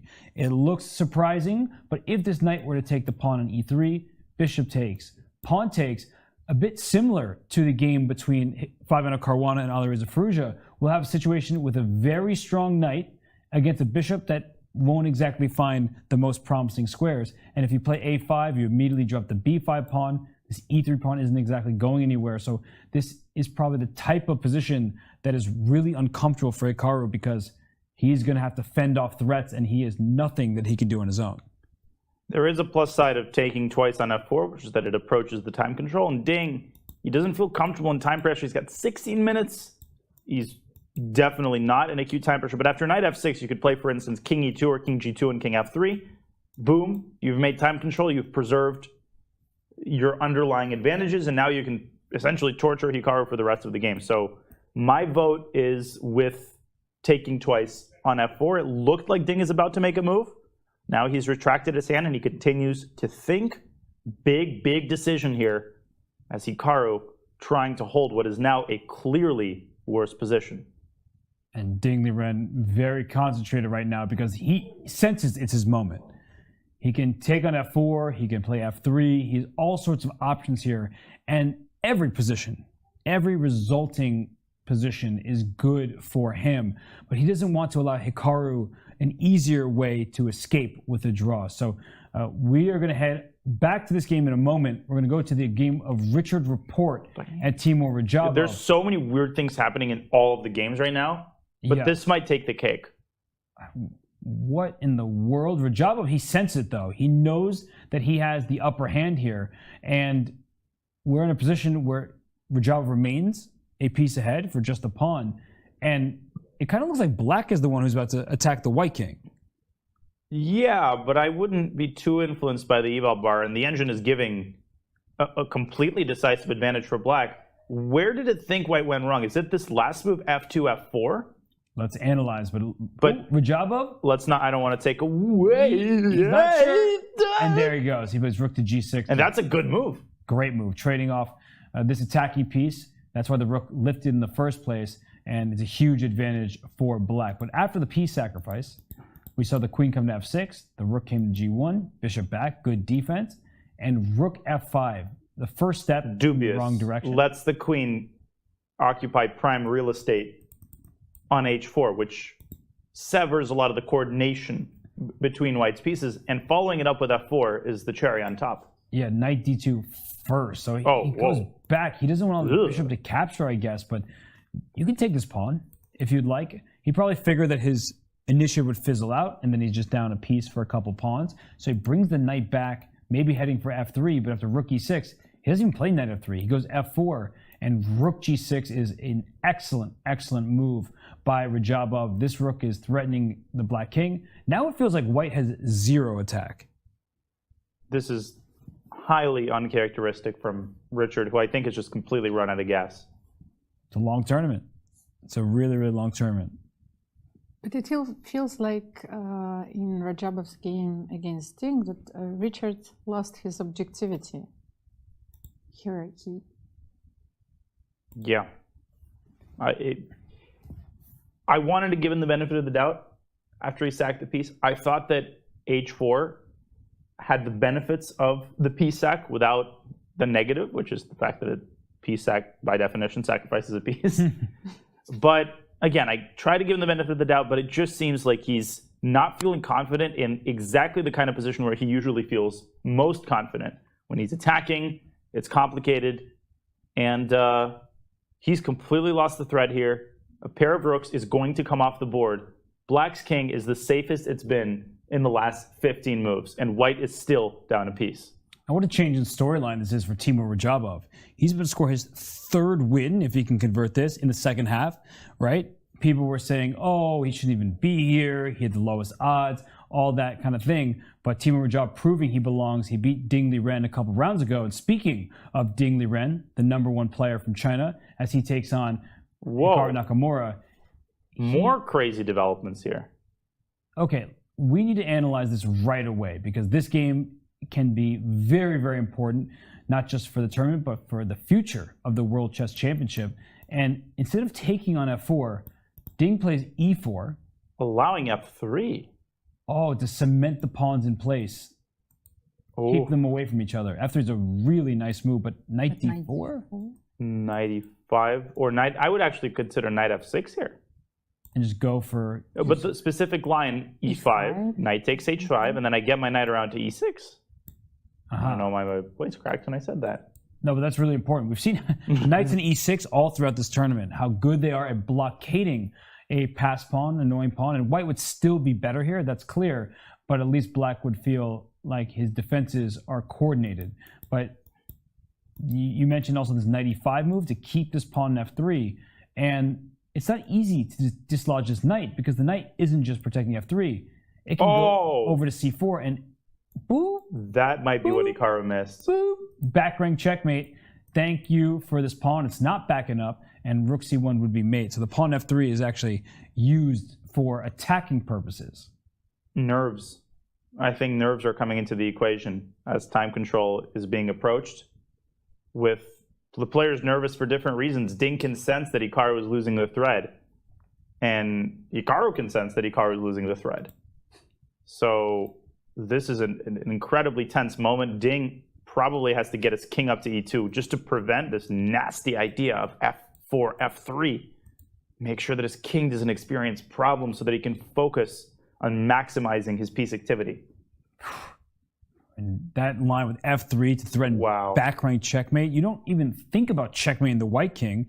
Let's just go back a second here. This piece not getting to the first rank. How in the world do you expect to get down over here? It takes a while, but it is a very good move. It looks like it could just lose a pawn, though. So I understand why Hikaru wouldn't make that move for a number of reasons, whether it's knight d4 and this king eventually walking around this way. It just feels like by pushing the pawn to f3, you know you're going to lose it. And yet there was active counterplay that would have helped Hikaru get closer to equality. Absolutely. That was great analysis. A spot of mutual blindness as Ding looks up, and he takes his time, and he's got 9 minutes for only 2 moves. So a good job managing the rest of his time. No need to rush, no need to blitz out the last 2 moves, because Ding knows these next 2 moves are critical. Once an hour is added to his clock, you can get your coffee, you can take your deep breath, You can adjust yourself to the new circumstances, but you have to make sure that you don't give up a lion's share of your advantage before you get to move forward. And that is what Ding is dedicating his time to. But I am expecting him to get his king up to e2 and not to give Hikaru a second shot at f3. I couldn't tell if he was about to move, but Almira, the type of position that we're about to see if he plays king e2, there are no tactics for Hikaru. F3 would have given Hikaru that chance. And Ding Liren, he's a boa constrictor. He wants to give you no options. If we look at this position, I mean, Black's queenside is frozen. The rook on b7 is excellent here. So he's neutralized everything. He's preemptively stopped any plans that Hikaru would have. So it feels like Ding Liren, with just a couple of precise moves, he's going to force Hikaru into one of the most uncomfortable types of situations in chess. I think this game illustrates that maybe throughout the game, Hikaru was wrong in assessing the positions. At every critical moment, he was a bit wrong. He was thinking that maybe it was equal, it was a bit better, maybe when it was dangerous, it was not, well, really so. And here he missed this f3 opportunity because he thought that it was not the right way to play. And Almira, I think you're making a great point. And you asked earlier about Hikaru's weakness. Now, I'm nobody to talk about Hikaru's weakness, but insofar as, you know, as this question adds to our understanding of these amazing players, I think that Hikaru has had some issues evaluating big decisions throughout this tournament. Take his first game against Caruana, short castle. Take his game against Radjabov. When he gave up that pawn, he thought he had enough counterplay to secure at least a draw. So a couple of times throughout this tournament when he struggled, it's largely been because he's misevaluated critical ideas. Even against Duda, that pawn sacrifice, he thought he had full compensation, but at some point, if Duda played b4, Hikaru would have had his back against the wall. So that may be the only aspect of this tournament that has not been perfection for Hikaru Nakamura, but will he pay the price for it in this game? That's the big question, and we know how much Hikaru Nakamura respects Ding Liren. In fact, he at one point said that he would potentially give his spot in the candidates to Ding Liren if Ding Liren had not qualified. But the question is not just about this game, a couple of rating points, who wins the head-to-head. This is for a potential spot in the World Chess Championship if Magnus Carlsen declines. So as we see here, Jan Nepomniachtchi has won the 2022 FIDE Candidates. Will he take on Magnus Carlsen, the reigning world champion, or will Magnus abdicate the throne, step aside, and leave the door open for Ding Liren if he can defeat Hikaru Nakamura, or Hikaru Nakamura if he can hold on here for dear life? Who will play? That's a great graphic. I just want to compliment our hardworking team who have added so much to this broadcast with cutting edge, really cool, may I say sexy, different graphics. You're like, yes, you can say it. It's the last round. Yeah, you can say that graphic's banging. That's a good graphic. So if Magnus doesn't play, well, we are sure that Jan Nepomniachtchi will play. But what if the second place finisher will not play? Oh, goodness. Yeah, there are a lot of what ifs here that we don't know how to handle. But Jan Nepomniachtchi, he gets an opponent. It's going to be one of these three. And at the end of this game, it'll be one of either Magnus or the person who ends up in second based on the result here. And right now, we just saw Ding Liren bring his knight to d4. He stops the pawn from going to f3. And his knight is also venturing over towards the king side. There is going to be a problem on g7 at some moment. And I don't know. It feels like Hikaru, he can bring his rook over to e8, maybe try to get after this pawn on e4, but the a6 pawn is forever a weakness. Yeah, I think a lot of people would wonder why rook d8 here is not a good idea. Looks very natural. And I think Ding has spent time calculating the line knight e6. Now, check on d1 is innocuous, but you might say, well, but what about rook e8? I can win the pawn on e4. But if you keep calculating, knight takes f4, rook takes e4, you should see that there's that pawn on h5. We remember from Nakamura Duda, rook b8 check, pre-move knight g6, and it is checkmate whichever way you go. That's a beautiful construction using each minor piece and the rook to keep the king trapped. That is really a beautiful checkmate that you don't see very often. Study-like. Yeah, the king has to go to h7, and then the knight thanks the pawn for its placement.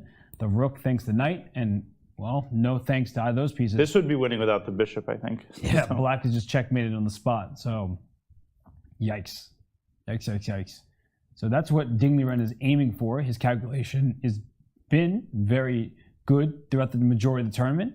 And it's a nervous situation. Both these two players, they seem nervous, Almira. You know, they feel a lot of pressure. And here, especially in this position, you should assess correctly if you can give up this bishop. Well, bishop d4, and knight f6. Can you hold this position? This is a nasty position, but I can imagine games are always drawn. I can imagine that this even is winning for white, because I can bring my rook to b6, or I could just play king to up. Yeah. King So every pawn is weak here, every single one for black. So I don't really see Hikaru going for this. Yeah, this is no fun. That's for sure. And Hikaru, he brought his rook to d8. Oh. Wait. Or to Is e8. Yeah, E8. I didn't think so. That was my my slip there. King e2 here is the idea for Ding. That's a beautifully calculated idea. Oh. You see what I'm... You give away this pawn with check. This seems to be hanging with king f3, hits a rook, hits a knight. And the variation doesn't end here. Knight takes f2, says, please take my knight. I was going to lose that piece anyway. And then you get this bishop on knight on d4. And now black is doing just fine. But after knight takes on f2, I think that this knight can move somewhere. And the problem is that this knight is under attack, and if the knight moves, the rook is lost. So we just need to find a square for the knight, and then black is in trouble. On e2, maybe? Knight e2, yeah. The closest to the king. And it's a matter of technique here, as they say. Because of the a6 pawn. Yeah. It's always a weakness. It's a target. Sometimes you can sacrifice an exchange and hope to draw because you're up a couple pawns, but a6 will fall, b5 will fall, and then white will get a queen over there. So, So king e2 or king g2 both look very effective, but this is move 40, so we shouldn't expect Ding to make a move until almost all of his time is elapsed. There is an hour added to each player's clock after the 40th move is executed. And what an important 40th move it is. And I'm looking at Ding here, just trying to figure out what he's seeing. He would maybe want to play the move f3 to defend the pawn with the pawn, but that allows the knight into e3 with check, and the knight potentially into c4, and then white's queen side is in trouble. So you can't get away with f3, even though it's a move you otherwise would be very happy to play. But maybe he also compares the variations which would start with knight e5, knight d4, and if the rook is better on e8 or on a8. Because like this position could arise after knight e5, knight d4, just before. Like e4 instead of bishop f6, knight e5, knight d4, bishop f6, king e2 here, and in this position, yes, there is rook e8, which is played. So he's trying to understand like what is to his benefit. The rook on e8 is probably better placed in this position, whether rook e8 is not doing really anything. Yeah, trying to put pressure on the pawn, but you lose sight of your own pawn on a6. And we've talked about many positions today where even if black wins a pawn on the king side, the queen side pawns fall so fast, and then you can't stop white's pawns from rolling. So Hikaru brings the rook to e8, and king e2 or king g2, such a nice move here. As Ding Liren, he drops to about 4 minutes here. He is one move away from time control. No, he's deciding between king e2 and king g2, which could transpose to each other if the king reaches f3. And you might say, well, why doesn't he just choose one of these two moves? Well, we know why. This is a critical decision. King e2 is hard to play psychologically because it puts the king on the same file as the rook. But we know that concrete calculation always transcends general principles or general thoughts. And Ding, he prepares his hand to make the move, but no, he continues to think And maybe he's forcing himself to triple check, squeeze the last minute out of his clock, make sure that he's trying to play as precisely as possible. 2:30 left on his clock, according to the latest update.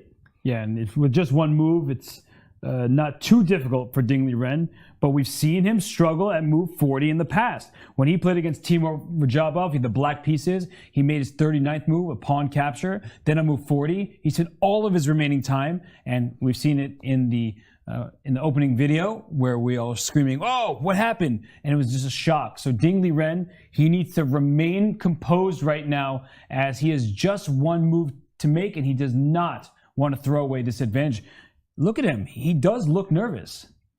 Well, we should show a very simple variation in this position after King E2, Bishop D4, Bishop D4, Rook E4 doesn't work. Because and there he goes. And it's King G2 that he chooses.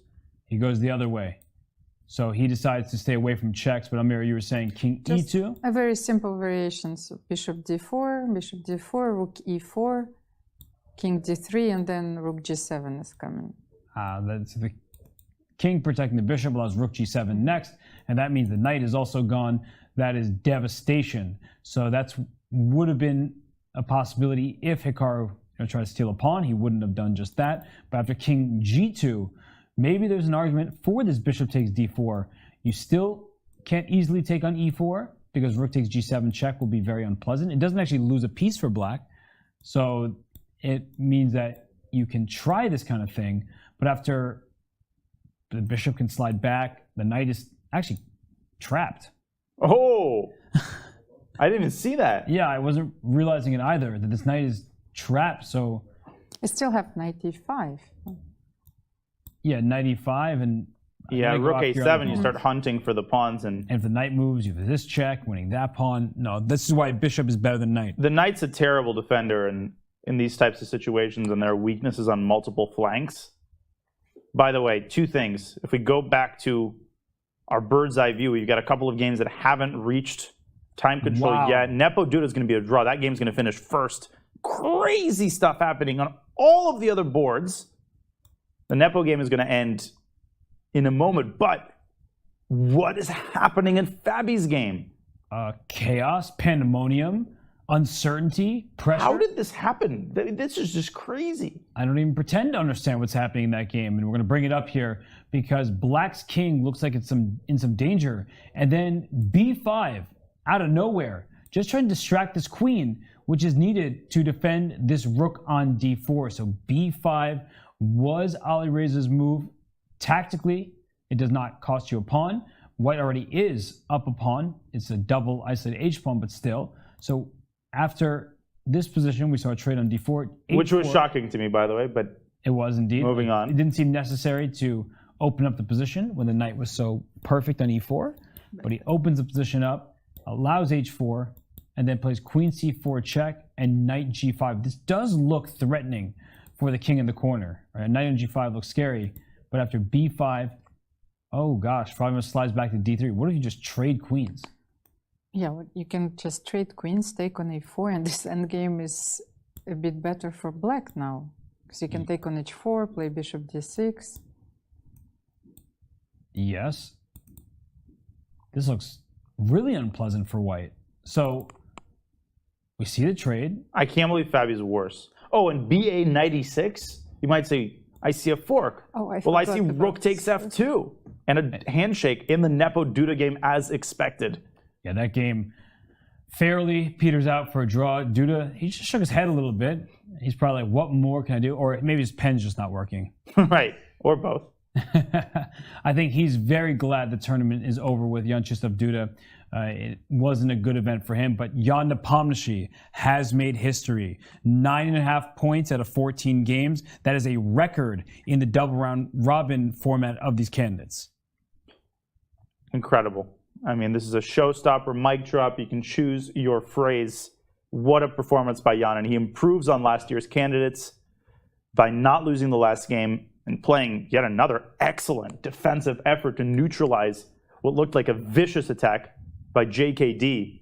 And speaking of vicious attacks, we can get to that game in a bit, but Teimour Radjabov is on the verge of winning his game against Richard Rapport. I don't know what to turn to. We've got so much exciting stuff going on. Let's go to that game because that one is really exciting. And we see in the top left, Richard Rapport throwing all of his remaining pieces towards the Black King. And Teimour Radjabov says, I'm just defending. Every move I've made helps my king feel safer. The knight on g5 is about to be loose. This is over. Let's quickly see how we got here. We left off f4, the rook came to g6, knight f3, queen h3, just a nice move keeping the queen safe.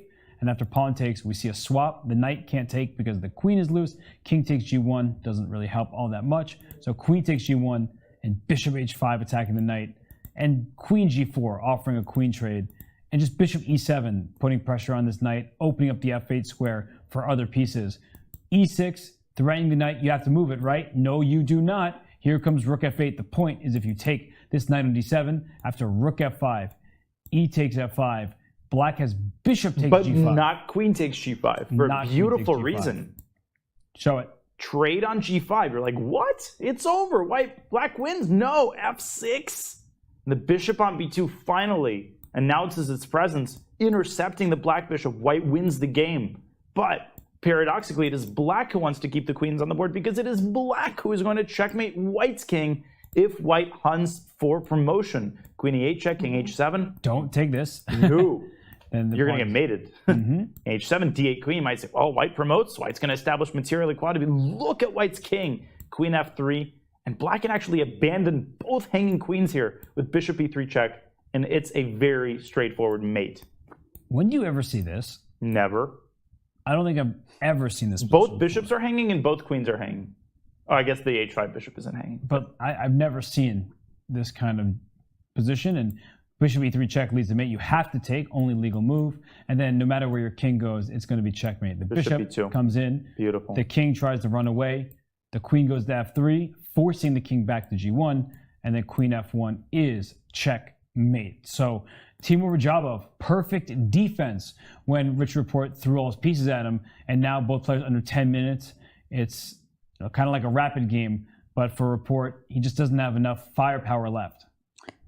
Well, we were thinking that this is going to be Richard's masterpiece, but how do you say, the canvas is totally different now. And I have a feeling that this was a blitz game. I think people would consider it potentially a blitz game because of how messy it was, the sacrifices, how it turned around so quickly. But Radjabov deserves a lot of credit. He was faced with what seemed like an onslaught, and yet he reacted perfectly move after move. And we need to get to move 40 if you're the players. I'm not playing, but move 40 is critical. You get an extra hour on your clock if you are these players. So that's what Radjabov and Rapport are looking forward to. And if Radjabov wins, he will get an extra 24,000 euros because he'll get third place based on superior tiebreaks. And that's not a bad extra payday for somebody who stormed back at the end of the tournament. And you want to hear something mind-boggling? If Hikaru had drawn his previous game and Radjabov won today, he would have been second. I mean, try that on for size, given the kind of coverage that Radjabov has received, the predictions, and the way that he started the tournament. Teimour Radjabov's story is going to go down as, in many ways, one of the most impressive candidates' performances. Not from a purely sporting perspective. That honor belongs to Jan. But from the perspective of someone who's been overlooked and someone who started badly. This was unbelievable as he casts a menacing glance at Rapport. You can see what's written in his eyes. You ain't got anything here. And Teimour Radjabov, barring a miracle, is going to win. There's that look again. It's the look of death. Could revive his career. He hasn't been too active over the last several years, but a strong finish may prove not just to the world, but to himself that he still has so much left in the tank and that he's hungry for victories. But we have to go back to our matchup for second place because it looks like Liren. He is gaining ground against Hikaru Nakamura. Hikaru finally pushes the pawn to f3, but it's way too late, and now the king is on g3. This pawn f3 is just a target, and Hikaru plays knight c4, going for the queen side now, and bishop e7. Oh my goodness, bishop e7 is beautiful. We should show why king takes f3 is ineffectual because of knight d2 check. This is what Hikaru is. It's kind of funny because you think the knight comes to c4 to take on a3, and then they reverse course and go to d2 with check because your e4 pawn drops, and then black is not even much worse. So instead of taking f3, bishop e7, it's essentially removing the guard idea. The bishop is such an important defender here, as we see Hikaru swiveling in his chair. He's trying to convince himself now. That's the facial expressions I'm seeing. It's not confidence. It's like, all right, I'm going to let Ding know that I'm doing all right. But internally, he's looking at this like, where did I go wrong? And the position is on the verge of falling apart. After bishop b5 here, here you take on f3. Right. And then, well, I should go for knight f3 here. Yeah, and then the king g4 and will f4, go here. devastating. F4, e5, move the bishop from e7, and g7 is going to fall. That's the problem, is there are pawns everywhere, and all of black's pawns feel pretty weak. That's where white's king is becoming a very important piece in the game, and its counterpart on g8 is absolutely helpless. The king is a weapon in the endgame, and this is exactly where we see that. Now, it's a very good point. So, Ding Liren, he has 57 minutes on the clock. He will not just take a pawn because it looks free because of knight d2. He has to play bishop e7. It's a move that he can spot in his sleep. He's wide awake, he's concentrated, and I think he will in fact play bishop e7, just trying to bulldoze down the 7th rank. Yeah, and if you're Ding, you don't want to take 40 minutes just because you can. I remember I had a game against Ray Robson one time, and it was a U.S. championship. There were 30 minutes added after move 40. We were in horrible time pressure. We were blitzing out 10 moves. We made move 40. Both of us looked at each other, almost smiled. We both got up, got our coffee, beverage of choice, bathroom, candy, back to the board. Before we knew it, both of us had 2 minutes on the clock. And we're right back to time scrambling on move 42. So if you're Ding Liren, if you feel confident, then you want to go ahead and play the move. King f4 here is also a possibility, but I'm fully expecting bishop c5 to e7. He is just a couple of moves away from securing an incredibly important and impressive victory. And we see the feature chats coming in. A lot of people saying Ding has this. Let's go, Ding, you can do it. A lot of Ding Liren fans out there. Of course, Hikaru Nakamura has more fans than pretty much anyone out there. But right now, a lot of people rooting for Ding Liren. And on the other side, spam this flower to give Hikaru power. We know those copy pastas. They are always in the chat. And that's an interesting avatar on that user. I don't know what to say. Yes, it is. Very interesting, yeah. Yes, yes, yes. Well, look at Ding. He's not rushing his move. I see his eyes glancing up the board, and it looks like he's staring for bishop e7. In the top right, as Fabiano Caruana and Alireza Firouzja, they're in time trouble. It looks like black is better with that A pawn. Not just better, I mean much better. Much better, agreed, with that A pawn. But without so many pawns remaining, it feels like Fabiano has good chances to hold on. Whereas in the top left and the bottom left, we see the evaluation bar all the way down and all the way up. Well, we should keep an eye on Richard Rapport because I think he might resign in this position. He is not one to prolong the game when there's nothing left to play for. That one is over. All of the pieces are coming off the board. That bishop on e7 is heroic. It is stopping the pawn on d7. The other bishop is going to pick it up and eat it for lunch. And this game is simply done. What a finish to the tournament for the Azerbaijani Grandmaster. Nobody thought that Radjabov was getting a plus score in this tournament. They thought he was going to be the punching bag, that he was going to finish a -4, and instead he comes through in the second half, ruining other people's tournaments. He beat Hikaru Nakamura, right? That was a big upset at the time. He beat Ding Liren with the black pieces when Ding Liren had won 3 games in a row. And now in this final round, Rapport plays his typical enterprising style. It looks really scary. And Radjabov has just been objective. We talk about how solid he is.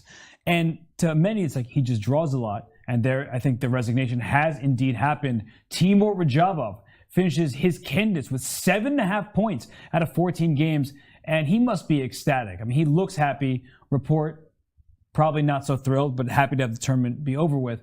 But for Radjabov, what a second half.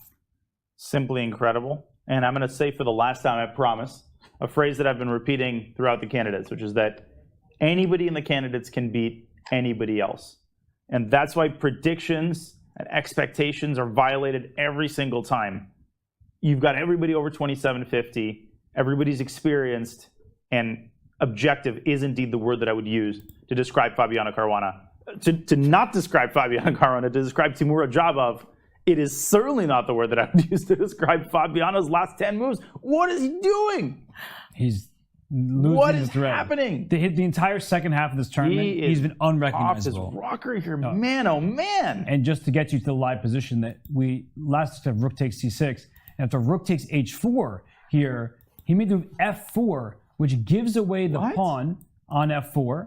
Wait, what if you just take it? Attacking the knight. Knight e6. Attacking here. Knight e6 will not pan out because you can take on h2 check, and after king g1, you play bishop e3, I imagine? Or...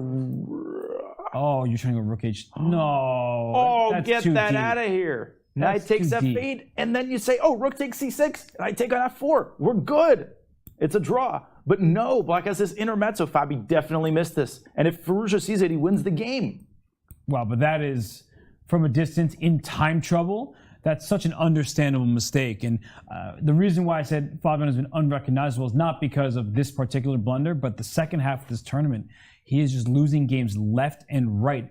If I'm not mistaken, he's going to end up with a -4 in the second half. He was 3 wins and 4 draws in the first half. He's going to have 4 losses and only 3 draws in the second. This is the player who started 7 out of 7 in the 2014 Sinquefield Cup. That was beating Magnus Carlsen. That was beating all the best players in the world. And then now something happened here in Madrid where 5 out of 7 to begin with, he might end up with only 6.5 points out of 14. And this might be also like Firouzja's best game in the second half of the tournament. He finally played a reasonable game today. You were asking for it. Even though, yes, he provoked Fabiano. I have this feeling that every move that Alireza made today, starting with f5, was a simple provocation. And he doesn't take with the bishop. Completely understandable. Rook, which is still winning, I think. A lot to calculate. So he takes with the rook on f4. They are in time trouble. Much, much better for black. Not the end of the game by any stretch of the imagination. So Alireza takes back with the bishop on f4. And one good thing is that this pawn is going to the a1 square. This bishop is on the dark squares, which means that if this knight tries to give itself up for these other couple pawns, you will still not be able to make a draw in a bishop and pawn ending. So that's really instructive, important, and that means this knight is going to have to chase down some pawns, but knights are slow-moving pieces. And knight e6 is met with rook f6 here. Just one last Ouch. thing. Yep, that's a very important detail. And I'll share a thought that might raise some eyebrows, which is that if Alireza fails to convert this, he might feel more disappointed than after any of the other losses. Because to end the tournament with a win with black and Fabi, and again, an opening that Fabi is known to specialize in, that would do wonders for his confidence, for his ability to go back through the games without a grimace on his face. So, critical moments here.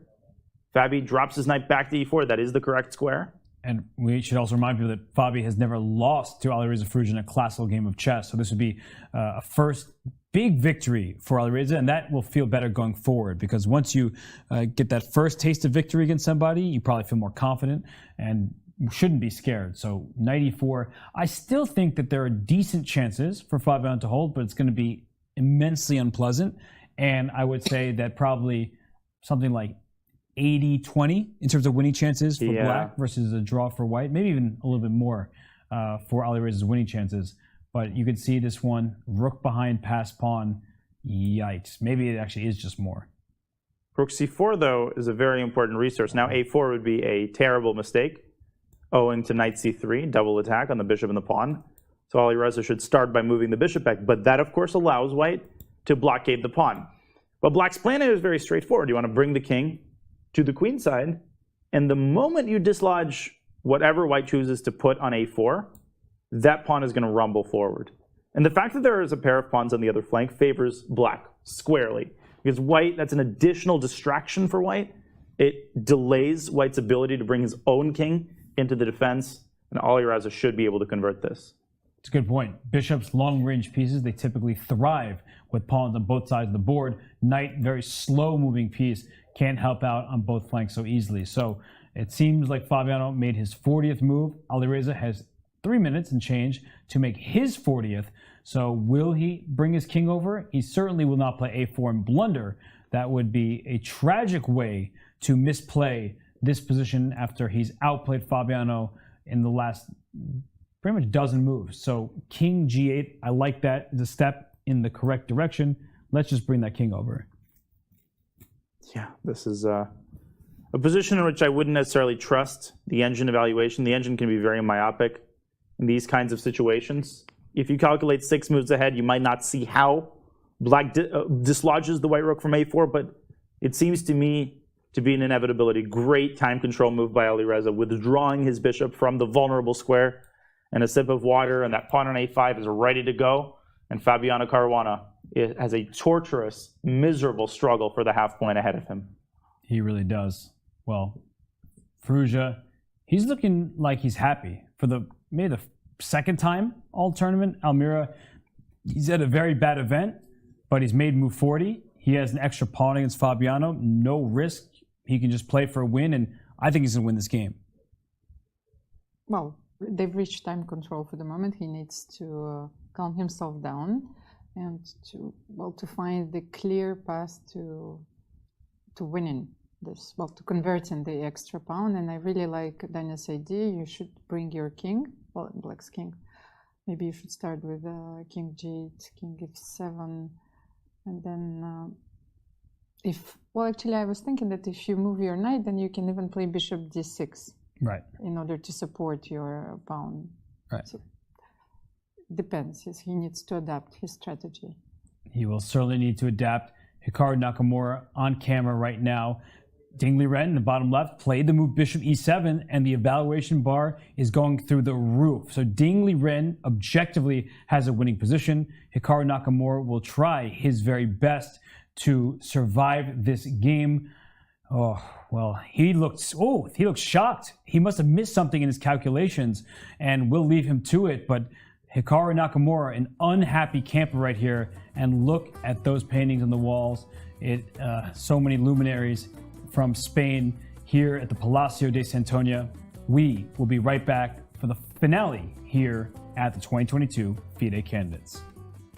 Want to play chess online? It's time to take control of your journey towards chess mastery. Magnus Carlsen introduces Chessable, the definitive solution for studying chess. Move Trainer uses the science of spaced repetition to identify your strengths and eliminate your weaknesses. There's no need to set up a board, remember which page you're on, or keep track of all the moves you miss. Get started now and join our growing community of over 100,000 chess enthusiasts. Chessable. Take control of your journey towards chess mastery. Welcome everybody. My name is Jan Nepomniachtchi, former World Chess Champion. Are starting a new course here for Chessable. A very special Chessable course. Master your chess with Judith Polgar. You know what? I learned a lot.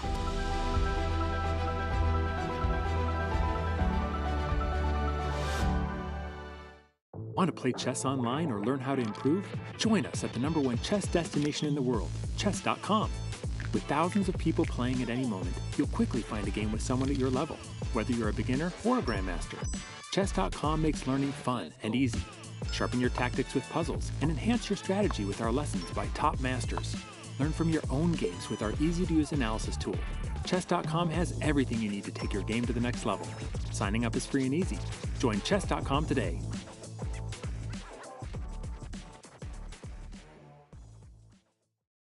Hi, I'm Grandmaster Judith Polgar, and I'm here to welcome you in the Chessable classroom. It combines a shared chessboard with live video.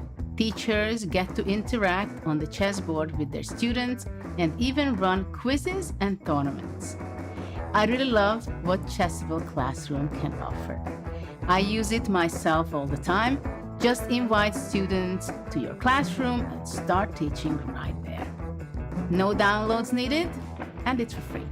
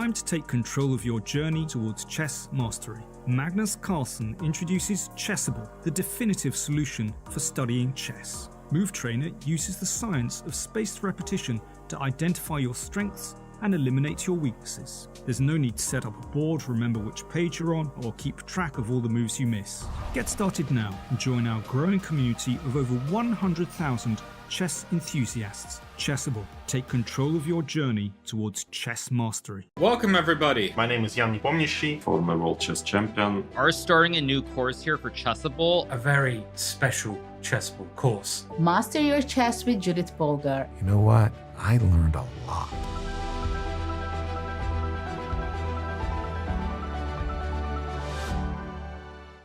Want to play chess online or learn how to improve? Join us at the #1 chess destination in the world, chess.com.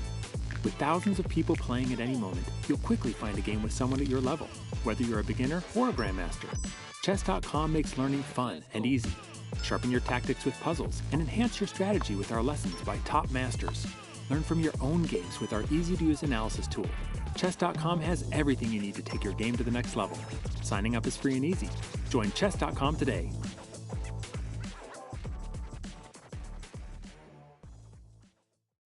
Hi, I'm Grandmaster Judith Polgar, and I'm here to welcome you in the Chessable classroom. It combines a shared chessboard with live video. Teachers get to interact on the chessboard with their students and even run quizzes and tournaments. I really love what Chessable Classroom can offer. I use it myself all the time. Just invite students to your classroom and start teaching right there. No downloads needed, and it's for free.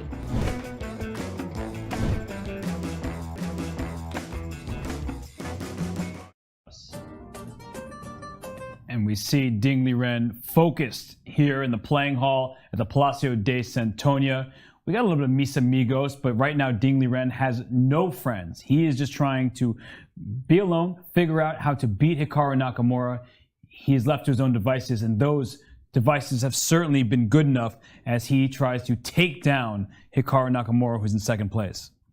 They certainly have been. He's winning, no question about that, but a difficult technical task still ahead of him. We know what Hikaru is capable of in lost positions. So Hikaru decided to take with the bishop on a3. This is a very interesting option. After bishop e7, he played bishop b2, king f3, and bishop a3. That makes sense, because the knight is quite well placed on c4. It prevents the e-pawn from pushing forward.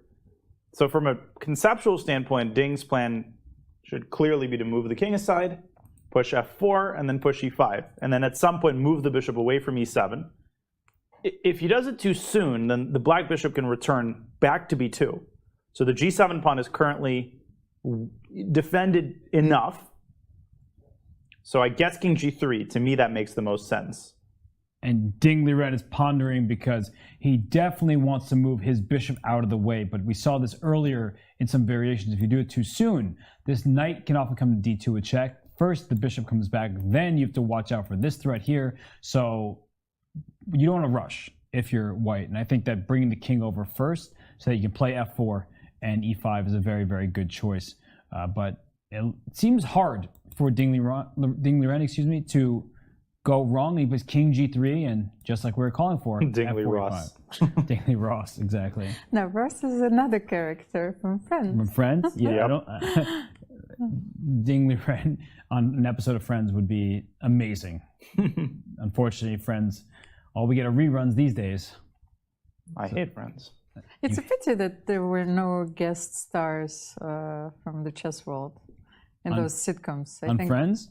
No, The Big Bang Theory would be the most, I think, relevant show, especially that they play chess all the time. Who do you think would be a good guest star from the chess world? I think MVL. MVL, Yes. Big Bang Theory? Now that is what I'm talking about. Because Hikaru Nakamura, he was in an episode of Billions. He had like a cameo doing a chess simul with some of the actors, the characters, I should say, in the show. And MVL on Big Bang Theory, that show's over too. But that would be awesome. Yeah, that's a good call. Yeah, I mean, I love seeing chess players anywhere. It's just kind of cool. Always cool to see like a leading GM in a non-tournament role. It's almost weird, but you know, I always love seeing it.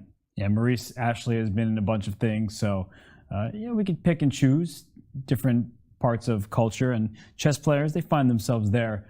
But Big Bang Theory probably, it's a very studious show full of very intellectual people doing things, so I guess that would make sense with chess, huh? Well, but I can even imagine a series now about chess players. Why can't we take 4 chess players and a penny, and anything is possible. I think we should call it Queen's Gambit.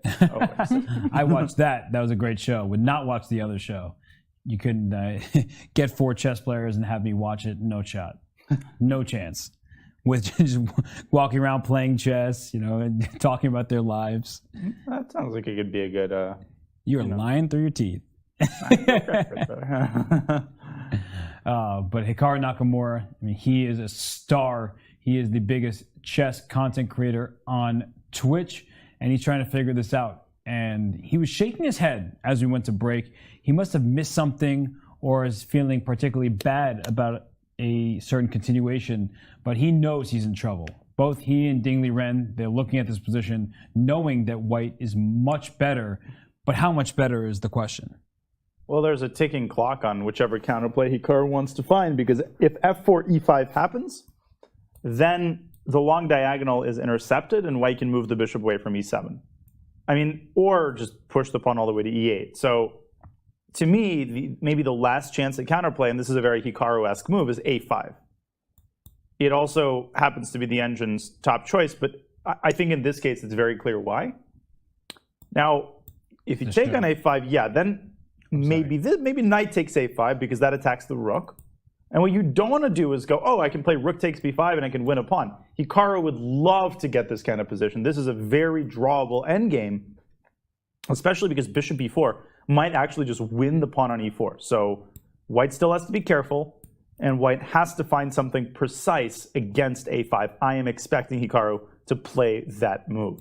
And I'm just going to continue the variation because white ends up 1 pawn and perhaps make it 2 once rook g6 happens. But we know that in a position like this, after bishop to d2, I think it's better than bishop f8, but similar idea, that if you take on h6, this is theoretically a drawn position. You see that it goes to the table base, says it's a draw, and I've had this position before. It's not too difficult for the defending side if they know what they're doing. So Hikaru trying to find a way to liquidate, to get the situation to peter out to h and f pawns. That would be a dream come true, and Liren wants no part of it. After a5, I don't think that Ding is just going to take this pawn on a5. He can make this move bishop c5, which attacks g7, and that's a pawn that black can ill afford to give up because the king will probably get checkmated over there in the corner. But if black doesn't give it up, if you play bishop b2, then white plays b takes a5, and now already black's queen side collapses. Rook takes b5, forking knight and bishop. Knight can come back to c4, but now the bishop, if white wants, can come back to e7. You've essentially gotten the same position up a pawn, and then it's only a matter of time. f4, e5, and white's going to squeeze the life out of black's position because Hikaru would be out of counterplay in this case. Gosh, black's pieces barely have moves. It's just incredibly unfortunate for Hikaru because he's doing a good job of preventing Liren from ending the game anytime soon. But even when pieces get traded, you feel like, okay, with the fewer pawns, I have a better chance. Black's position is completely frozen thanks to his pawn h5. Yeah, this is miserable. This is grim, and he's got over an hour on his clock, does Hikaru Nakamura. But in this case, I don't think the additional thinking time is going to help him very much. We've seen crazy things happen in this tournament and other tournaments, but I just don't see Hikaru pulling it out at this point. I feel like the process of winning this is a little bit too straightforward, and Ding has too much time on his hands and on his clock. Would you be surprised if Liren doesn't convert this game?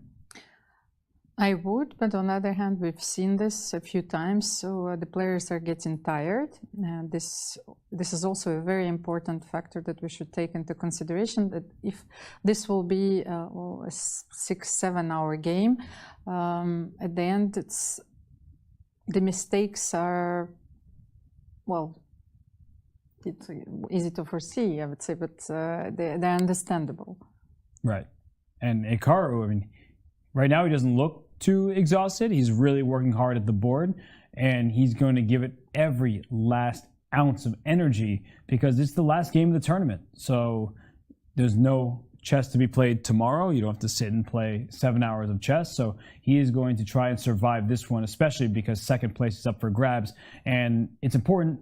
We've been talking about the storyline quite a lot, and we did have Emil Sutovsky, the FIDE Director General, in the studio. He gave us some updates, some of his from FIDE's positions on things, and the question is, will Magnus Carlsen play for the World Chess Championship? It's an important thing to discuss, and we will remind you of what Emil Sutovsky had to say when we had him in the studio. Of course, we would not be happy if Magnus skips it. It's obviously not the end of the world, but he's not just a world champion, but a dominant world champion, and you don't want a player who is clearly number one in all ratings to be, I mean, all ratings, all classical ratings, for all the time, I mean. You don't want him to skip the cycle. At the same time, we also don't believe that the world champion can just say, you know, it would be this way or I don't play. So we have to find this balanced solution, and we will be working on it. I think for Magnus' legacy, losing a title like that would be missed. But once again, he's the one to decide, and we can only be, let's say, reasonable. When is Magnus Carlsen's deadline? Because you said you're in discussions. At some point, the decision has to be made whether or not to move on from Magnus playing Jan Nepomniachtchi. So when is his deadline? We haven't set a formal deadline, but let's say, I would say July 20, which is also an International Chess Day, is about the time when we'll have a decision. So on approximately July 20th, we'll know if second place in this event is officially important. But to the players, we've had Hikaru Nakamura in studio a number of times where he's suggested that he wants to leave that possibility open, and he entered today up a half point over Ding Liren. He would love to exit the round up a half point. So Almira, it's our last time to talk about it. It's the last round. So Magnus Carlsen, I guess, do you think that he'll play?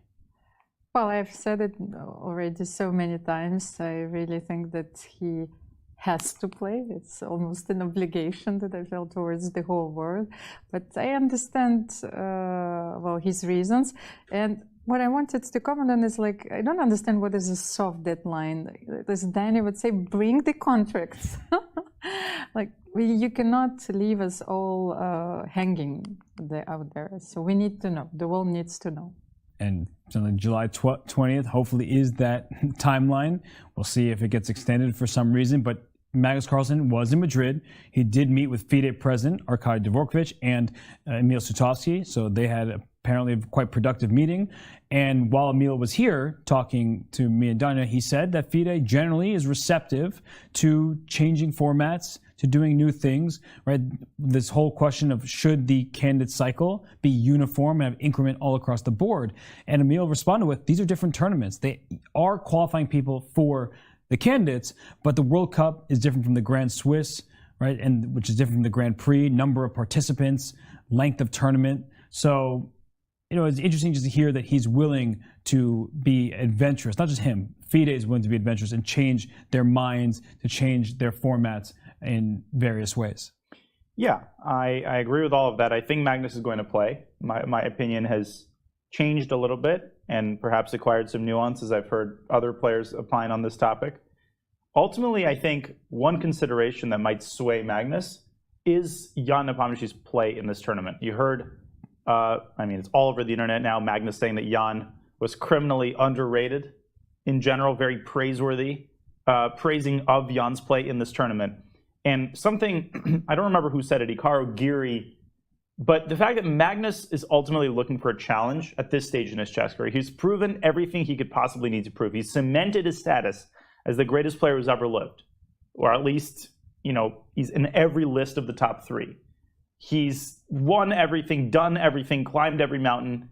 All of that is there. He doesn't need to add to his resume. What he wants at this stage is a challenge. Somebody who's really going to make him think and work for it. Work for defending the title. And I think that what Magnus Carlsen might have seen in Jan Nepomniachtchi's play is exactly someone who could offer him that challenge, who could offer him a satisfying challenge in terms of defending his title. And I'm really, really hoping that Jan's play will have put Magnus over the edge and made him decide that, yes, he wants to give Jan another shot. And yes, this next World Championship match is going to be worth the world champion's time. Yeah, I think that's a large part of the story. And we see faces from Hikaru Nakamura up here. But I think in addition to a challenge, as he actually just on eye roll, Hikaru is really displeased with his position.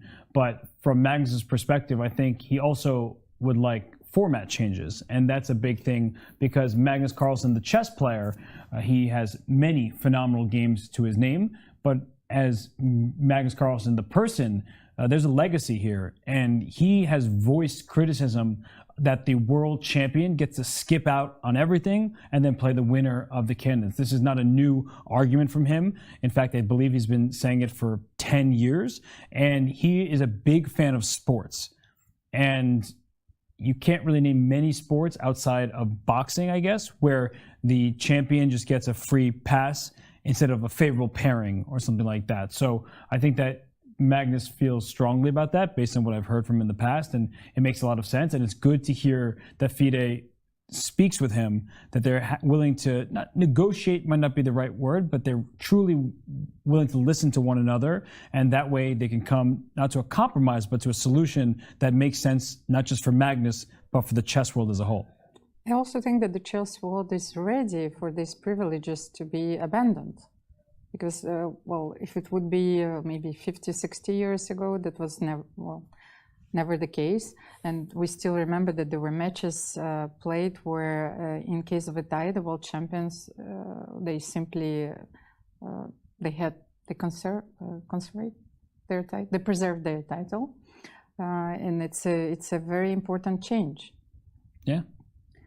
And we're seeing a great chat here on Griffos 7. Imagine if Ding puts on his jacket. It's the last day. Give this person a diamond membership because that is funny. That is funny. We keep talking throughout the event of Hikaru knowing what's over, putting on the jacket, and if Ding says, I'm going to take one from your book. So give that person a diamond membership. That is an awesome, awesome comment.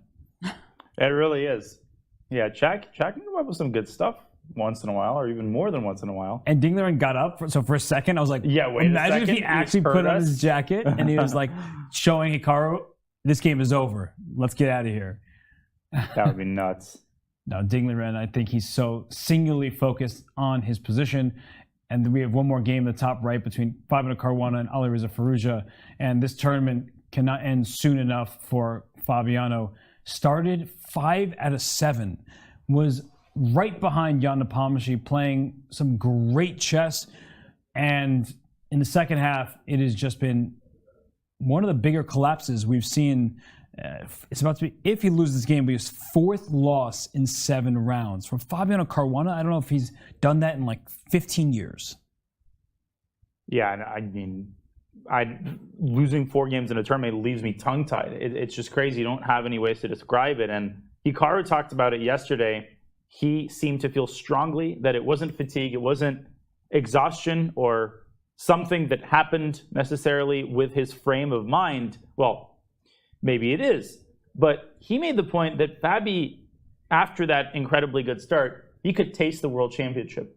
And once he lost that first game in the second half of the tournament, as we look at his very impressive stats in the first half, once he lost to Hikaru, that long end game, it's like something switched, something just went wrong, and he kind of realized that he no longer has chances of winning the tournament, according to Hikaru.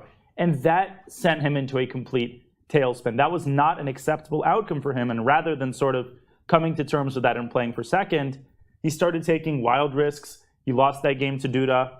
He lost that game to Ding.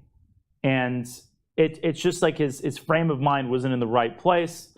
But what a disappointing last couple of games for Fabi. And, you know, it would do a lot for him, I think, to save this endgame against Firouzja. If he loses this game too, it will just complete what has been just a catastrophe in the last couple of games for the former world champion challenger.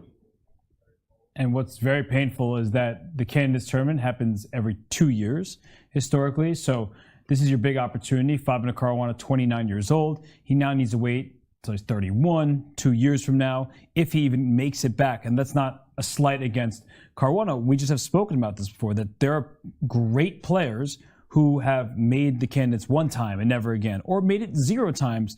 Maxime Vachier-Lagrave, not to pick on the guy. You know, we talked about him being in a Big Bang Theory episode. That would be awesome. I still stand behind that. But he played in the last Candidates without actually having qualified. So some of the best chess players on the planet, they have not actually qualified for the event. So there's no guarantees that Fabiano Caruana is back in the next Candidates. Well, it's also, if you should look at, if you look at it from the historical point of view, they're simply not lucky that they live at the same, at the same time as Magnus.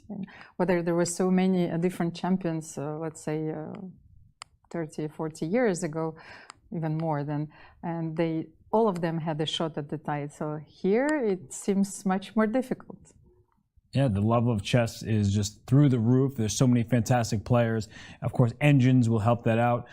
With the players, we become much more resourceful defensively. They have access to just the best assets that a person could possibly hope for. And somebody who grew up with the engines, Alireza Firouzja, the teenager who's been having a really bad event here. Dina, you keep talking about this. If he can end this with a win, I think that would do so much for his long-term confidence. It really would. I mean, it would save quite a bit of his rating. He's 2793 right now. He was over 2800. You know, at this level, a couple of losses is calamitous for your rating. I mean, in the blink of an eye, you can drop 20 points. That's about what he's losing in this tournament. But it would also, as I said before, it would help him approach the games objectively. It would help him realize that, wait a second, if I play my true style, if I don't overpress, if I don't overcook it and overdo it, I can actually beat these guys.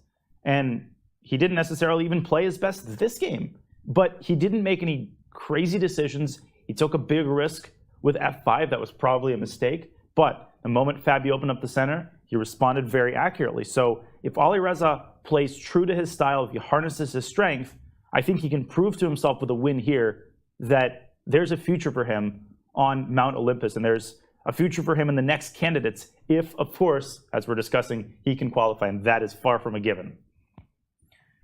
No guarantees in life, in chess, and for Fabiano Caruana, I can guarantee you that he is just so happy that today is the last day. Yeah. It's been a different Fabiano, and it's hard to see. We were talking about this with Jan-Krzysztof Duda when he was suffering yesterday against Hikaru Nakamura. Fabi, who's usually quite stoic, even in defeat, he does interviews. He's a very gracious loser, but you don't just see him lose games this often. It really is that rare, and something about the second half. I don't know what was in the water. I don't know what was going through his mind, but it's not the Fabiano Caruana that his fans have become accustomed to seeing, that he himself is used to being. And I feel like he's going to leave this tournament kind of confused. Like, what happened and what do I need to change? And it is a fascinating process, the process of analyzing games. I would love to be a fly on the wall in the cabinet of one of these players as they and their team assemble to look at the mistakes, to figure out, in the case of people like Fabi and Alireza, what went wrong. In the case of Nepo, what went right? What do I have to preserve in my World Championship match? What do I have to keep? And what did I do that I didn't do in the previous match? I would love to see that process unfold. And that process is critical for improvement at every level, whether you're 600 or 1600, or as these players 2780. You cannot make serious strides in chess without a sober, serious, and deep look at your mistakes and how you can use those mistakes to become a better player in your next tournament? There's a lot to look at from 14 rounds of chess. We see the moves that are played, but they think about how they were calculating, why they were thinking a certain way, and figuring out that underlying thought process. That's how these top players can make those incremental improvements to get even higher up the rankings. Robert, and we were talking about how Magnus was dominating and still dominating the chess scene for so many years. But if we would to change the system and would have a democratic way of everyone playing the same tournaments, we would have a universal system, would it create the same situation, for example, as in tennis, where you have more players who still dominate the field, but like Nadal, Djokovic, Federer, and it would be easier to follow national heroes? And do you think this is more interesting for the audience now? I think the audience would appreciate it. I think players would appreciate it. I don't think players particularly enjoy playing the same people over and over and over and over again, right? Mm-hmm. You get this, the Grand Chess Tour is great for the top players because it secures them a very nice wage, right? They get minimum prizes based on their performance, so they, financially it's great for them. But I think that in any sport, especially tennis, you see that in order for Nadal to eventually play Djokovic, they have to get through some great competitors along the way. That it's not guaranteed that they'll win. It seems that way because they always are winning these days. But I remember the U.S. Open several years back where this guy named John Millman, he was able to upset Roger Federer. And everyone who had paid to see that was supposed to be Federer versus Djokovic, they didn't show up because they were so upset that this quote-unquote nobody, John Millman, who the players had great respect for, he's a training partner for them, beat them. And that's the thing about chess, is chess players in any one game, if you see a grandmaster against a top player, an upset can happen. It does happen. The Isle of Man tournament a few years ago, I think of the 2,700 plus players in the first round, something only 11 out of 20 won their first game. And in an individual round, over the course of the tournament, those players will rise to the top. But that's exciting. And I think that the round robin format is not particularly great. What I do think is, or who I think is great, is Ding Liren, because we're being informed that a move that just happened here in that game is leading to a completely winning advantage for him. So Hikaru Nakamura, I got to say sorry to all his many fans out there. His latest move, knight to e5, was incorrect. You understand the impulse going towards the king side, but it was a big mistake. And Ding has to make sort of a list of priorities here, because it's unclear whether his priority is to push his kingside pawns. And if he decides that that's his top priority, then f4 is kind of a no-brainer. But you can also say, I want to win the a6 pawn first. There's no actual hurry. My pieces are firmly ensconced in their places. Let's win a6, prevent black's only source of counterplay, and then we can divert all of our attention to the kingside and central pawn play. So if he decides that that is indeed his priority, then he should consider rook a7, but not immediately, because there's knight e5 to c6. That's a very nasty move.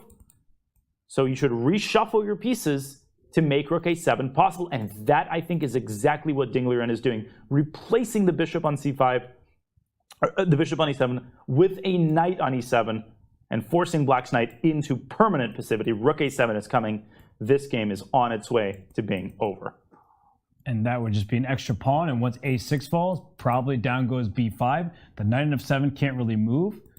It's just no shot for Hikaru Nakamura right now. So early in this game, it looked like Ding Liren would have no chance at victory, but somehow he was able to slither his way through the position, and Hikaru Nakamura at first was putting up some very capable defense, but somewhere along the way he went wrong, and Ding Liren's pieces just having a perfect squares, much more active squares than their counterparts, and now it's clear. I mean, the king on g8 is not safe, the knight on f7 is relegated to defensive duty, and knight e7 check, cutting off the e-file before playing rook a7.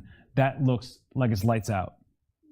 Yeah, it does. I don't see a single opportunity. I mean, white's pieces are so nicely positioned. They're all totally invulnerable. The last little Achilles heel was that possibility of a6, a5, dislodging the bishop from c5, and there goes Ding. And no, he goes f3, which is probably good enough for a win. because it does allow a5. Yeah, that's... Wait, there's something in the variation with knight e7 and knight g6 that I was trying to calculate. Maybe he was worried about his e4 pawn. Then you have to play here. Yes, knight g5 and f3 here. So you see, he's trying to anticipate this variation, and he starts with f3, and maybe after a5 you have the same position. So I think it's likely that Hikaru plays at a5. So Almira, you're saying here white can still play knight e7 check, which is knight e7 and then knight g6. Knight g6. I thought that you were forced to play king g8 here. Yes, and now I actually think white can play rook takes b5. And after AB, bishop takes b4, it's possible that Ding just decided this position is completely winning for him, which I think it actually just is, because you're going to play f4, e5. That knight on g6 is going to survive, you know, an earthquake of any magnitude. And you know what's important? If black goes knight e5, you can actually still play f4. And this rook endgame is completely winning on account of that pawn on g6 just being a monster. Yeah, the winning plan is simple. f5, king f4, e5, push your pawns. And it's not really just one extra pawn. It's kind of like two extra pawns for white and then one extra pawn for black. So if this pawn were on f6, we might be telling a little bit of a different story. But with the pawn h6, and just to show what that might look like, I can play f5, king f4. I'll just make some moves. King f4, and if you do sort of nothing, in comes the pawn to e5, then the pawn comes to f6, and it's like white is up 2 pawns over here, and then black's pawn not going anywhere. I think the only miracle save for Hikaru in this position resides in a stalemate idea, but I don't know how to make this work. You need to put your king on h7, the knight has to be on g6, so, and you need to sacrifice your knight and sacrifice your rook, you know? And your bishop, and your pawns, and your rook. Everything. Yeah. And you have to stack them on the right squares. So like in the final position, white's rook has to be on the 8th rank. So you're right. I mean, you should leave no stone unturned if you're trying to save such a position, but I have no idea how, yeah. But let's rook say... takes f7 a thing here. King f7, knight d6 check with a fork. So ooh, king e7. And knight takes b5. But king f6. And I win the pawn on e4. That's important. So with the pawn on f3, rook takes f7 is a pretty big threat. Oh, that's a great point. It is. But I was just like calculating some tactics, but this is important because if the knight takes here, rook takes e4, black has a rook for bishop and knight that should be good for the minor pieces, but with so few pawns remaining, and especially pawns all on these pawns on the same side of the board here, no pass pawns for anybody, it should allow black to escape. So f3, the move in the game, it actually threatens rook takes f7 amongst other things. I wanted to get back to the live position, so let's see, that's exactly the idea that I wanted to illustrate. Let's say a5, knight e7, okay. King h7, knight g6. Let's say I ignore this threat, so I'll play knight g5. Something like you'll take on b5. We'll exchange on b4, and you think that this is winning. And somehow I will be able to sacrifice knight e4, and then you'll play rook b8, and this is, you know, the stalemate idea. Right. Right. These pieces are gone, and there's a rook on the last rank that would, in fact... Oh my god, you want to hear something hilarious? It would be stalemate. So that it would be a help stalemate. So it would take a lot of work from Hikaru and Ding to orchestrate that together. Yes, but this position, I think, if you want to trade the bishops and to give up the pawns on the queen side, this is what you should reach for. With the king on h7, the knight on g6, and wait for a small mistake. Yeah, it would require a mistake to survive. And I'm still wondering, in this position after a5, is rook takes f7 an option? Because after king f7, knight d6 check, the only way you keep your rook defended is by king f8 or king to e7. And then after that, I just take this pawn, take this bishop, and now white is winning because the e4 pawn is defended. And it will just kind of be a matter of technique at this point. If you take on b4, white simply takes back. You have a bishop, knight, and pawn for a rook. there's no way that black can survive this. Yeah, I agree. This position is completely winning, especially that now the move h5 comes in handy because your pawns are fixed and you have a dark square bishop. So you will win this in a way. You will put the bishop on the big diagonal and bring your knight to f5. Just team up. That's why knight and bishop are better than a rook, is the two of them can team up on a square. A rook is only one defender. So actually, does black even have a move? Because rook takes f7, wins the game. So you might need to move your rook as black, but where do you move your rook to? Because I can play e5 if you move your rook. Let's say you play... Your a8 only move. Where? Because rook c8 just walks into a 4. Oh, gosh. I guess you can play rook d8. Rook d8, but knight e7 check. And if the king goes here, you might still be able to play a move like knight g6, and e5 is happening. And it's like from every angle. You stop one threat, and you walk immediately into another. And that's why the rook needs to be on e8 to stop the pawn from pushing. Oop, not rook d7. So if you make rook a8, I think you can just play e5 by yourself. Because if you take this pawn, rook takes g7, the king has to go to the corner because f8 is covered. And after this, bishop d4 is lights out. You're just... No, knight c6, rook a7, or even just moving the bishop somewhere. It's mate, you're winning material. Black's pieces are all in the wrong place. You're just too passive here. You're just unable to get any of white's pieces off of their dominant posts. Maybe we can try bishop b2, but then the rook f7 and you lose your bishop on b2 after knight c4. That's the same variation. But at least I have my pawn on h6 and b5. Yeah, right. I wouldn't even go for this as white. I mean, even though this is quite straightforwardly winning, but you can complete. Yeah, but as long as there's a danger of black creating a passer, I feel like this is a little bit too double-edged. But instead of this, white can also just go rook a7.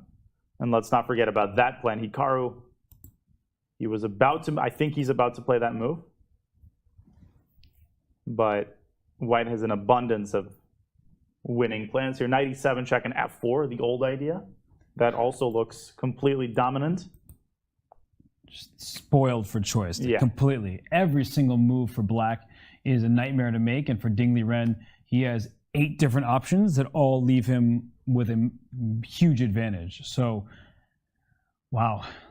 I mean, this game is so important, potentially, but it decides who gets second place in the overall standings here at the 2022 FIDE Candidates. So we know that Hikaru Nakamura entered today in second, and Teimour Radjabov, he wins his game and is tied with Hikaru. But Liren, if he beats Hikaru, he lands himself sole second place and perhaps a shot at a world championship title. What an incredible performance under pressure. Was it perfect? No. Was it immaculate? You know, did he make the right decision at every critical moment? No.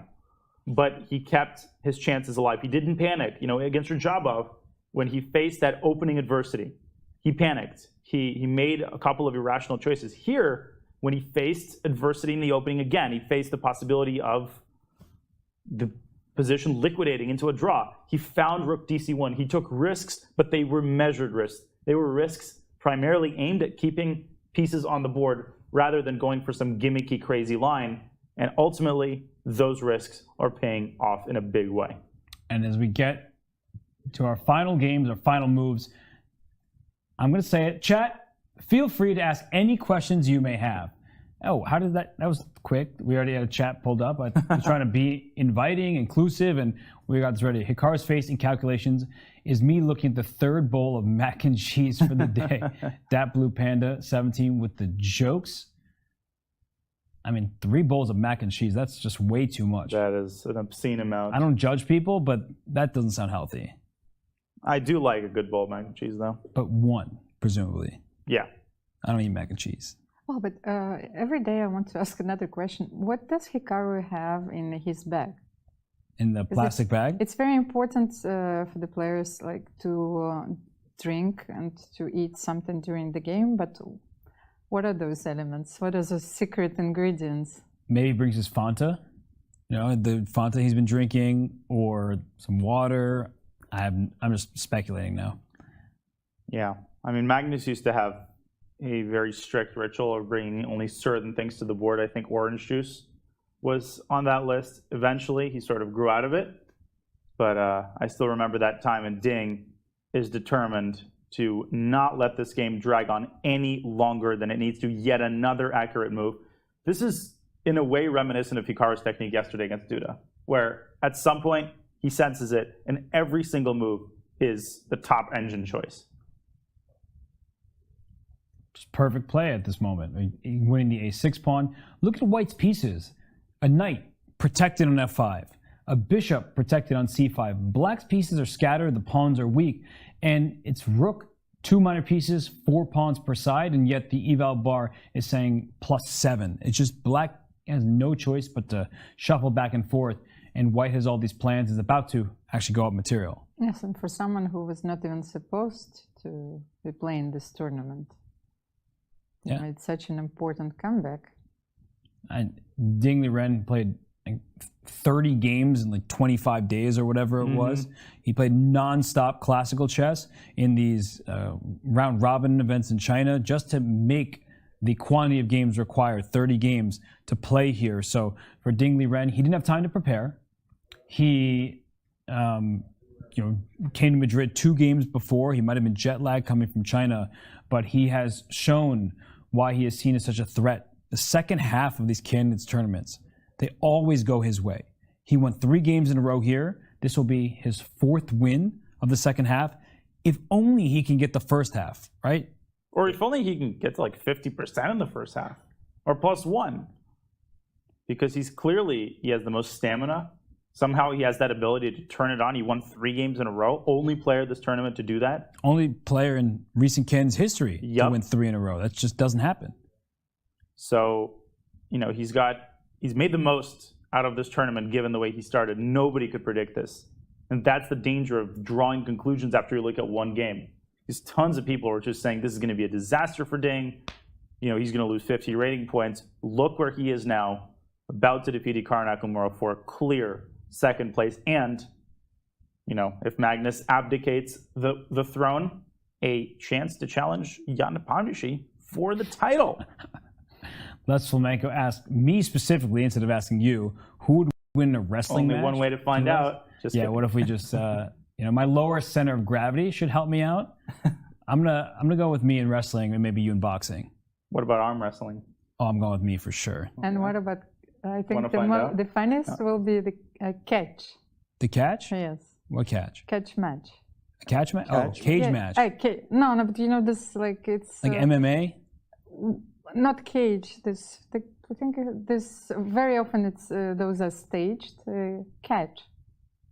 Like where you have all these figures, they throw each other at. Like wrestling, yes, wrestling. Okay, like gotcha. So then there's no winner, right? You pick who wins. Right. It's a stage.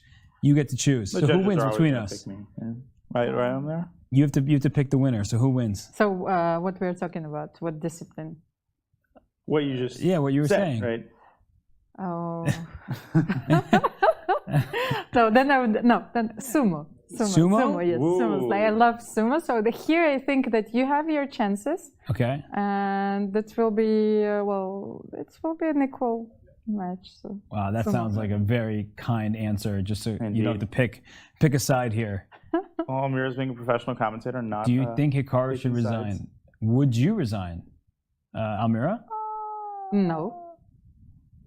I think that it's very important to, at least to find every possible defensive resource in the position. So I know how difficult it is to defend this one. At least you should play a few moves here. Yeah, you get a loss whether you resign or you get checkmated, so you might as well play because the 0 next to your name isn't going to change. Yeah, I feel like too many players make way too big of a deal about like when people resigned, because you can't unresign, right? Resigning basically means you're giving up the game, you're giving the points to your opponent, and there are people who resign a little bit earlier, people who resign later. I mean, it's largely just a matter of taste. And I think we need to make the assumption at this level that all of the players respect each other, which they do. So, somebody resigned 3 or 4 moves later than you think they should have.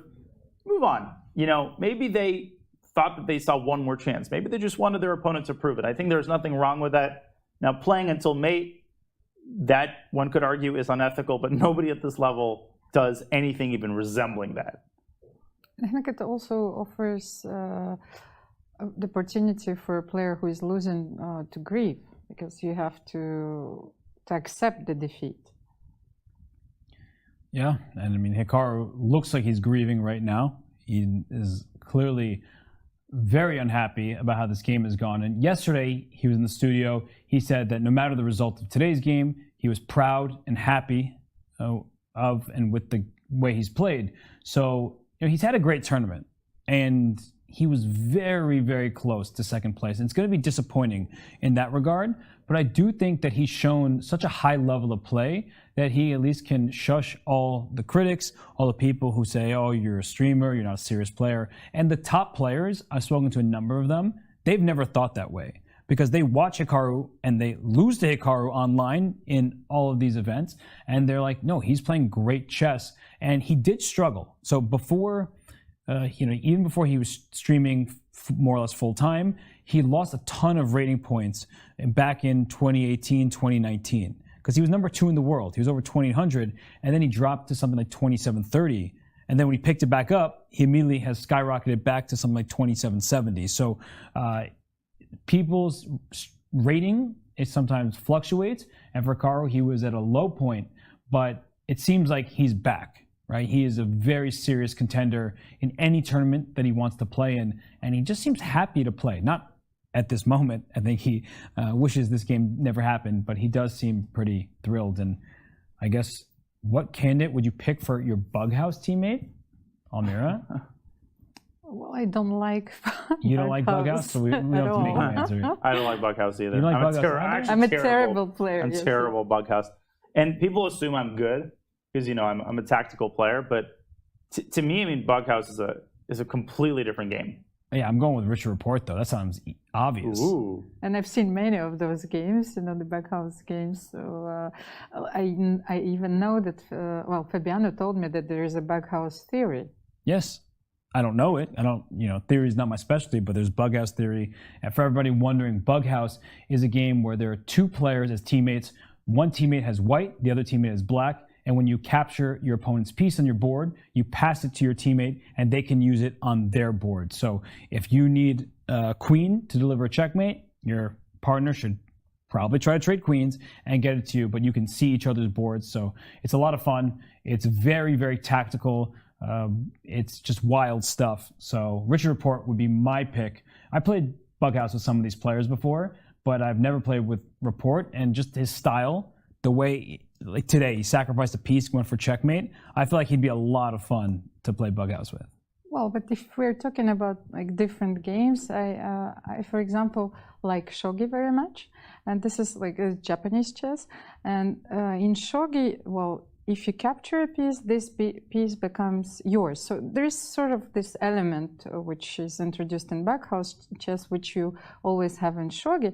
So something like what is happening in the end game in shogi, it's very wild, because you have to take into account all your pieces and all your opponent's pieces, which could be parachuted on the board, and it could be a very wild mating attack. Kind of like Crazy House. Yeah, a little bit. That's what it reminds me of. I don't know the rules of shogi, but Crazy House is like 1-player or 2-player Bughouse, where your pieces that you capture can become yours, and you can put them on the board. So that just lends to my eyes, Bughouse and Crazy House are tactically overpowered. You get this ridiculous amount of material that leads to just insane combinations. So I have yet to master that game, but I can respect it. No, but I understand. I think that what you described, that the power of the pieces is not the same in shogi. That actually detail allows you to parachute pieces. They are not that dynamic. Whether like in chess, if you also have the same pieces that are being parachuted, then the variations are far more complex. Right. That makes sense. What else makes sense is Ding getting his knight to g6. He doesn't need any additional material to convert this position. I think Hikaru is totally reasonable not to resign yet. I mean, he's still only a pawn down. Ding still has to prove it. He still has to continue playing accurately, and it seems that that's exactly what he is doing. Just that black is running out of moves, and a good question by Sam Fickle. When was the last time a checkmate occurred at the candidates? Ooh. I do not have the answer to that question, but I'm sure somebody in chat is a chess historian and can give you that fact, but it's not likely that it's happened in a long time, because usually top players, they don't like getting checkmated. They resign before it can happen, but it is good for the audience to see when the game is about to be over anyway. A checkmate is nice. It's easier for people to understand than just a resignation.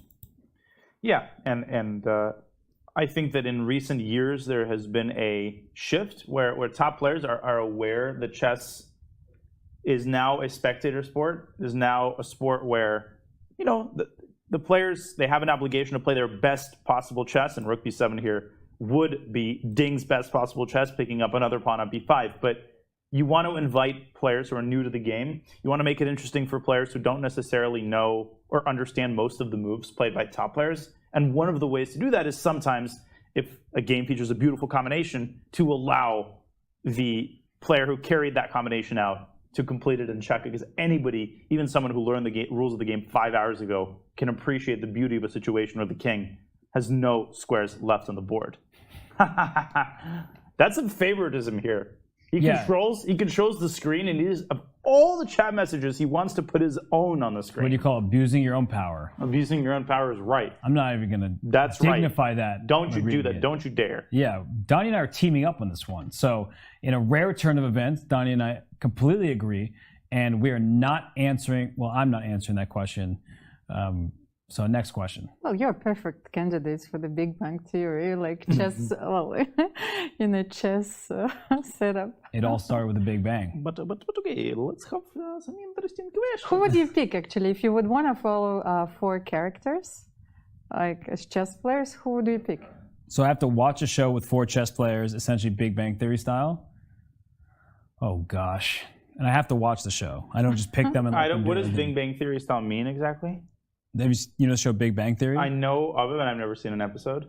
Okay, so you just... Is that weird? It's not weird. It's just, you know, was a popular show. It's fine that you haven't seen it. But the point is you're creating a show with chess players that's like Big Bang Theory. So instead of scientists, you have chess players. But is the premise of the show that you just follow them around? And... Oh, gosh. This is too much explanation. Okay, anyway, I'll leave it alone. I'll leave it alone. But just pick 4 chess players for a show. 4 interesting players, yes. So yeah. 4 interesting. So who are your players?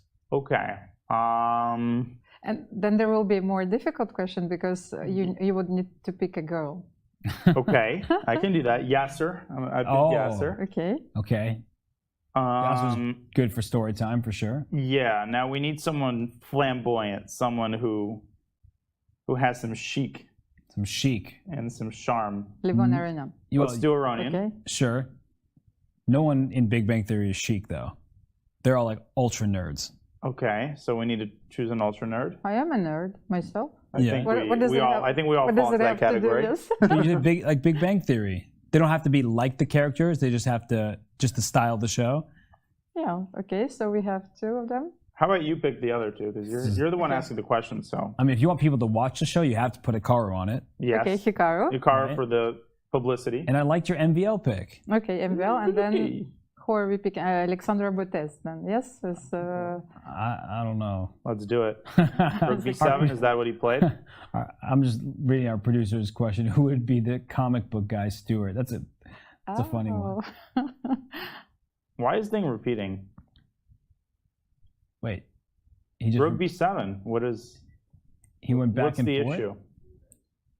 Yeah, Rook b7 is just a good move. Maybe he was told to always repeat. Right. A lot of chess players are taught that. And Ben Feingold says it jokingly, but it is something that gets you closer to the next time control. And Ding Liren happens to have plenty of time right now, but it's something you build up. It's like a muscle memory that if you have a repetition and then you can find a better move, you first repeat once and then go for a move like Rook b7. And? No, he wants to play knight d5. Back he goes to d5. Where's that bishop going? Ooh. That one doesn't look very good. No, but you want to go bishop e5 because bishop e5 f4. Okay, let's get analysis board up here. So bishop e5. It's not over. Like, I'm just getting the sense that Ding he just needs to deliver that final blow. Knight takes e4, fe5, rook e5, and you've got to be careful. You've only got 2 pawns left. This still requires a little bit of technique. But knight f4. Rook d7, actually, I think. Knight f4. Ooh. That's... No, but rook g5 check. I throw in that check, and then I take on c5. Intermezzo. And then this is really annoying because I can't play knight g6 and back rank checkmate you because after king h7, rook a8, you have rook takes h5. Wrong piece. Rook takes h5, removing the guard of this knight, and there's no more win. And if I start with king g4, you will play rook c4. Yes, I can always pin your knight with a move like rook to c4. I can also play rook g5 check. And after king h4, my king can start running this way eventually, and maybe there's no progress to be made. Yeah, this is already a draw, I'm pretty sure. So, Ding, knight d5 is perfectly sufficient for a win, but I think that in this sequence here, after rook e5, you just play rook d7 and rook h5. Yeah, you have 2 pawns for the piece, but there's no doubt in my mind that this is just completely winning for white. This is easy, and Hikaru, he shifted his bishop down to b2. I once again like rook b7. Just go after a second pawn. Why not? I mean, Ding centralizes his knight, so you can't really blame him for that decision, but he can go right for this pawn on b5. So for all 30 plus K of you watching, this is for second place here in the 2022 FIDE Candidates. Hikaru Nakamura, Ding Liren are fighting for that spot. And if Hikaru draws, he's in second. He is in the tough position. It looks like Ding Liren should take this one home. And we are going to take a quick break. When we return, it will be the end of this game and the end of the 2022 FIDE Candidates. This is Chess.com's coverage live from the Palacio de Santoña in Madrid. It's time to take control of your journey towards chess mastery. Magnus Carlsen introduces Chessable, the definitive solution for studying chess. Move Trainer uses the science of spaced repetition to identify your strengths and eliminate your weaknesses. There's no need to set up a board, remember which page you're on, or keep track of all the moves you miss. Get started now and join our growing community of over 100,000 chess enthusiasts. Chessable. Take control of your journey towards chess mastery. Welcome, everybody. My name is Jan Nepomniachtchi, former World Chess Champion. Are starting a new course here for Chessable. A very special Chessable course. Master your chess with Judith Polgar. You know what? I learned a lot.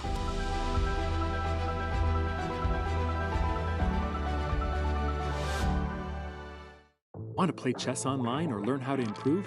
Join us at the #1 chess destination in the world, chess.com. With thousands of people playing at any moment, you'll quickly find a game with someone at your level, whether you're a beginner or a grandmaster. Chess.com makes learning fun and easy. Sharpen your tactics with puzzles and enhance your strategy with our lessons by top masters. Learn from your own games with our easy-to-use analysis tool. Chess.com has everything you need to take your game to the next level. Signing up is free and easy. Join Chess.com today.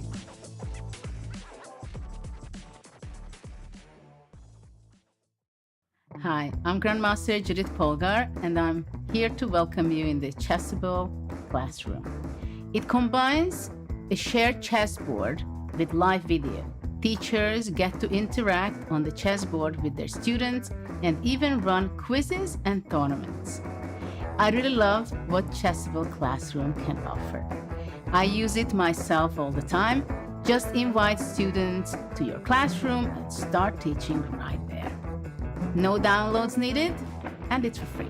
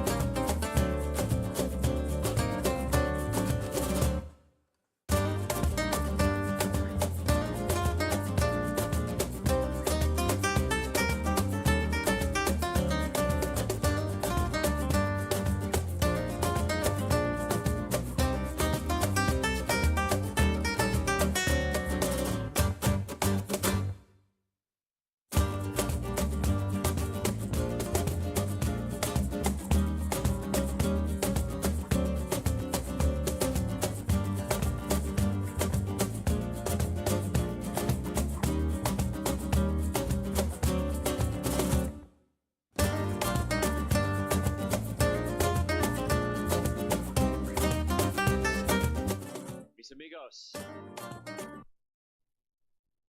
Hikaru Nakamura is disgusted. He's distraught. He can't believe it. But Ding Liren has secured second place here at the 2022 FIDE Candidates. It took a last round victory over a very impressive Hikaru Nakamura, who looked determined to finish right behind Jan Nepomniachtchi. But Ding Liren, the second half of the tournament has been his. 4 wins in 7 games. It was a tour de force. And after that first round, nobody could have possibly expected him. But I am just so impressed with his composure in this game. It didn't start off the way he wanted. He had a surprise waiting for Hikaru, bishop d3 in the opening. Hikaru responded very well. We were basically calling it a draw. Once the queens were traded, everything looked like it would get traded on the d-file. We couldn't even imagine that Ding would create chances. It all started with rook dc1. He took some risks. He followed up, maybe not perfectly, but accurately enough. He put pressure on Hikaru, and his technique, once he got a winning position, was amazing. What a big last round win for Ding, who is going to hold his head up high, even if he doesn't get to play Jan Nepomniachtchi. And the best players in the world, they sometimes leave you after reviewing a game where, like, I don't see where their opponent went wrong. And yet every move, they're improving their position. So I remember growing up and watching the games of Mickey Adams and just looking at them like, I would have played the move that the opponent played. That looks pretty good. And yet Ding Liren, even though Hikaru was playing normal move to normal move, there came a point where Hikaru had no activity to speak of, and Ding Liren was able to capitalize. And very often you get this feeling when you're watching the games of Anatoly Karpov, because everything is, every piece it's on its perfect square. And, what a performance. He grinded Hikaru down. And that's been his winning style, right? He did the same thing to Jan-Krzysztof Duda. It looked like a pretty neutral position. Jan-Krzysztof Duda made a slight mistake, and then came another, and then there was a win for Ding Liren. He beat Richard Rapport, and that was a hectic game where his king went on a bit of a run, but he won in the end game. And then against Fabiano Caruana, an up and down, a seesaw affair, but it ultimately ended in a win for Ding, and he finishes the tournament with a great victory over Hikaru Nakamura, a player he hadn't beaten in classical chess until today. Yeah, he's going to have a big smile on his face, and Hikaru's going to be happy with his overall result, as he told us yesterday, but he is going to be deeply, deeply disappointed at his game today. You could see the consternation, and I think it would have probably been an easier pill to swallow if he had gotten crushed, or if he had, failed to respond properly to some opening preparation. But the fact that he came as close as he did to holding that position, quite straightforwardly, I think that's going to make him more frustrated, because there were several points at which there's a clear chance for Hikaru to completely neutralize whatever advantage initiative we were talking about. So frustration in the last round, but obviously a very successful outing overall for Hikaru Nakamura.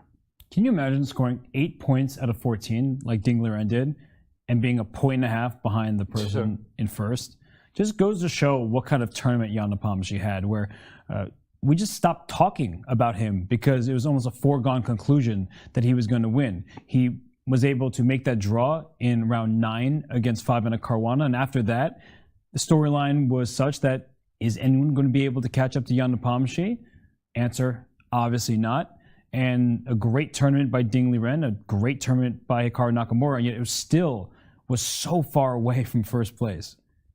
Yeah, I mean, it was locked up. Jan at one point was 2 points ahead of the next player. Can you even believe that? I mean, this is the candidates we're talking about. It's not like Jan is the top seed by 400 points. So, simply amazing. And we had so many great performances in this tournament, and we still have one game going, with Fabiano Caruana very close to actually saving an endgame that at one point we thought was pretty much dead.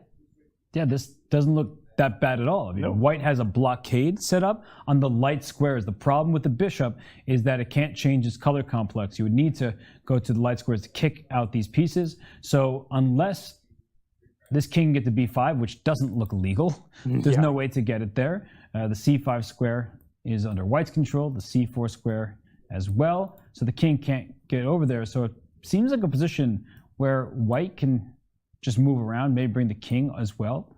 to the queen side, and the a-pawn's not going anywhere. So Fabiano has found the perfect defensive setup. Can we go, for example, can we wait for king e2 and king d3?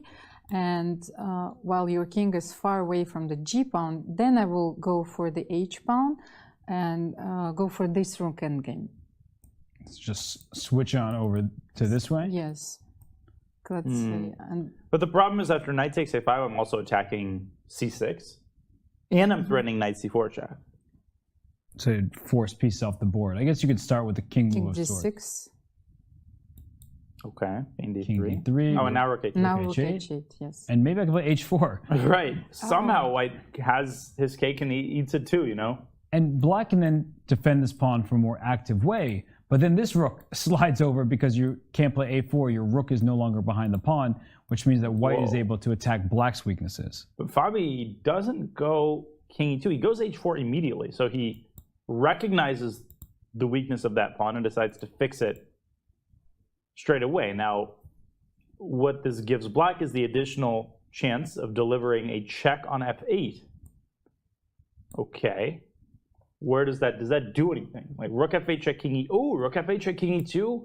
You can't play because there's rook f4. Uh-oh. So king g4 is what Fabi relies on, and he basically says, okay, well now you have to go back to a8 because a5 is hanging. But is that in fact the case? Probably not. I mean, so if we could somehow pass a move like rook e8, knight takes a5 works because at the rook a8 you have a check to this king, which means that the rook on a8 is lost. So if the king were not on a checkable square, this could work. So maybe there's a way where after king g4 we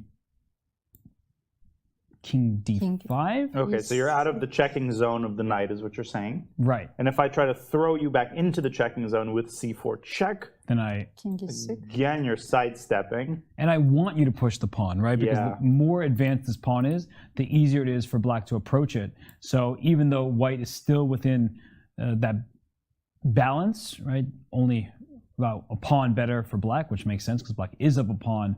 It's not an overwhelming edge for Firouzja. So after king g4, king d5, can I avoid playing c4 check? Like what if I just pass the move and play like h5, for example? Can I start?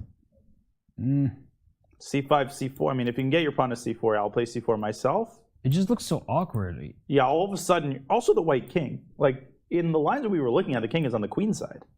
Now the king's cut off, and black's king is just walking over here, and this pawn on c4 may be in big trouble if you want the a5 pawn. So this is how Alireza Firouzja wins this game. Let's back up a bit, because we looked at a position at around time control, and we thought that Alireza was maybe just going to win quite easily. But after the king started running, Fabiano reroutes his knight. This looked fine. Bishop b4, and that apparently is an inaccuracy. So the bishop should have gone back to e5, it would seem. But what's wrong with this? Bishop Well, b4? I think it allows a timely c3. And you might say, well, why is c3 important? Because it gives white a bunch of tempi to reach essentially his ideal setup, the ideal defensive setup. And keeps black completely out of the position. Right. Knight comes back to b3, and you have this sort of fortress almost. It's weird to say it, but it is kind of a fortress. The rook guarding the fourth rank, the knight and the rook focused on the a5 pawn. How does black make any progress whatsoever? And that's why Fabi's last move might be inaccurate. It finally gives black a chance to mix things up a little bit by getting the rook off of its passive square on a8. But what if we start here with king d5? Mm-hmm. What is your next move? h5? King. Maybe. What if I go king e2? Oh, then you give a check on e8 and rook e4. Ooh. I like the h5. Yeah. g7 pawn is now a little bit weak. But now I can play rook h8. You cannot play. You cannot. I take can't. on I think a5. I can take on a5 because rook a8, knight c4. Oh my. But you can take on h5. That's the problem. But nice tactical vision by doing it with the fork here, which protects the rook tactically. So that's a nice little sequence. But then you say that I can play rook h5. Oh, do you go rook a7? That looked like a... No, he did go king d5. King d5. I couldn't tell what piece he grabbed, but it looked like one square. So king d5. So we were analyzing h5, rook h8. And Maybe there's something to note here, is if I put my pawn on h6 and you take it, now you have the wrong pawn. And the reason why that could be important is, let's say I play c4 check, and you go king d6, and I play c5 at some moment, right?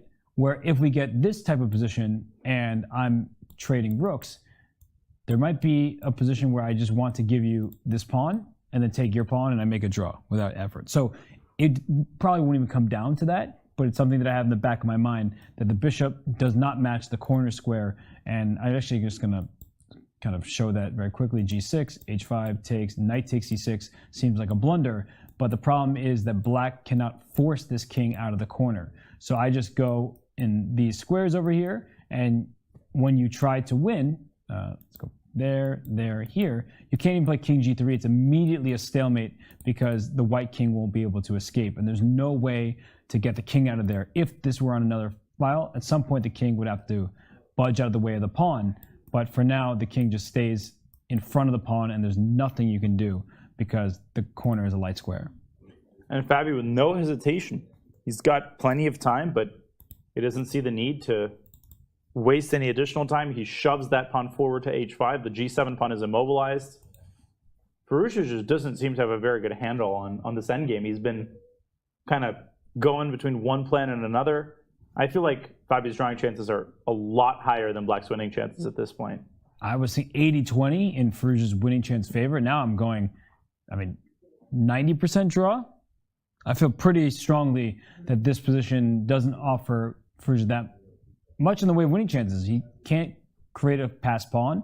This blockade is really annoying to deal with.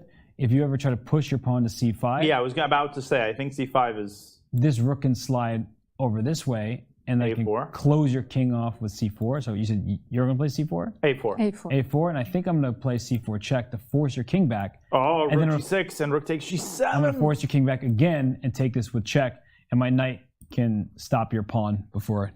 So that might draw the game on the spot right now. This is a huge moment because c5 is played. Oh, then yes, rook g4. A lot of people would be tempted to play c4 check and say, let me close it down. But then the rook has no way out of a4. I think you certainly don't want to play that move. And the rook can't move because the pawn goes to a4. And then this king could also think about winning this pawn over on h5. If the king tries to help, then the king goes into these squares. So... yeah, rook g4 is a very important move. You want to keep the black king cut off out of white's territory. But if I start with rook a7, you still play like rook g4, rook a7, you still play c4, yes? And, must be so annoying for black, and then black could lose this game. Yeah, black could lose this game. And you know what's crazy? The way that Fabi positioned the pawn on h5, it's also important in the line. So again, if we go with a4 instead of rook a7, rook g5 check. Oh no, it doesn't even. Or sorry, c4 check, king e5. Might say, oh, let me run toward f6. I escape the checks. No, you don't, because the pawn is on h5. King f6, rook g6 check. Draw. And then I take the bishop, you take the knight, and rook takes here, and this is a draw. So it looks like Fabiano Caruana has things under control. What a game this has been, where early on it looked like Fabiano had no risk and could just play for a win with a knight on a light square against a dark square bishop. Then Alireza Firouzja, he fought back fiercely, throwing his pawns forward and even obtaining the upper hand.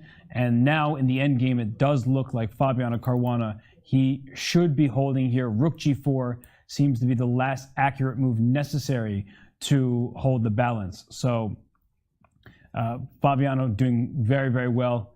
He is about to make a draw, it feels like, so it's a matter of time. But we have a very, very special guest in the studio. It is Grandmaster Ding Liren. Ding, how are you feeling? I feel very good after this very crucial win. Although he played, he had many mistakes. Maybe he nearly equal out of the opening, but after that, I pressured this whole game, and I think I didn't let the advantage slip. Yeah. Ding, we thought that the game might be heading for a quick draw at the opening, but then you played rook dc1. We thought that that was a really interesting way to generate chances. Do you think that that was an early important moment, or would you identify any other moments when you felt like the game started turning around in your favor? Yeah, I think this is an important moment after rook dc1. Bishop f6 is too nature to play, but maybe he's worried about knight d4. Actually, he can take with knight, I think. Bishop take rook c7, king g6, and bishop d4 takes, and bishop d5 is an easy draw, I guess. So you saw that he could just play like this? Yeah, maybe he only saw bishop d4 first, after knight d4. Yeah, I think king g6 maybe the move he missed. If bishop d4, knight d4, rook c7, king f6, rook b7, knight e2, rook king f1, knight c3, rook b6. Just slightly better for white. So a4 is maybe rook annoying. c2 something. Were you worried after the opening that when he played f5, you spent a lot of time? Did you think at that point that maybe you wouldn't even have a chance to play for a win? Yeah, after queen d1, I thought maybe it's just equal. After queen Since d1. after bishop b1, I'm very optimistic about my chance. Since I was expecting bishop f6 instead of queen d1.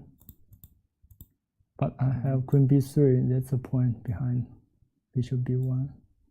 So you can play your queen out when your bishop was on c2, your queen couldn't come out. So you realized that there were these small moments that kept your chances alive in this position. So tell me where you started to feel confident that you could win the game, because for a while it seemed like he was playing good defense. Yeah, I never feel confident until the time control at around 30 move. Okay. Since he played very concrete with bishop with e5. Yes, e5 is one important position. First I want to play bishop a1, but knight b6, knight a5, rook d8, king f1. Rook d8? Yes, king f1, rook d1. If I can play king e2, then I will be better, but he has a very important rook d2 check. Nice. Yeah, so his rook is penetrates to the...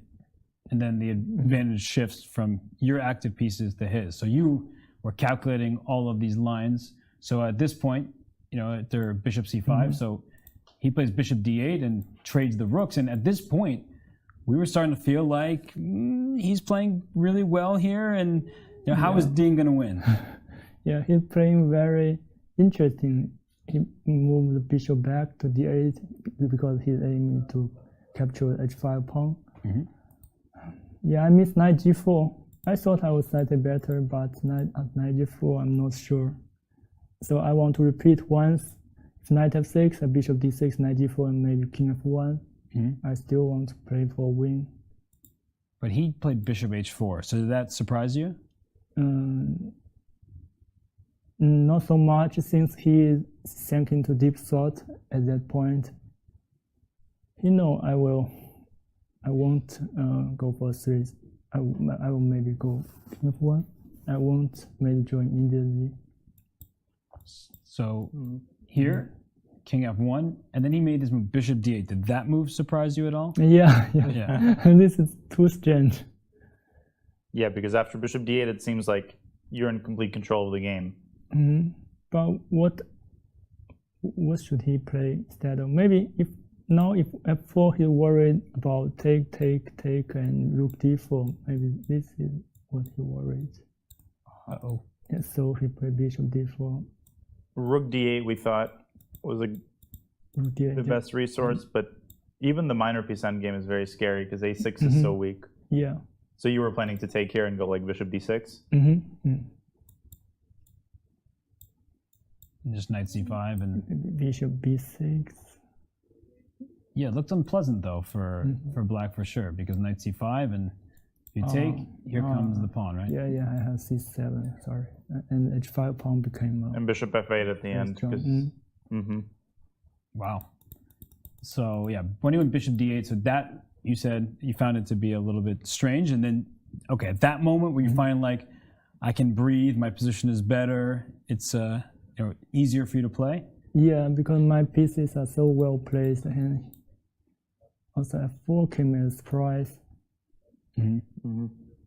And he missed his last chance of the game here. He needed to play this move F3, so it seems like both of you weren't looking for that move. It is kind of strange. No, yeah, I didn't expect it. But where I went wrong, maybe I have to take the pawn. Yeah, I think you could safely take this pawn and play 94, 96. Bring the king play to for the F3. pieces. Oh. Kind of a strange position, right? Where your pawn structure looks worse, but he can't move. Yeah. So, well, you end up winning this game quite nicely. He didn't really have, after he missed F3, you were just playing very accurately, and he didn't really have a chance to get out of this game. So, I mean, at the end of this, you won this game. You finished in second place.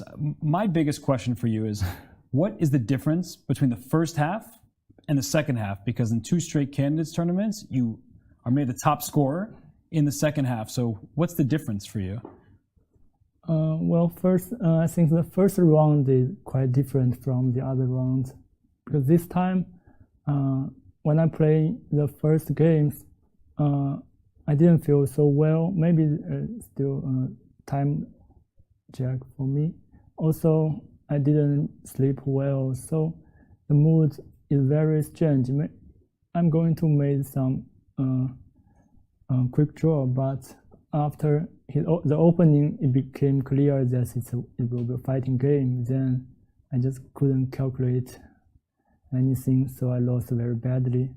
After that, I tried to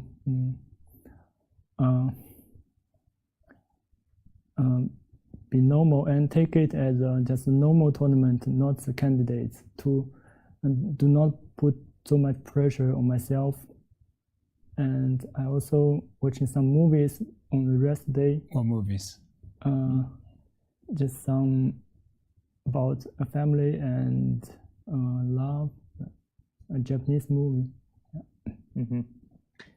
Ding, if Magnus declines to play the World Championship, you are the World Championship challenger. You'll be playing Jan Nepomniachtchi.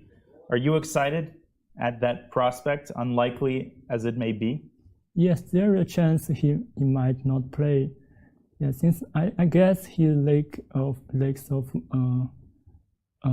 and motivations to defend the title again. Also, it takes a lot of energy and a lot of opening preparation comparing to the other tournament. So maybe that's the reason he's not sure if he will play or not. But I believe when the championship is approaching, then maybe his inner heart will start to burn in some fire. So I guess he'll play in the end. I think so. Well, we had Emil Sutovsky here. We interviewed him, and he said the deadline for Magnus is approximately July 20th, so in a few weeks. So I guess that's when you will know better about what your future holds with respect to the World Championship. But that's so early. It's International Chess Day. They need to make plans, organize the event. But a lot of the players said they were thinking about second place. You said that earlier in the tournament. And even if you think, and others do think Magnus will play, does that give you more of a feel like even if Jan Nepomniachtchi is running away, he's playing so well, you always felt like there was something to play for? Yeah, at one point when I win 3 games in a row, I feel obligated to play for the win with white pieces to try to catch him. Although it's backwards, but I think it's the only chance to fight for the first place. So after the lose, of course I'm very satisfied to have the second place. Yeah. Then final question for me: what are your plans after the tournament? Are you resting, or are you going straight into game analysis? Resting. Before I was planning to play Olympiad, but then the Chinese team won't play.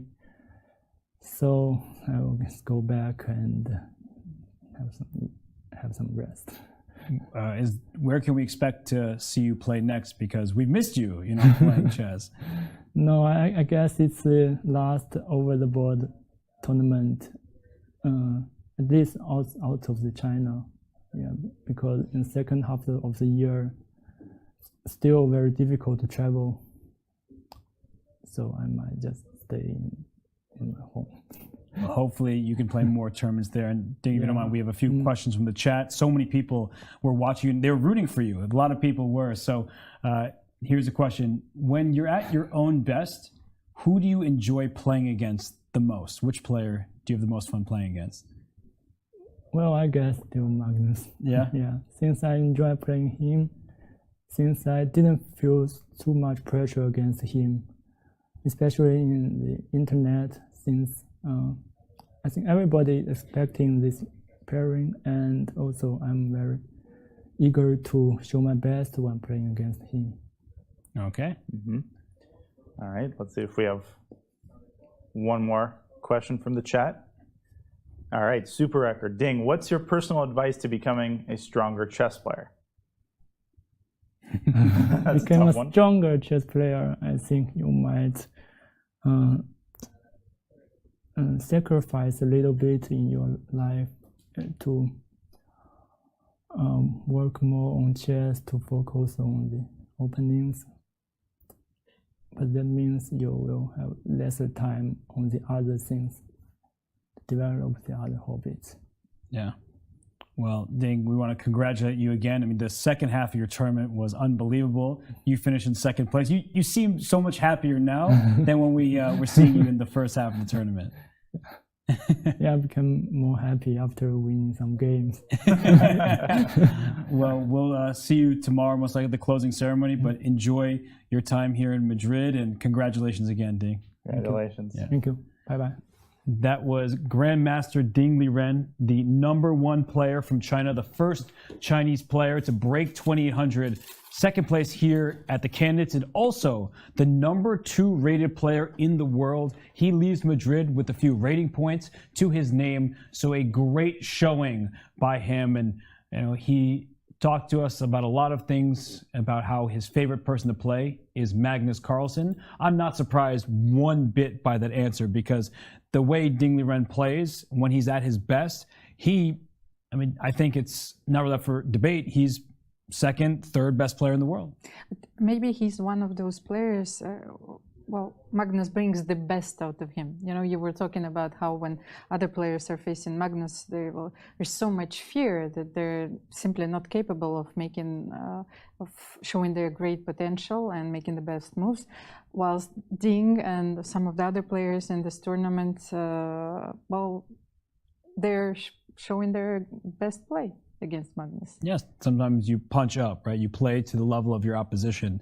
And for Ding Liren, he said in the first round, he wanted to make a quick draw. Like, he had jet lag, he just got here, and we keep always talking about the what ifs, right? And that's one of those moments where you can just feel it. It's like the whole tournament could have changed. But for Jan Nepomniachtchi, he's the deserving champion. For Ding Liren to show the mental fortitude to bounce back after not just that really bad defeat, but losing to Teimour Radjabov in a game where he said he felt a lot of pressure, with winning 3 in a row. I need to catch Jan Nepomniachtchi, and I'm the only one who can do it. He lost a really heartbreaking game, and to win this against Hikaru Nakamura, it seemed impossible. But Ding Liren, he accomplishes the impossible. Well, first of all, that was such a sincere answer. Not many players will admit that that they were feeling so bad that they wanted to make a draw with white from the very start, and he simply didn't manage. So it showed that he understands the tournament strategy very well. He was trying to minimize the damages at the beginning of the tournament. So, and also, I cannot strike. I wanted to underline that how important it is to have a second with you, because during those difficult moments you need to have a person to whom you can talk.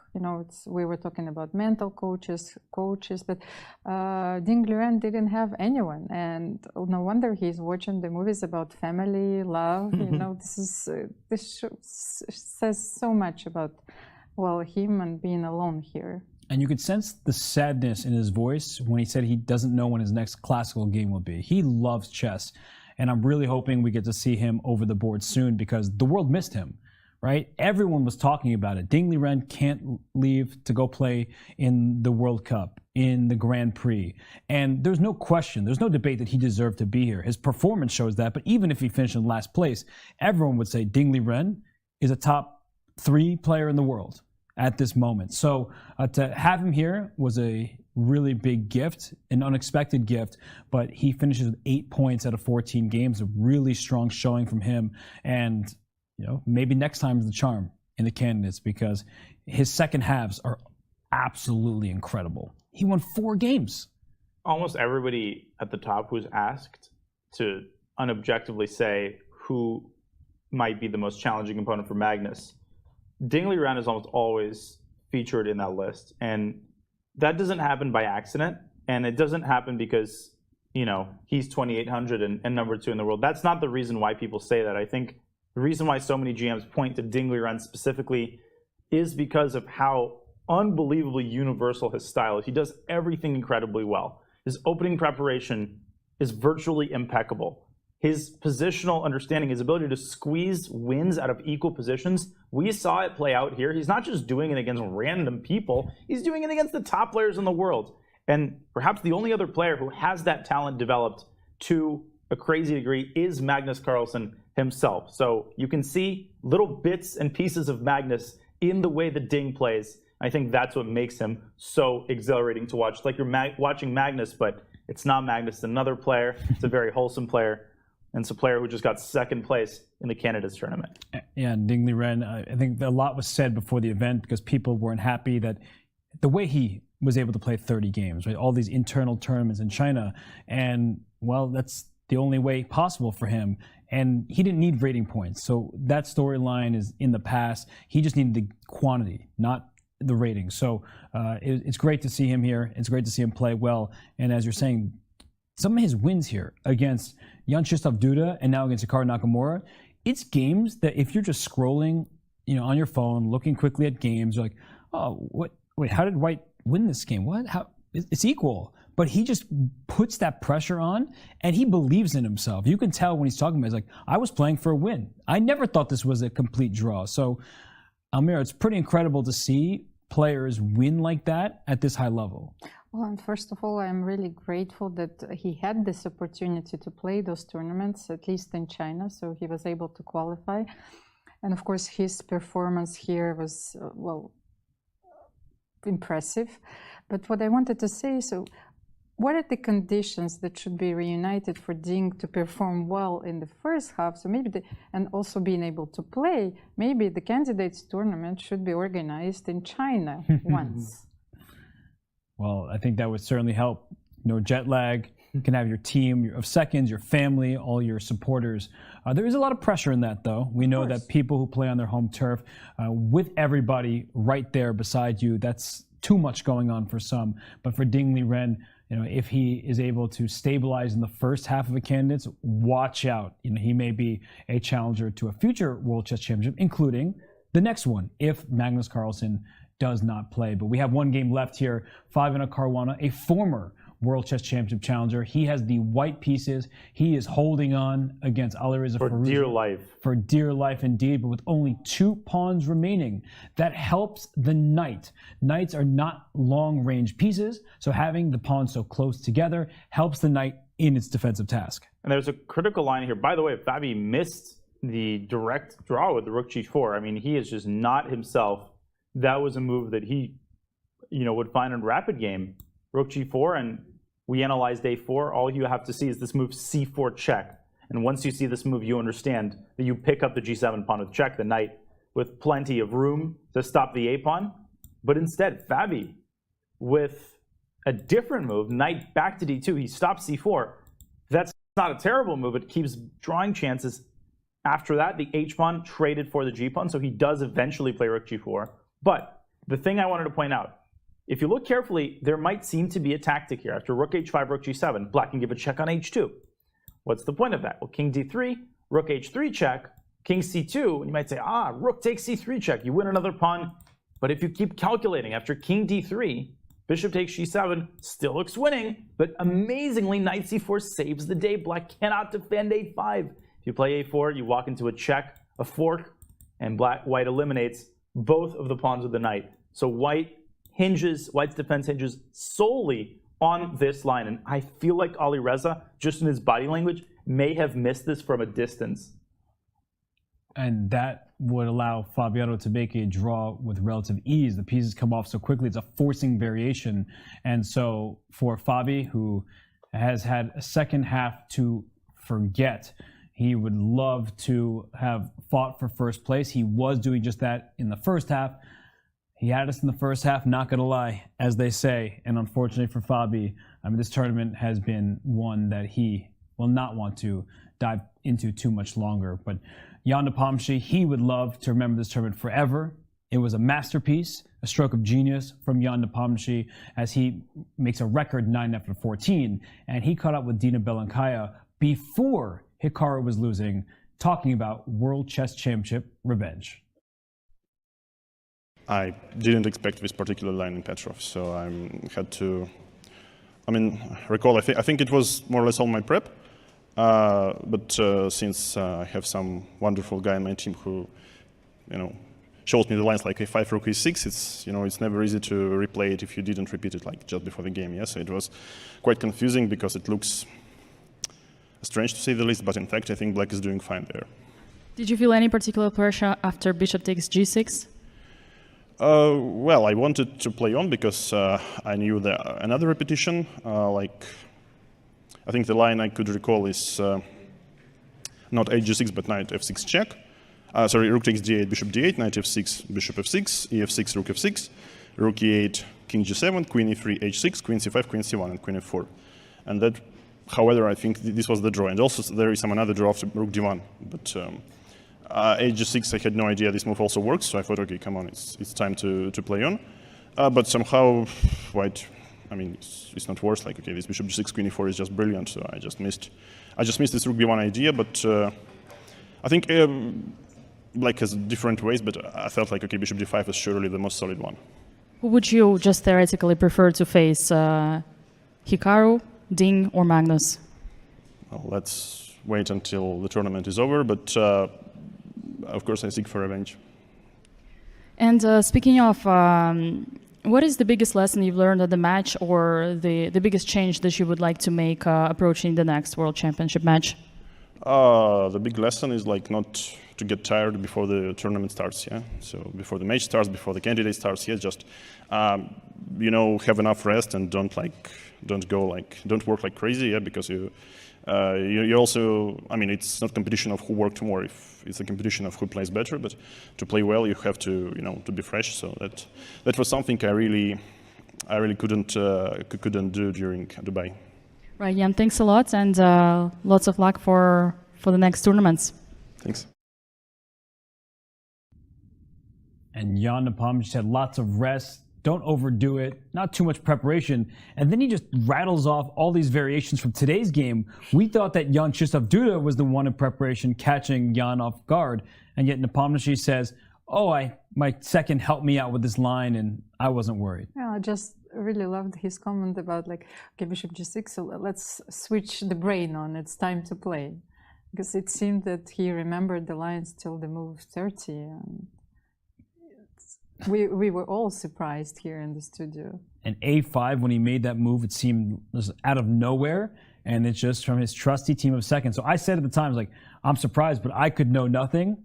I know nothing. His team knows everything, and that was excellent preparation. But, perhaps the most impressive aspect of it to me was the fact that he recalled all of it. And it took him some time, but now we know that that's what he was doing. He wasn't thinking independently. He was actually trying to recall his prep, and he did it flawlessly. And the fact that he was rattling off these lines with perpetual check at the end, like Almira said, 30-move lines in a sideline that he didn't expect. He didn't even know what first move JKD would make. So Jan is on another planet this tournament. I mean that in the best possible way. What an end to the tournament. He didn't win, but he drew from a position of strength and very well-deserved rest for Jan Nepomniachtchi. And he spoke about revenge.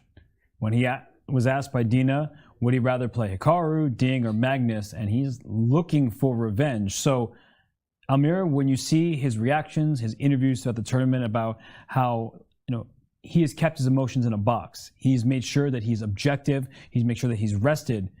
Do you think he believes that he can beat Magnus Carlsen? I really think that he believes that he can do it now. You remember that French phrase I told you, that the revenge is the dish that best served cold. So now that he had enough time to put all those events into perspective, and that he won his second candidates tournament in a row, which gives him an extra boost in self-confidence, I really think that that his chances are it's much higher than before. Yeah, the Jan Nepomniachtchi we've seen here is unbelievable, and he won the previous candidates. But a lot of people out there were saying, "Well, what has he won before this? Is this kind of a fluke? It stopped midway." I think Jan proved, and to himself, just as much as anybody else, that no, of course it wasn't a fluke. Jan Nepomniachtchi, when he's prepared, when he's focused, when he's determined, when he has a clear goal in sight, he's a scary player. Anish was with us yesterday, and he was saying that when Jan plays his best, he might be the best player not named Magnus Carlsen. And people hate facing him. Jan is such a good practical player. He plays quickly. He finds ideas that are incredibly hard to play against. Magnus is not immune from that category. He doesn't like facing Jan either. Now, the Jan that we saw in Dubai is a completely different person from the Jan that we saw here. With that being said, unless Superman himself comes along, Magnus is always going to be the favorite in a World Championship match. So I don't think any of us are saying that Jan is now somehow the favorite. I still think it's likelier than not that Magnus is going to win anybody he plays against right now. And if that changes, I'll let you know.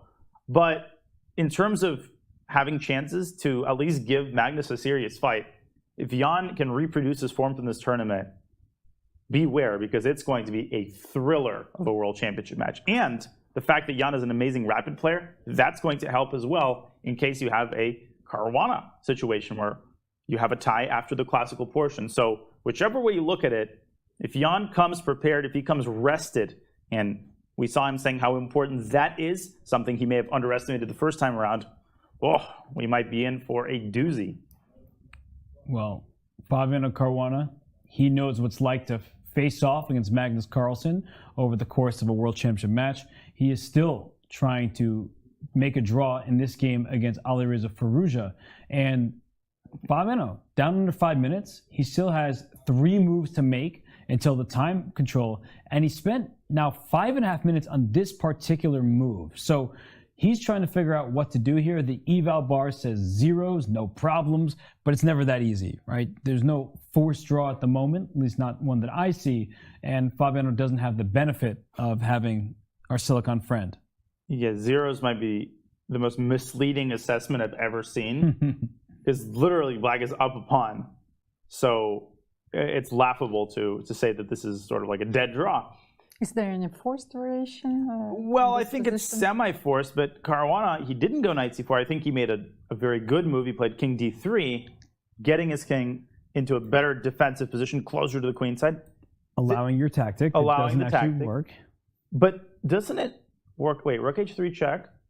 Nope, because once you take... Oh, now there's a different way to win the pawn. Oh my goodness, but king c4. Exactly. My king went up because your king's not on d5 anymore. That's quite amazing, because previously the knight had to go to c4. Now the king goes there, and you have a fork. So this is a draw.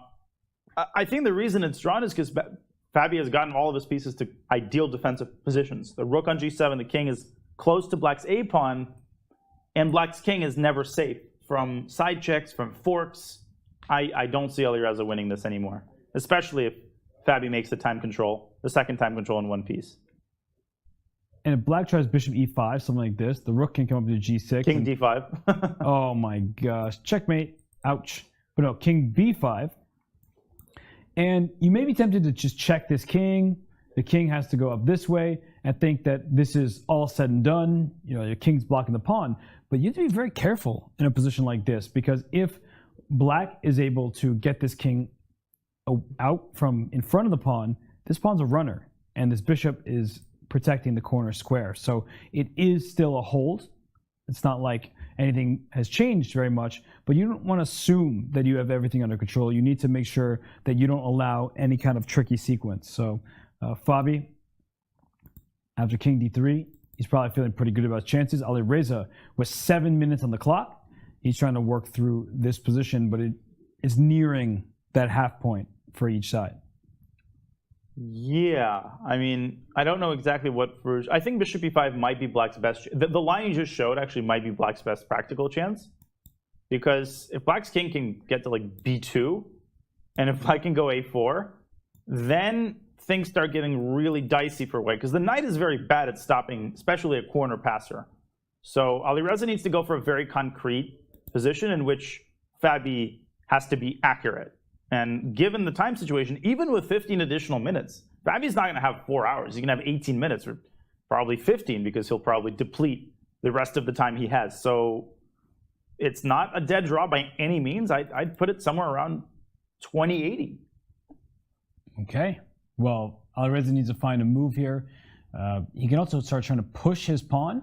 The issue is that it's very easy for white to stop the pawn. a4, this knight can come up to c4. Your pawn's not going anywhere. So time control is in just a couple of moves. This is a format with 3 time controls. They already have the additional hour after move 40. They get 15 minutes added once they reach move 60, plus 30-second increment per move. So that way, if you're in time trouble, but you're trying to hold on, you will not lose on time if you make moves quickly.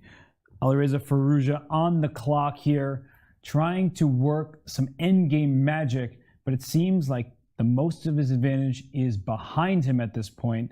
And Almira, he's been trying very hard. Do you think at this point he kind of feels that he no longer has real winning chances? Well, he knows that the advantage that he had before slipped away. He's still trying. So I agree with Daniel that bishop b5 is the best practical chance, but maybe there's another way to keep, if not the fire on board, at least to keep the game going. Yeah, maybe a4. Yes, let's try a4. Okay, so the king d3, a4. I'm going to bring my knight up. Yeah, there's a peculiar drawing mechanism. Rook g6 is now a serious positional threat. You can rook f5, for example. Rook g6, king b5. I just want to show that perpetual with knight a3 and knight c4. Funny little line. King has to go back and forth as well, and that's just a draw. Okay, so we're about to see a move from Alireza, who's got 4 minutes and change to make 1, 2, 3 more moves until time control. I'm fully expecting bishop e5. I just don't see any other enticing options. Yeah, he's trying to see if something works. And bishop e5, there it is. Yeah, good move. And let's see how quickly Fabiano plays rook g6 check. Very quickly.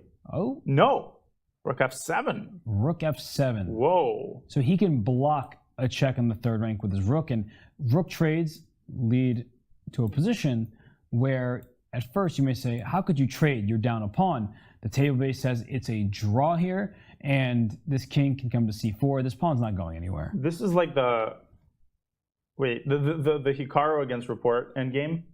I forget what minor pieces were on the board, but this reminds me of that for whatever reason. It was knight and 2 pawns against bishop and 1 at the end. Okay, so it was like a mirror image of this one.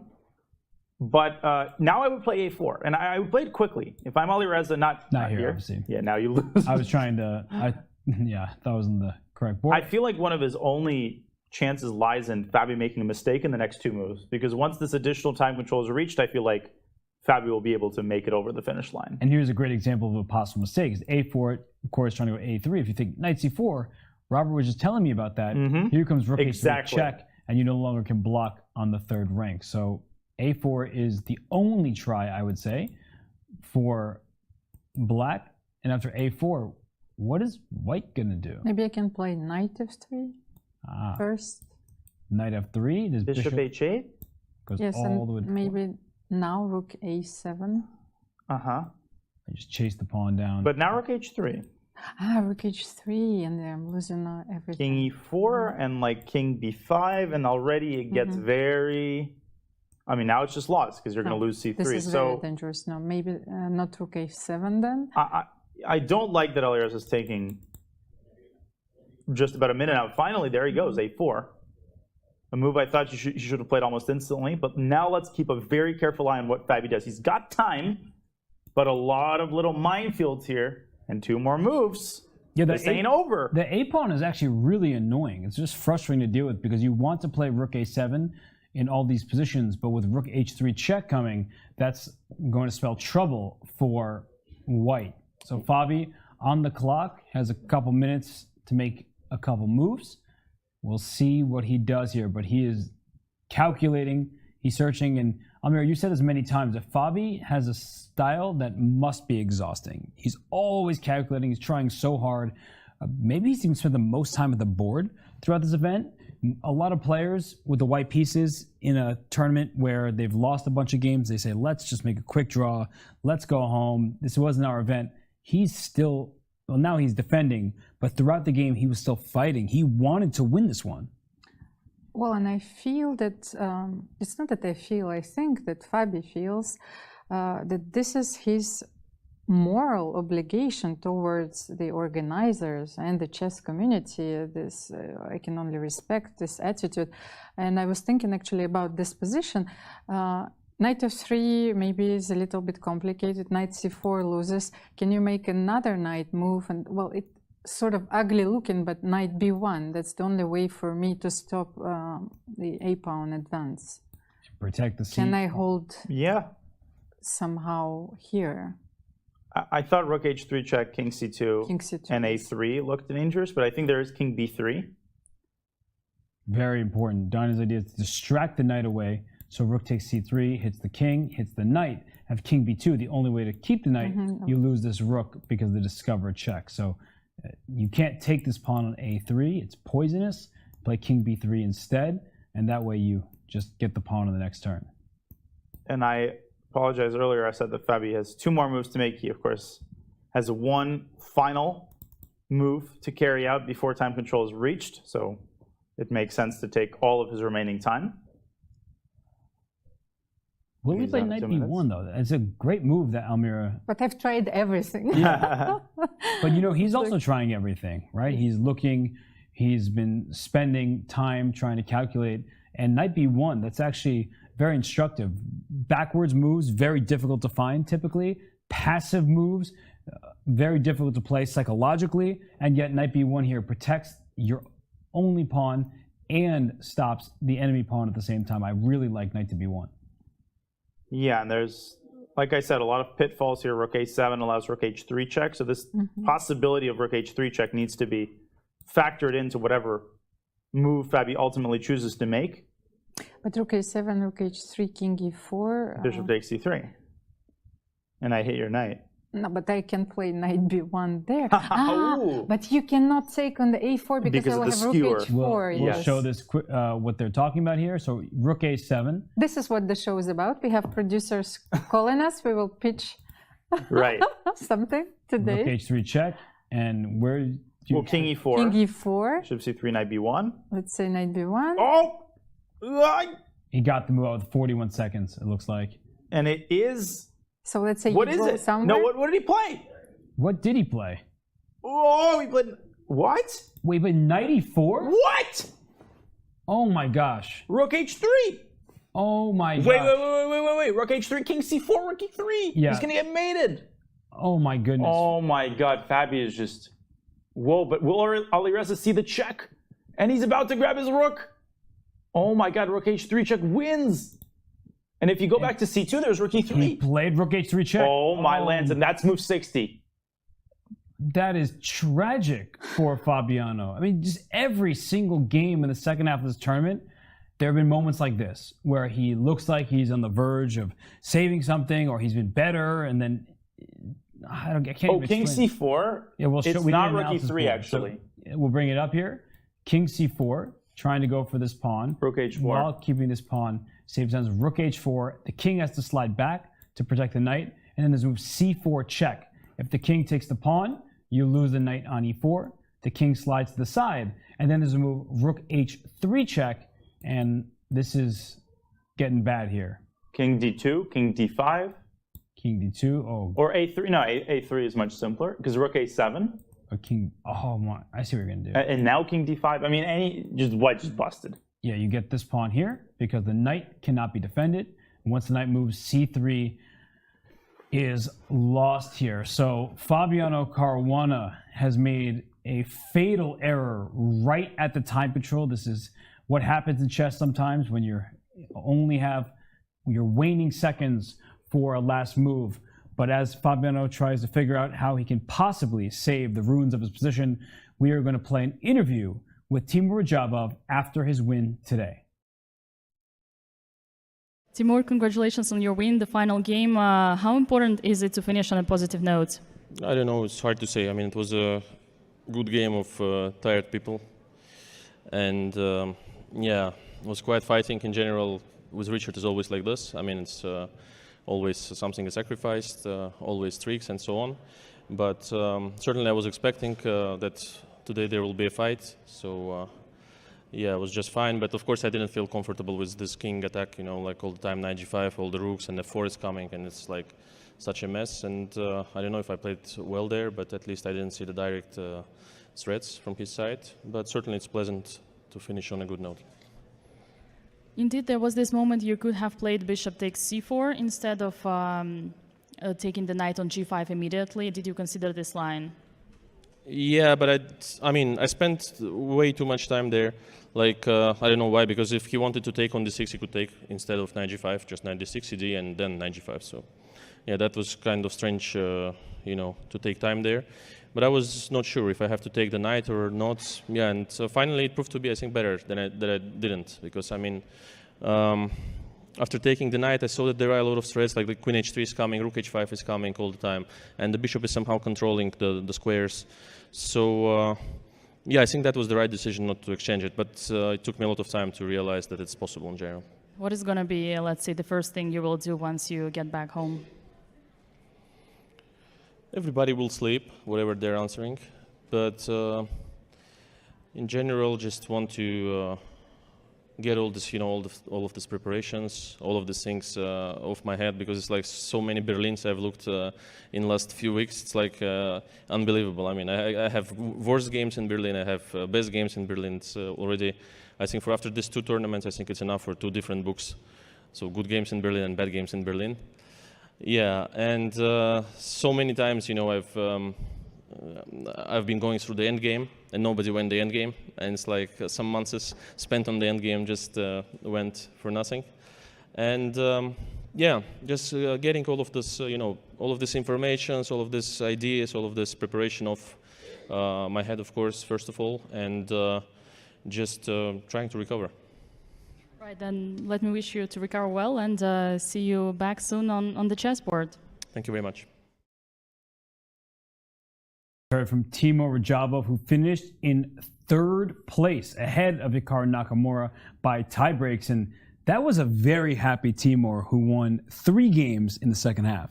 He has every reason to be happy. This is a tremendous success on really the biggest stage in the world after, you know, a start that was frustrating, that led many people to pat themselves on the back and congratulate themselves and say, yeah, I told you, you know, Teimour doesn't belong in this tournament. And look where he is now, 7.5 points out of 14 in this field, 3rd place. Amazing, just an amazing, amazing performance by the most experienced player in the field. And then while we still have 1 game in progress, I think that's the extra incentive in this game for Alireza Firouzja is that he simply doesn't want to finish last. And if he wins this game, he will overleap Jan-Krzysztof Duda and Richard Rapport. Right. And that would be big probably for his future, his confidence. And, well, Fabiano Caruana, you know, he's trying to survive this one. As you mentioned, Alireza Firouzja trying to get out of the cellar of the tournament standings. And we're going to bring up the prizes for you all, because now that we know who has won the tournament, that's Jan Nepomniachtchi. He takes 48,000 euros. 2nd place, Liren, 36K. 3rd place was Teimour Radjabov, taking home 24,000 euros. He took that prize ahead of Hikaru Nakamura, despite the two tying for third by points. So with every half point earning 3,500 euros, it's quite a hefty payday for some of these players. And we just have one game left that will determine all of the final standings. We have Alireza Firouzja. He's going to try to get another 7,000 euros if he wins this game. And he is going to get 7,000 euros because at this point, the result of the game is not in question. He's got several options that lead to very quick victory. Knight e4, as you said, was the fatal error. That knight is just impotent. It's on the worst possible square. The black king is totally invulnerable here. The bishop covers it very nicely. And now either a3 or king d5 both essentially force resignation because the c3 pawn in the latter case is lost, and in the former case, essentially everything collapses at the same time. There is one line that I think we should show here because if you push your pawn to a3, sometimes you push that a little bit too far, and Alireza, he's got his hands in his head, he's thinking rook a7, and if you think you can play king d5 to get this knight, you're like, wait a second, I'm going to get both of your pawns. I'm going to take on c5. Of course you're going to take me back. And then you realize that black doesn't just have to take this back. Bishop takes c3 is check. The king moves over, and then black has bishop d4, protecting this pawn, pinning this knight, and winning this knight, and thus the game. Great line. And Alireza, he did go for the other move, king d5, straight away, to which, I was going to say Magnus Caruana responding. It's been a long day with knight f2. And a little bit of finesse still required. It actually might be most prudent not to take on c3, but instead to go for rook h2 with a3 to follow. I actually think that wins on the spot. Because the king probably has to move over, otherwise the rook can't get over to a7. You need to protect the knight, and if you move your king pretty much anywhere, well, then you could push this a pawn, and the rook can't move because the knight's hanging. So if we switch to king e2, then this pawn on c3 is lost, and then the bishop comes back to d4, and bye-bye to this knight. What a collapse by Fabi. I mean, this is far from a perfect game, but Alireza is going to be so happy at the closing ceremony to have scored that last win of the black pieces from a position in which I honestly thought was just a two-result game. When Fabi got that knight to e4, it was unfathomable to me that black can win this game. And the entire campaign started with d4. I think that's what led very quickly to Fabi's downfall. I cannot understand any of what he did in like the next 10 moves, starting at in the moment you're showing in the analysis board. I think it started with g3. G3 was an ominous sign. Yes. Yeah, it was an ominous sign, maybe unnecessary. But then the decision to open up the center, removing the support of that monster knight was just unthinkable. Yeah, just showing a knight on the light squares, all the pawns on light squares, the bishop can't do anything. The pawn e5 is isolated and a future target. So to play g3 and then d4 and open up the position, that was a pretty big mistake. And then we see that as the game continued, black started scooping up pieces. Fabiano still had a chance at a draw. He went wrong at move 60. And we're being informed that Jan Nepomniachtchi is active on social media. He let everybody know his team of seconds. So maybe I can read those names because a lot of them are in Russian. So it's Vityugov, Leko, Khairulin, and Potkin and Tomaszewski. Actually, Vityugov and Leko and Khairulin were present in Madrid, and Potkin and Tomaszewski helped Jan Nepomniachtchi from a distance. Oh gosh, that's a really great team of seconds. 5 of them. Most players, they feel fortunate to get 1 or 2 seconds, but have 5 seconds to help you out. And it's very important that some were in Madrid, some were elsewhere, because you, as seconds, you want to work around the clock. And a single person can't work 24 hours a day. They need to sleep. But it's very common that when you have a team of seconds, some people are elsewhere, some people come with you to lend the emotional support to help you on site. And then when you sleep, the player and the second on site, the people who are elsewhere, they work. And that way, it's 24 hours. I actually know how important it is because when Liren was helping Magnus during their first matches, that he was working from home. And then we had to move the crib, for our little daughter to the living room. Then he had to work during he had night shifts all the time. So I think this model works much better for the seconds and for the families. Yeah. It really takes a village. I think that's what this shows.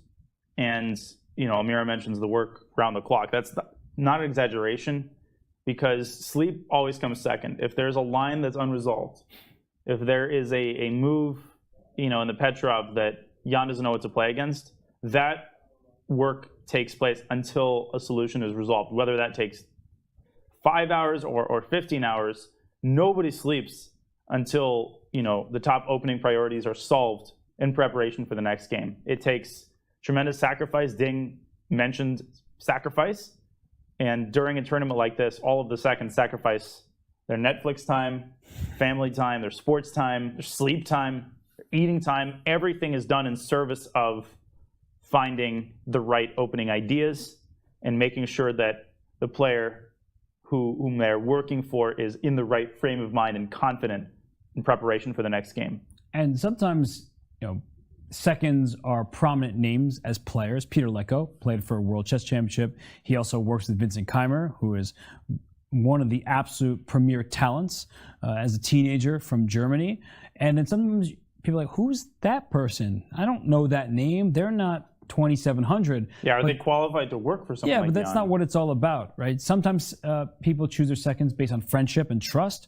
Other times they're like, this person plays this opening in a way that I would like to learn from them. So just because somebody isn't playing in the candidates themselves doesn't mean they're not a capable second. And you know, Vityugov is a top player. Nobody's disputing that. But one of the names there was it Haryulin? Haryulin, Yeah, who is a fantastic player, also around the same age as Jan Nepomniachtchi. So I'm sure they've been friends for a long time, and there's that trust. And Haryulin, as a grandmaster, a very strong player himself, that actually helps, right? The whole is greater than the sum of its parts sometimes. Yeah, and I think you can see a very direct parallel in sports coaches. I mean, I'm most familiar with basketball, but if you look at basketball coaches, they're not all, you know, players on the level of Michael Jordan and LeBron James. Some of them are, right? But others, like, you know, longtime coach of the San Antonio Spurs, Greg Popovich, was, you know, I don't think he played in the NBA. I mean, he played in college, he played in Europe. He's a very capable player. You could compare him to like a 2,500, right? He knows what he's doing on the court, but it's not all about how well you play when you're a second. Like you said, the trust factor, that's priceless.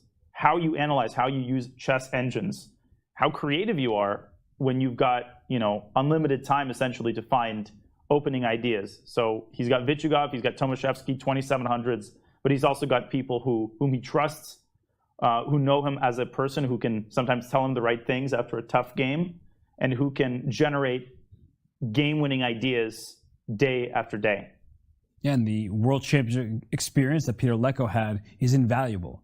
Peter Lecko almost won the World Championship, right? Vladimir Kramnik was on the verge of losing his title that he won against Garry Kasparov. And unfortunately for Peter, it didn't go his way. He's a phenomenal commentator, a great human being, still a fantastic chess player.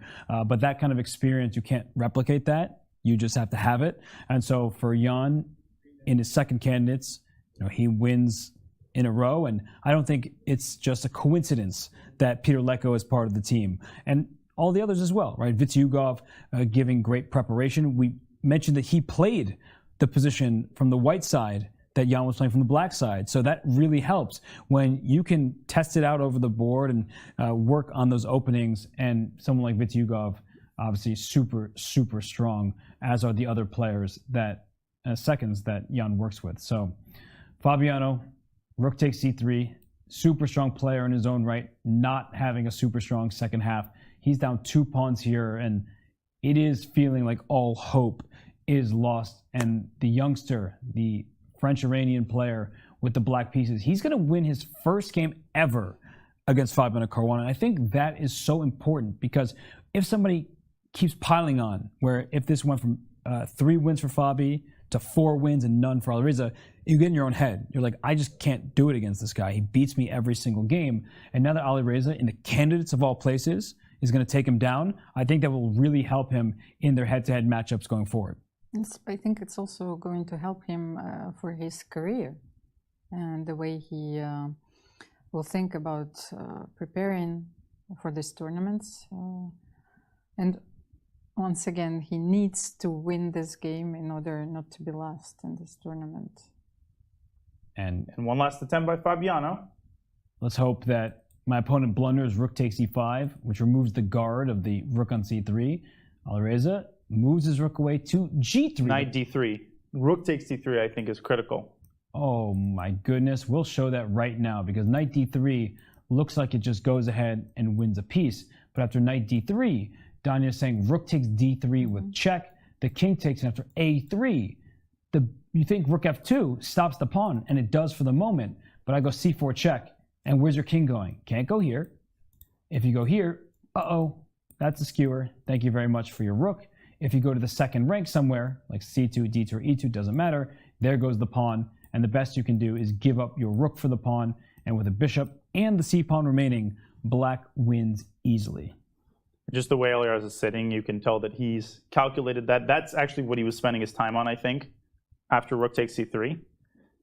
That's it, because if Fabi doesn't play knight d3, then a3 follows. The pawn is unstoppable, and the game is finally over. What a heartbreak for Fabi. A tournament that's going to be hard to process. It just doesn't add up that he had 5 out of 7. It was like 2 different people participated in this tournament. And a great win for Alireza. Just a confidence booster, a rating saver, and a win of the black pieces in the last round is always a pleasant feeling, no matter how poorly you might have played throughout the tournament as a whole. Just everything possible that could go wrong went wrong for Fabiano. Yeah, he lost his first game in the second half to his compatriot, Hikaru Nakamura. Then he has a great position against Jan Nepomniachtchi, can't win that. Then he loses a couple games in a row, and you can just look at him, right? This is not the Fabiano Caruana who's sitting upright with great posture, ready to play a very intense game. He resigns. It's the last game of the candidates, so the candidates is officially over, and Alireza Firouzja scores his first victory over Fabiano Caruana, who understandably is dejected, doesn't want to look at chess anymore, I'm sure, for the time being, and he just gets out of the playing hall, and he can't believe what's happened here in the Palacio de Santonia. And when you have a tournament result like this, I'm always curious to see the player's next tournament. In Fabiano's case, how will he bounce back? He'll be angry, he'll be motivated. He'll want to make the following candidates, but that's out of the conversation for now because this candidate has only just finished. But Fabiano's tournament docket is always full and always full of opportunities to rebound in a big way. He will be representing the United States during the Olympiad, and this is going to be a big chance for Fabi to redeem himself, to rebuild his confidence, and to show that Fabiano Caruana at his best is a force to be reckoned with. It's very difficult. After such a big tournament in your life, when all just falls apart, right? When it rains, it pours. How do you just move on? That's the question, and it's not an easy one to figure out. Well, it's not easy. I feel that it's sort of a tragic love affair. Something is broken inside Fabiano. And, Ding was talking about sacrifices. I can only imagine how many sacrifices Fabiano has made in order to achieve all these tournament successes and play World Championship match. And for a while, his results, especially after the World Championship match, also were quite unstable. So we were talking about how stable he was in the first leg of this tournament, and then everything went wrong. Yeah, and it's hard to see. I mean, Fabiano's a universally well-liked player. Of course, he is very humble and gives interviews even when he's struggling. But you can just tell in the body language that it's like, not again. And at some point, there's just nothing you can do. It's going to get out of hand. But he does have a few weeks to get this tournament out of his head. The upcoming Olympiad starts at the end of July, so Fabiano will take part for Team USA. And he went wrong. I mean, we can show everybody once more where after surviving what was a bad position, out of the opening, he was in great shape. But 2 times in this game, it was with the knight on e4. So the knight e4 early on was an awesome piece, but the knight on e4 late in the game, he made this move to make the time control, and then immediately he was lost. Yeah, very symbolic. And Fabi's probably not going to miss that symbolism, but it was an essentially unlosable position. Great job by Alireza to stay in the game. He wasn't flawless, He gave Fabi chances. He had that immediate win right before the time control, taking on f4 with the bishop. He missed that, but he kept his foot on the gas pedal. He made it difficult at all times for Fabiano, and his play right before move 60 really did Fabiano in, and that last challenge is one that he couldn't solve properly. That's right. So both Americans lose in the final round here in Madrid at the 2022 FIDE Candidates, but Hikaru Nakamura, another player who is beloved, he talked to Dina Belenkaya for several minutes, and here is that interview. Hikaru, thanks for joining. That was a tough game. Do you think Ding's opening choice was justified? No, of course not. I mean, but the problem is that I didn't trade the rooks on d1. If I go rook d1, rook d1, rook d8, I mean, the game is drawn within like half an hour, and it's, I mean, that's it. But the problem is that after h4, h6, rook c1, I mean, it still should be fine, but already I was very upset at myself, and then I just played some moves that I think weren't great. It still, I think, was probably okay, but I mean, to my opponent's credit, he found some good moves, kept the game going.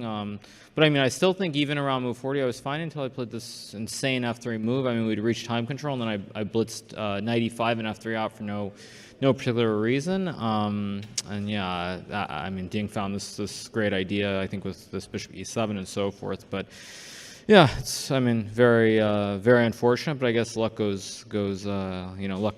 What comes around goes around. And, you know, probably I got a little bit lucky yesterday to win, and then yeah, today, I mean, it's insane.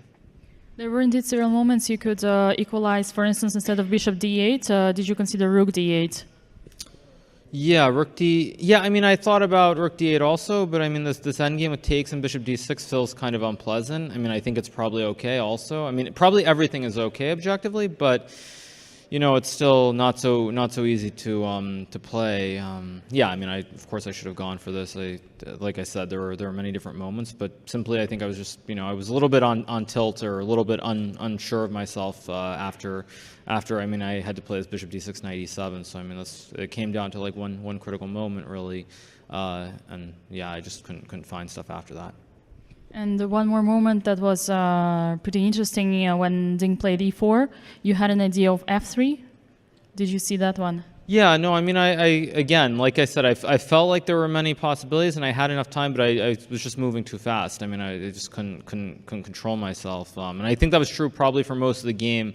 After I played this bishop d6 knight e7, I just wasn't using my time correctly, and that was in large part because I was, you know, just not very happy with what was going on throughout the game.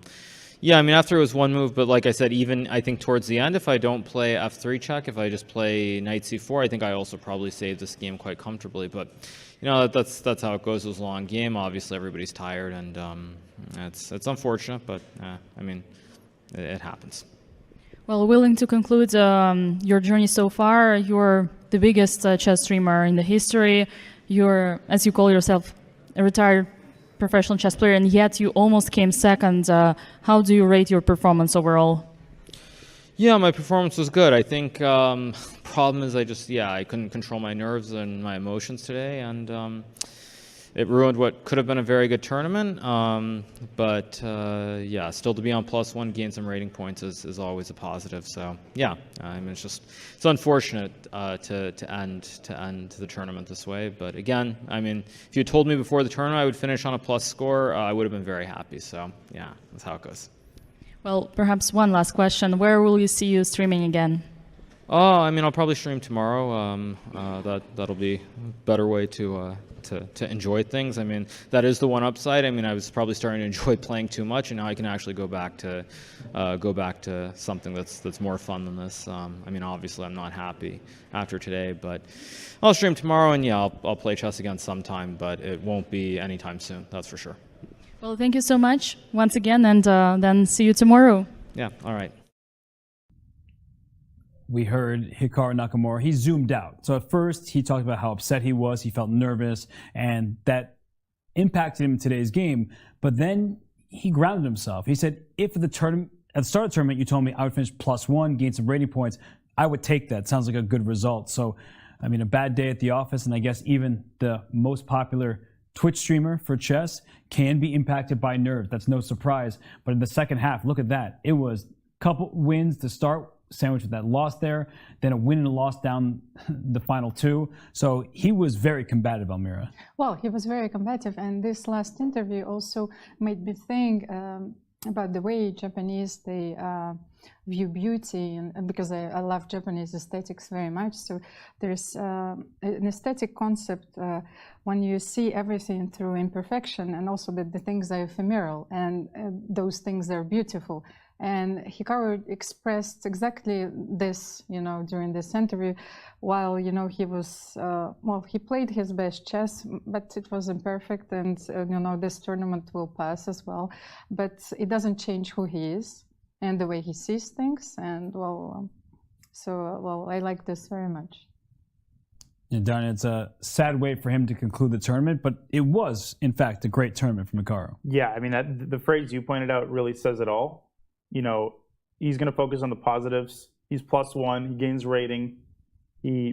Anybody who thought that, Hikaru's streaming career in any way derailed his ability to play classical chess, this is the stage to prove those people wrong, and he did. And the last round doesn't change that.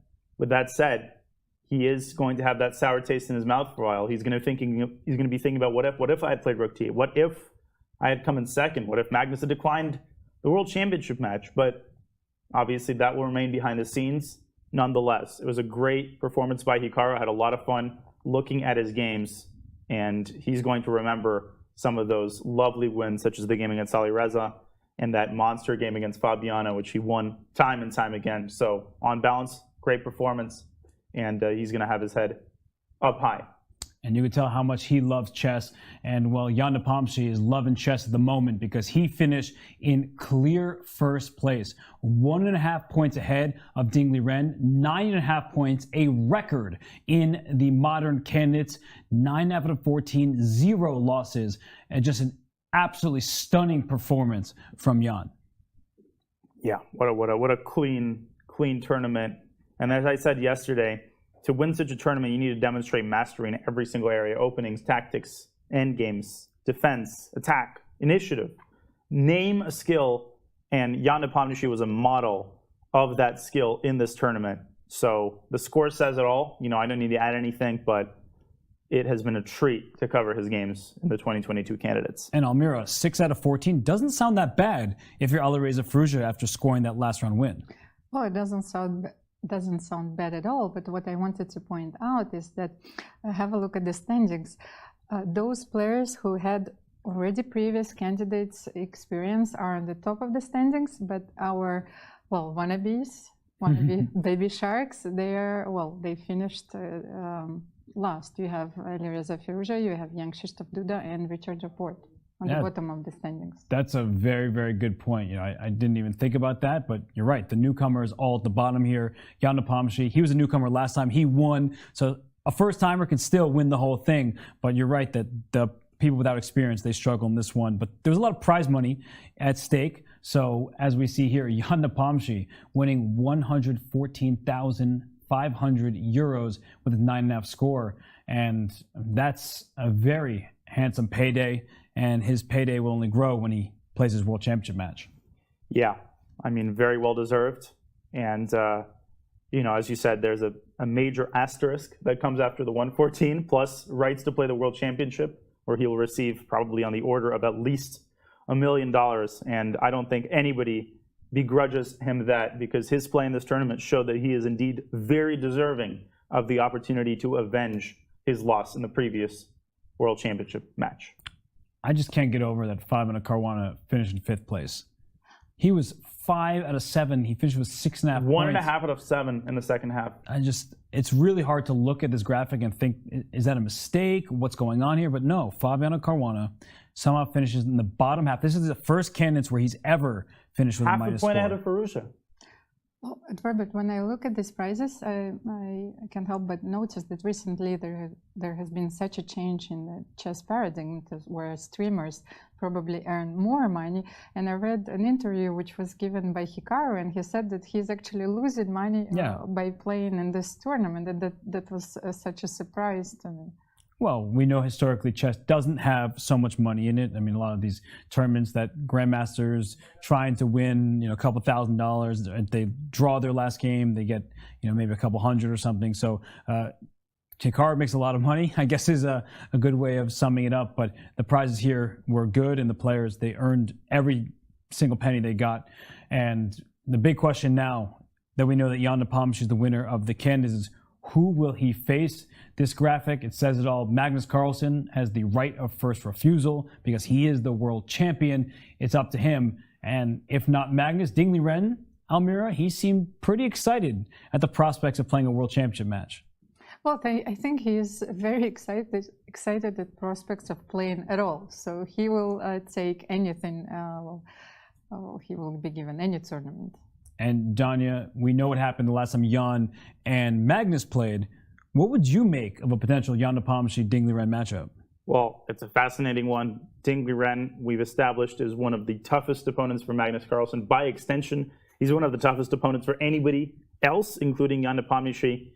I think Jan, he's got only one way to go, and that is to wait until the deadline. He's not going to start preparing until he finds out who he is playing.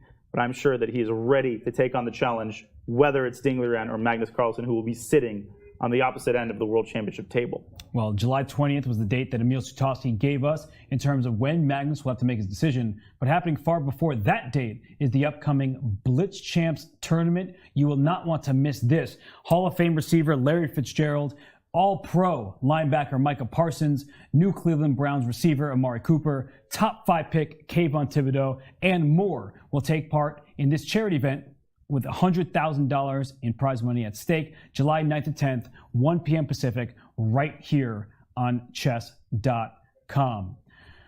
Whew. Well, it is that time. We have to wrap it up. But before we begin to wrap things up, I'm told we have a surprise for Dina and myself. So, well, a surprise. What? Okay. Yeah, what? Let's see it. So let's take a look. That took me a second to register. And we'll have some final thoughts right after. Oh my goodness, is the idea e takes f4, e5, and then knight gf3? Oh my god. Oh my god. Oh my god. Oh my god. Oh my god. Oh my god. Oh my Only goodness. Rapport can play such a move. Oh my goodness. No, but oh my goodness. Oh my goodness. Oh goodness. Oh my goodness. That's an idea to watch out for. Oh my lands. Oh my lands. Oh my lands. Yes. My lands. This position is terrible. Oh my gosh.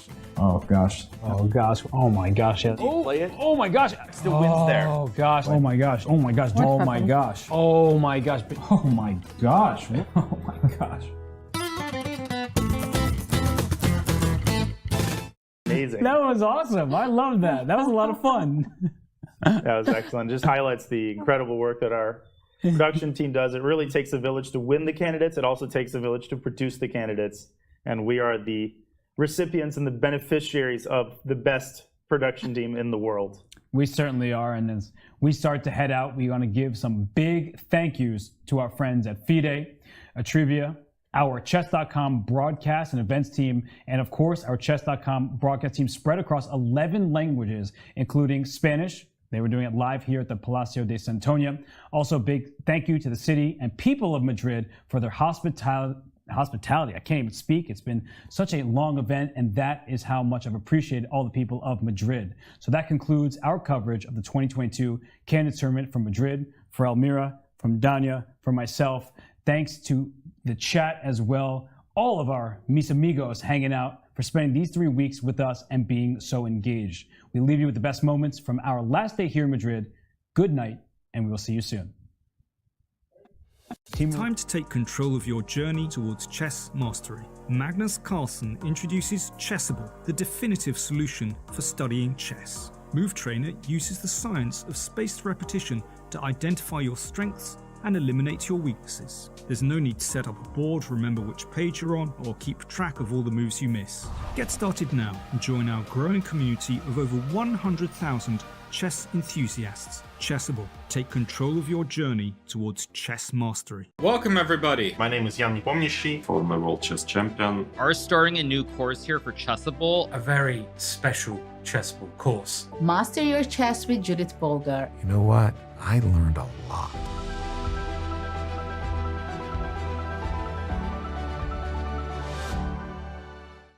Want to play chess online or learn how to improve? Join us at the #1 chess destination in the world, chess.com. With thousands of people playing at any moment, you'll quickly find a game with someone at your level, whether you're a beginner or a grandmaster. Chess.com makes learning fun and easy. Sharpen your tactics with puzzles and enhance your strategy with our lessons by top masters. Learn from your own games with our easy-to-use analysis tool. Chess.com has everything you need to take your game to the next level. Signing up is free and easy. Join Chess.com today.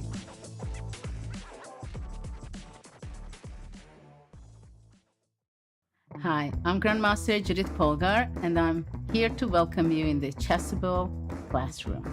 It combines a shared chessboard with live video. Teachers get to interact on the chessboard with their students and even run quizzes and tournaments. I really love what Chessable Classroom can offer.